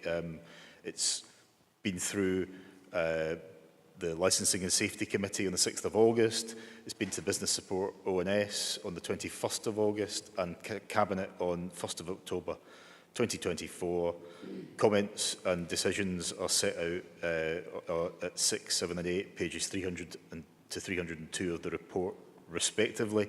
I would just highlight there was concern raised at Business Support ONS about the issue of online gambling, and I concur that online gambling, the gambling which takes place behind closed doors, is often a far more insidious problem than that which is experienced in betting shops and other gambling sites, which might be more visible. But nonetheless, that's a matter for the Gambling Commission. And I think that it's really important that as a local authority, we take charge of that which we are able to control, and that's what this gambling policy does. Thank you, Councillor Patterson. Is that supported? Councillor MacDonald, would you like to speak now? Yep. I'll speak now, Mr. Mayor, if that's okay. Thank you very much. Thank you, Mr. Mayor. I'm pleased to second the gambling policy.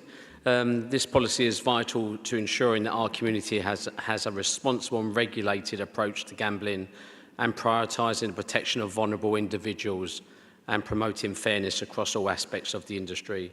By implementing these measures, we reaffirm our commitment to safeguarding residents while supporting our local economy. I would like to express again my gratitude to all those who participated in the consultation process. Their commitment and feedback and insights have always been instrumental in refining our policies to reflect the needs and concerns of our community. Additionally, I would also like to thank the licensing team. They're getting a lot of thanks tonight.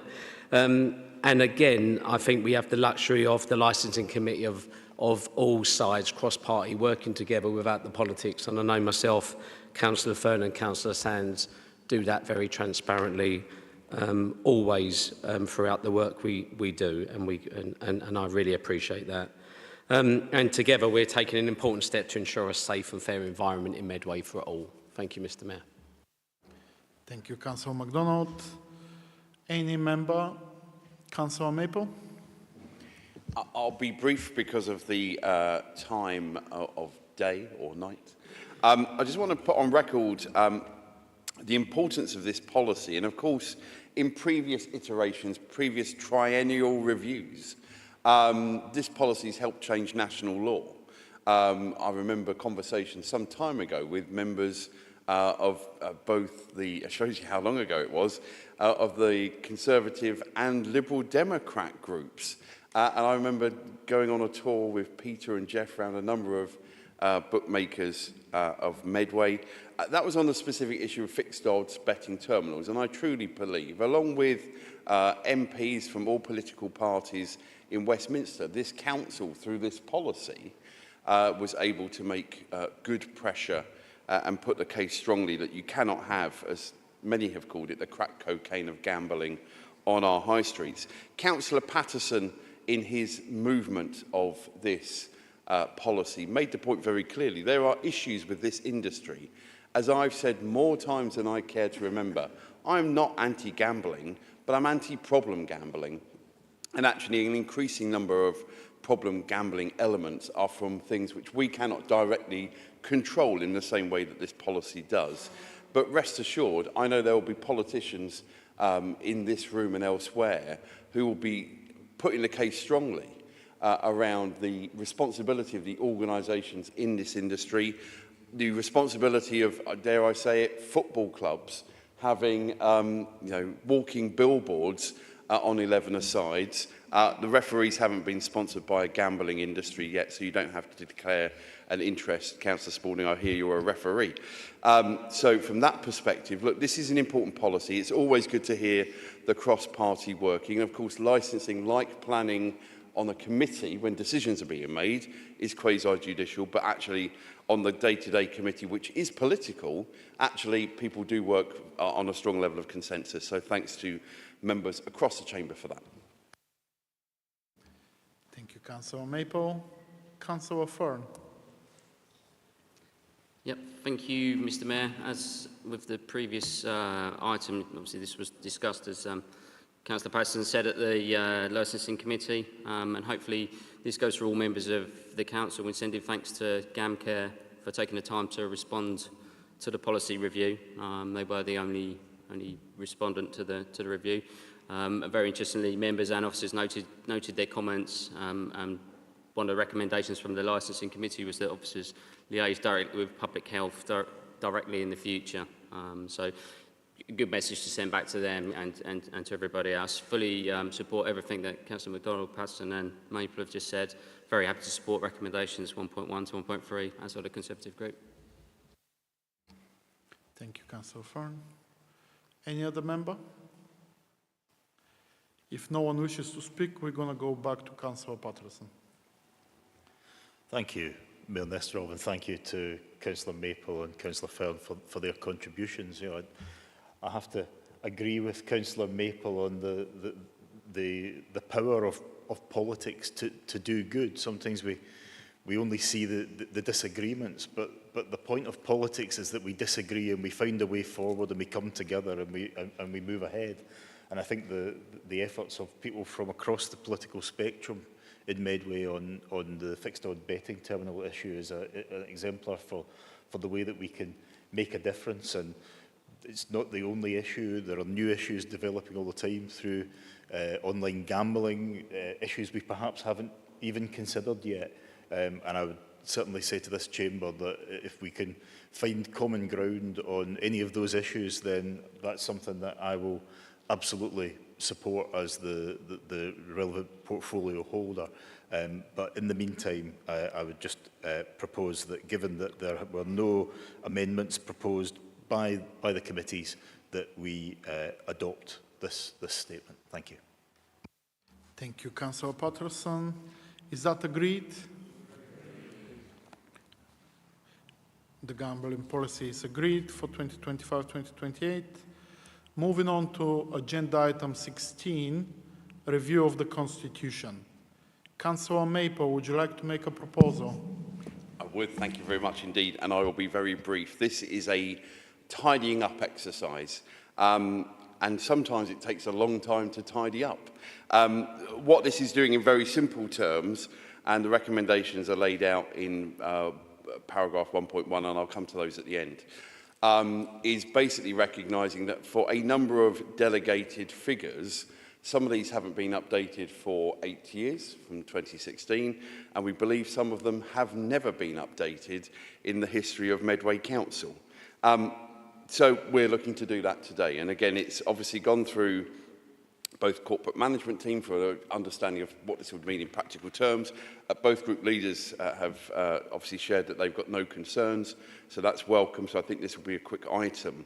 There will be a slight change to the proposal under paragraph 1.1, and that's specifically on the issue of the reference to ex gratia payments that the chief executive could give to members, and I'm saying specifically members, for the loss suffered in the course of their duties. Again, officers have looked into this. This actually goes back to when there were attendance allowances. So people, not the members' allowance scheme we have now, and we've had for some considerable time. And again, this is an example that should have been removed more than 20 years ago. It has never been used, certainly in the last two chief executives' tenure of office.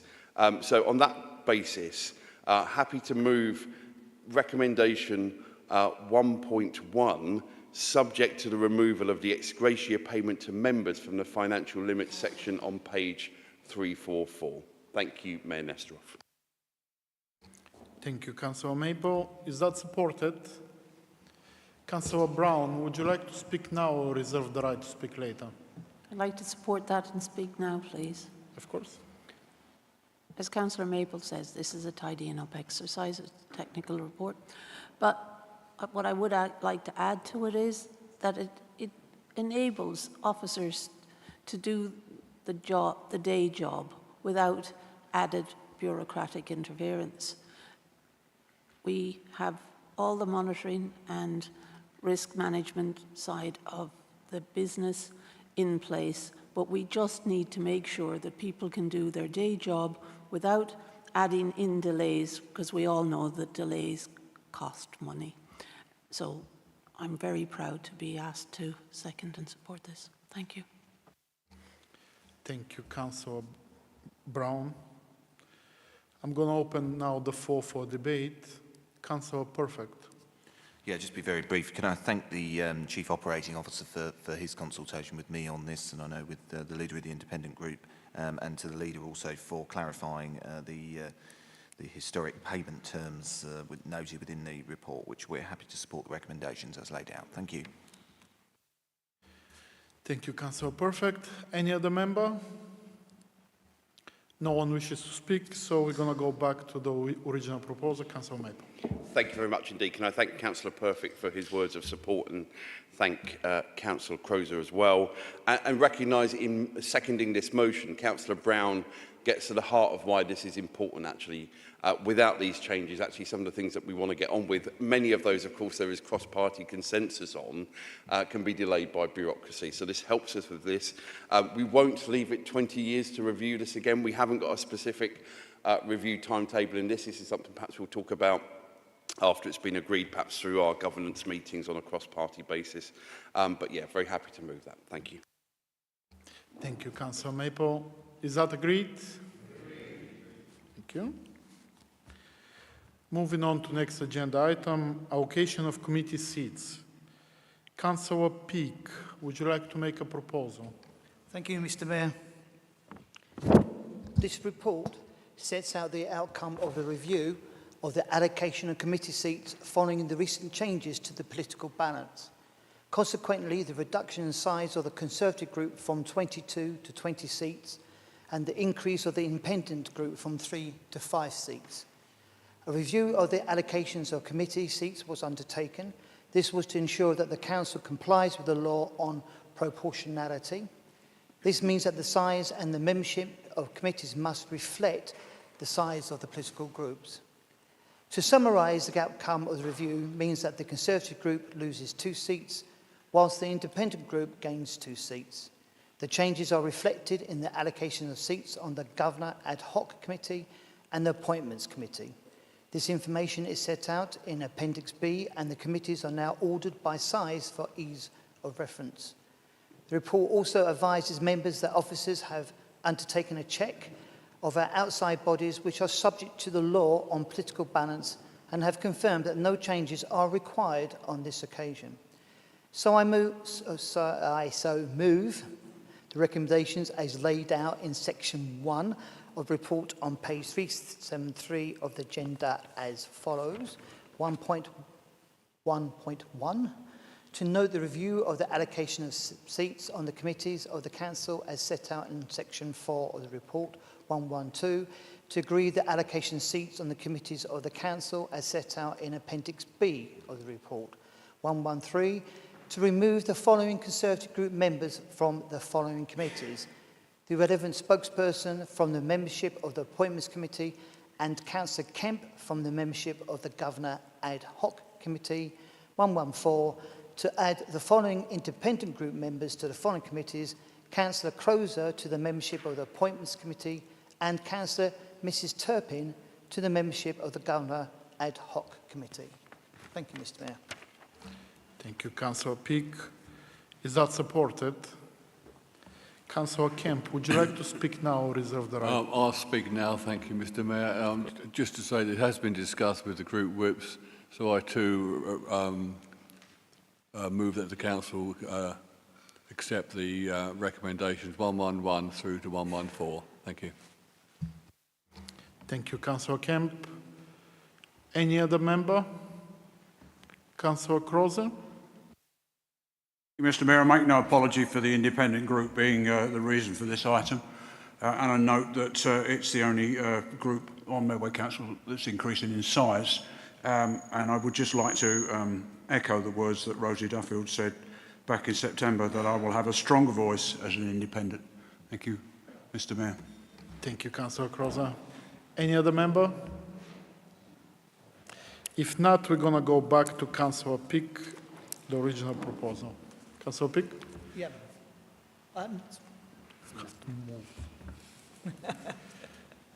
So we go to move? Yeah, please. Yep. Sorry. Is that agreed? Okay. Moving on to next agenda item, appointment of independent persons. Councillor Gurung, would you like to make a proposal? Thank you, Mr. Mayor. This report provides an update on progress made in the recruitment to the 2 independent person positions and recommends the reappointment of 1 independent person at this stage. The Localism Act 2011 requires the appointment of an independent person to investigate allegations that a member is in breach of the Code of Conduct, and the appointment of an independent person which must be approved by the majority of the members of the Council. In addition, the relevant regulations provide that the Council must include at least 2 independent persons to a panel hearing, the dismissal of the Chief Executive, Section 151 officer, or monitoring officer.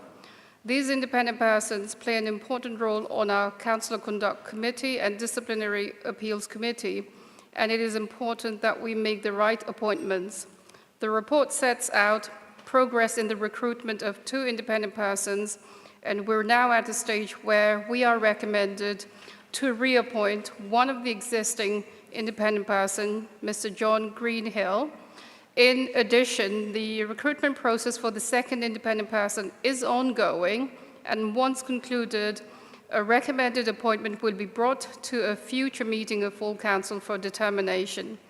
The report also advises members that officers have undertaken a check of our outside bodies, which are subject to the law on political balance, and have confirmed that no changes are required on this occasion. With that, I would therefore encourage members to support the recommendations as laid out in Section 1 of the report on page 381 of the agenda. Thank you, Mr. Mayor. Thank you, Councillor Grung. Is that supported?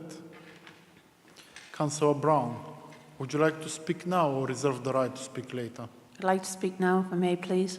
Of course. I'd like to support this appointment of independent persons in its entirety, and to stress that this is different from the one for the Audit Committee. The appointment and the reappointment of 1 existing member and the recruitment of another has been fully supported by the Council Conduct Committee, and I support the recommendations as written. Thank you. Thank you, Councillor Brown. I'm going to open the floor to other members. Councillor Perfect. Yeah, thank you, Mr. Mayor, and thank you to the Monitoring Officer and Democratic Services for their work on this, and of course the Council Conduct Committee for their important role in upholding standards within the Council, and we're pleased to support the recommendations. Thank you. Thank you, Councillor Perfect. Any other member? If no one else wishes to speak, we go back to Councillor Groom. Thank you, members, for your contributions. I would urge the members to now agree to the recommendations being approved by the Council. Thank you very much. Thank you, Councillor Gurung. Is that agreed? It's agreed.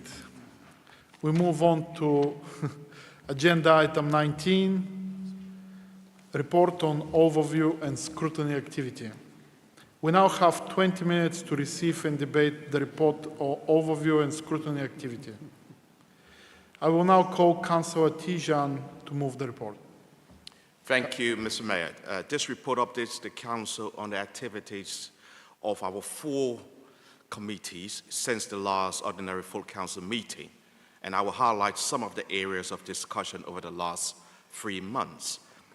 This is in addition to the regular attendance of Cabinet portfolio holders at ONS meeting to provide update and answer committee questions about their respective portfolios and consideration of quarterly performance and budget monitoring reports by each ONS committee. Each committee also considered the Medway Local Plan Regulation 18 consultations. Reports presented to the Children and Young People Overview and Scrutiny Committee included the Medway Youth Justice Plan and the Annual Adoption and Fostering Report, and an update on the development of the Regional Care Cooperative Pathfinder, a project encouraging local authorities to work together more closely on the commission of procurement of placement for look after children. Some of the other reports considered included the Childhood Obesity 5-year plan, an overview of the Medway approach to delivering the Family Hubs and Start of Life program, and an overview of Medway's Children's Services response to children who go missing from home or care. Reports presented to the Regeneration Culture and Environment ONS Committee included the Tennessee strategy and a report to advise the Committee of Petitions received by the Council that were relevant to the committee's remit. Other reports presented included a refresh of the Property Asset Management Strategy and a review of the Council's own non-operational property asset, as well as the Homelessness Prevention and Rough Sleeping Strategy, and details of a proposed public space protection order in relation to dog control.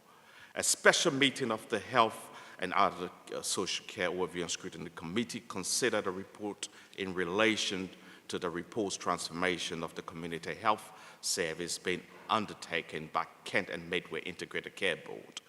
Some of the other reports considered by this committee at its other meetings included updates of the Medway and Swale Interim Estate Strategy and the development of a Healthy Living Center, updates on social prescribing, pharmacy and dentistry service, and on the provision of stroke services.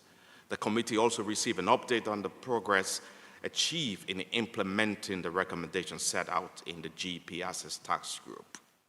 Finally, Mr. Mayor, the Business Support Overview and Scrutiny Committee, which I chair, undertook pre-decision scrutiny of the Statement of Gambling Policy 2025-2028, which we saw here tonight, as well as considering the local plan consultation and the relevant budget monitoring report highlighted earlier.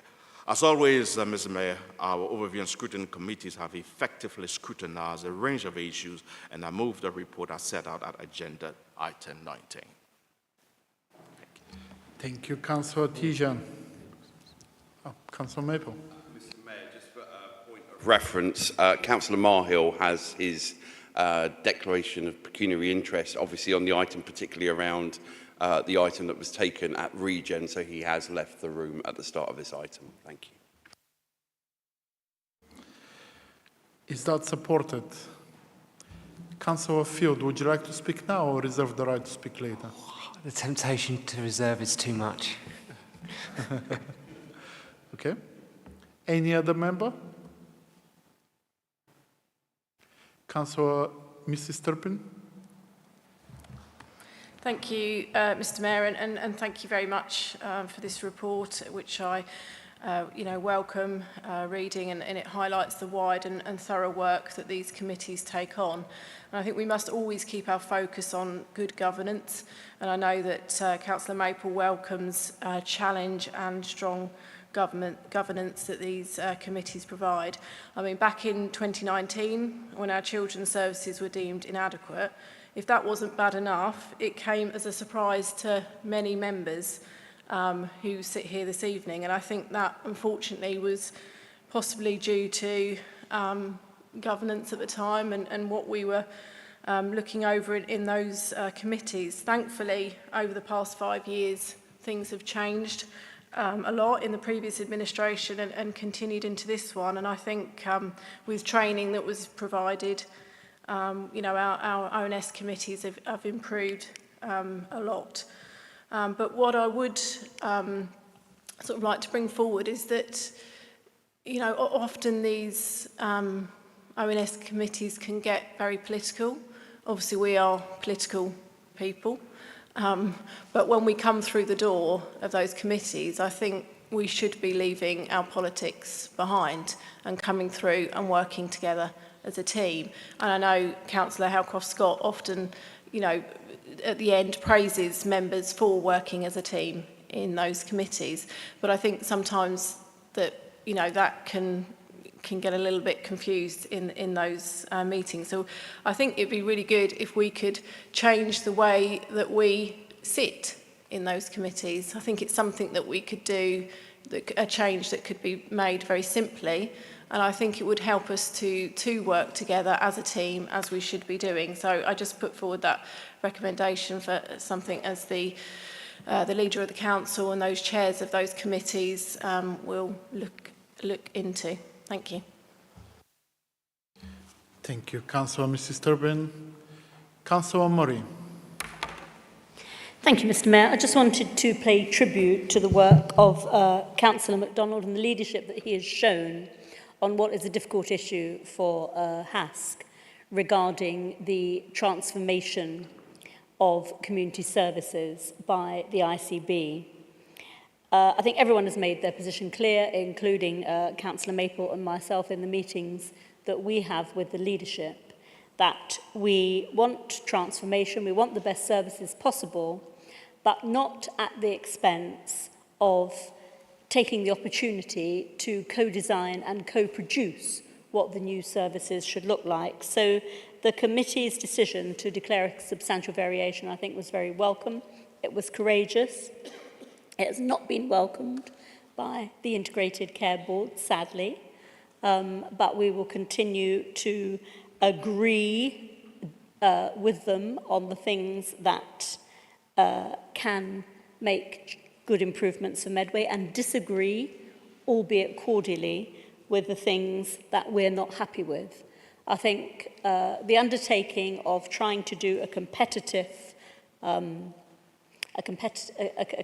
tender for the whole of the services is the biggest undertaking of that kind in the country.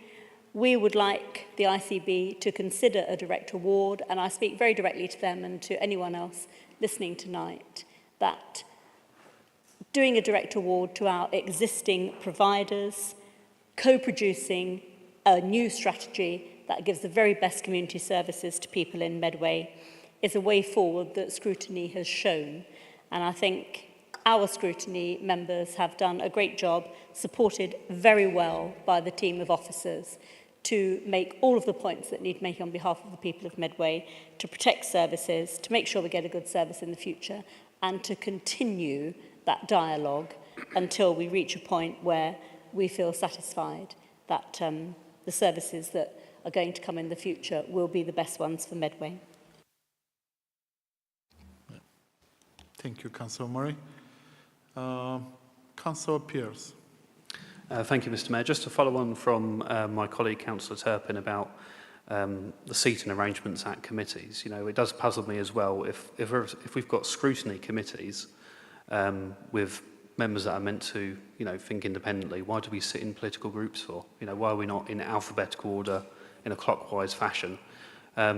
This is particularly important with regards to planning and also licensing committees. You know, why do we sit in groups on planning and licensing committees when it's not meant to be political? So I'd welcome what my colleague said. I think it would be a good move in the right direction to have alphabetically placed councillors in a clockwise fashion at these committees, so we're not facing each other and having that standoff like we do here. Thank you. Thank you, Councillor Pearce. Councillor Perfect. Yeah, thank you, Mr Mayor. I'm just going to be very brief. I just wanted to second what the Deputy Leader has just said, particularly in relation to the ICB, and thank Councillor MacDonald, particularly for his cross-party way of working. And I know Councillor Wildy, who's engaging very closely on these matters too. And particularly last night, I think the committee did an excellent job at holding the ICB to account. So well done to all members on that, and thank you to everyone for their efforts in scrutiny. Thank you, Mr Mayor. Thank you, Councillor Perfect. And Councillor Maple. Thank you. To use that well-worn phrase, I wasn't going to speak in this debate, but as I've been mentioned a couple of times, I will. I think there's a couple of issues here. So firstly, obviously, we've got the cross-party governance meeting, which has had its first meeting and was positive. And of course, eventually, not soon enough as far as I'm concerned, we won't be in this building, particularly for some of our meetings. So I think having that new chamber will lead to an opportunity to have exactly that conversation. It's worth saying that, of course, in many ways, overview and scrutiny is supposed to be broadly based on select committees, and even there, people sit in their collective groups of MPs based on their parties. That just happens a lot. That's just how I think we are generally in those situations. The point around quasi-judicial committees is an interesting one, and perhaps another agenda item for that cross-party governance meeting. Thank you. Thank you, Councillor Maple. I also have Councillor MacDonald. Thank you, Mr Mayor. I just wanted to quickly come in and obviously thank Councillor Murray and others. I just wanted to also make it clear that I think a HAS committee is only as good as its members that sit round the table, and if they all work together, then you get the results. And I suppose on HASC, I'm very lucky that we have that. And I think that's maybe, it is something after certain elements of this evening we should think about, is that we're all there to get the results for our residents. And that's what HASC does, is hold obviously Cabinet to account, but obviously get the best deal for our residents as well. But thank you very much for everyone's comments, but I've got a good team. Thank you, Councillor MacDonald. I don't have any other member indicating their wishes to speak, so we're going to go back to the support of Councillor Field. Thank you, Mayor. We are 287 minutes into this session, so I'm sure that you will all want a fairly brief contribution here. I just want to, obviously, as the new chair of the Regen Environment and Culture Committee, I'd just like to thank everyone who's made me welcome into that role. We've had two very good discussions recently on the Reg 18 local plan, and last week we had a very useful discussion on the asset management strategy, which will be coming here forwards. So I would just like to thank that and thank the support, and that meeting lasted 227 minutes, so this has only added an hour and a minute so far to that one. So I'd like to thank everyone who's sat on those committees for their forbearance in that. So I'm very proud to second this tonight, and hopefully we'll be able to make proposals soon. Thank you, Councillor Field. And back to Councillor Tijan. Thank you, Mr. Mayor. I want to thank members for their comments, which have been noted, and I propose that the Council notes the report as set up in item 19. Thank you.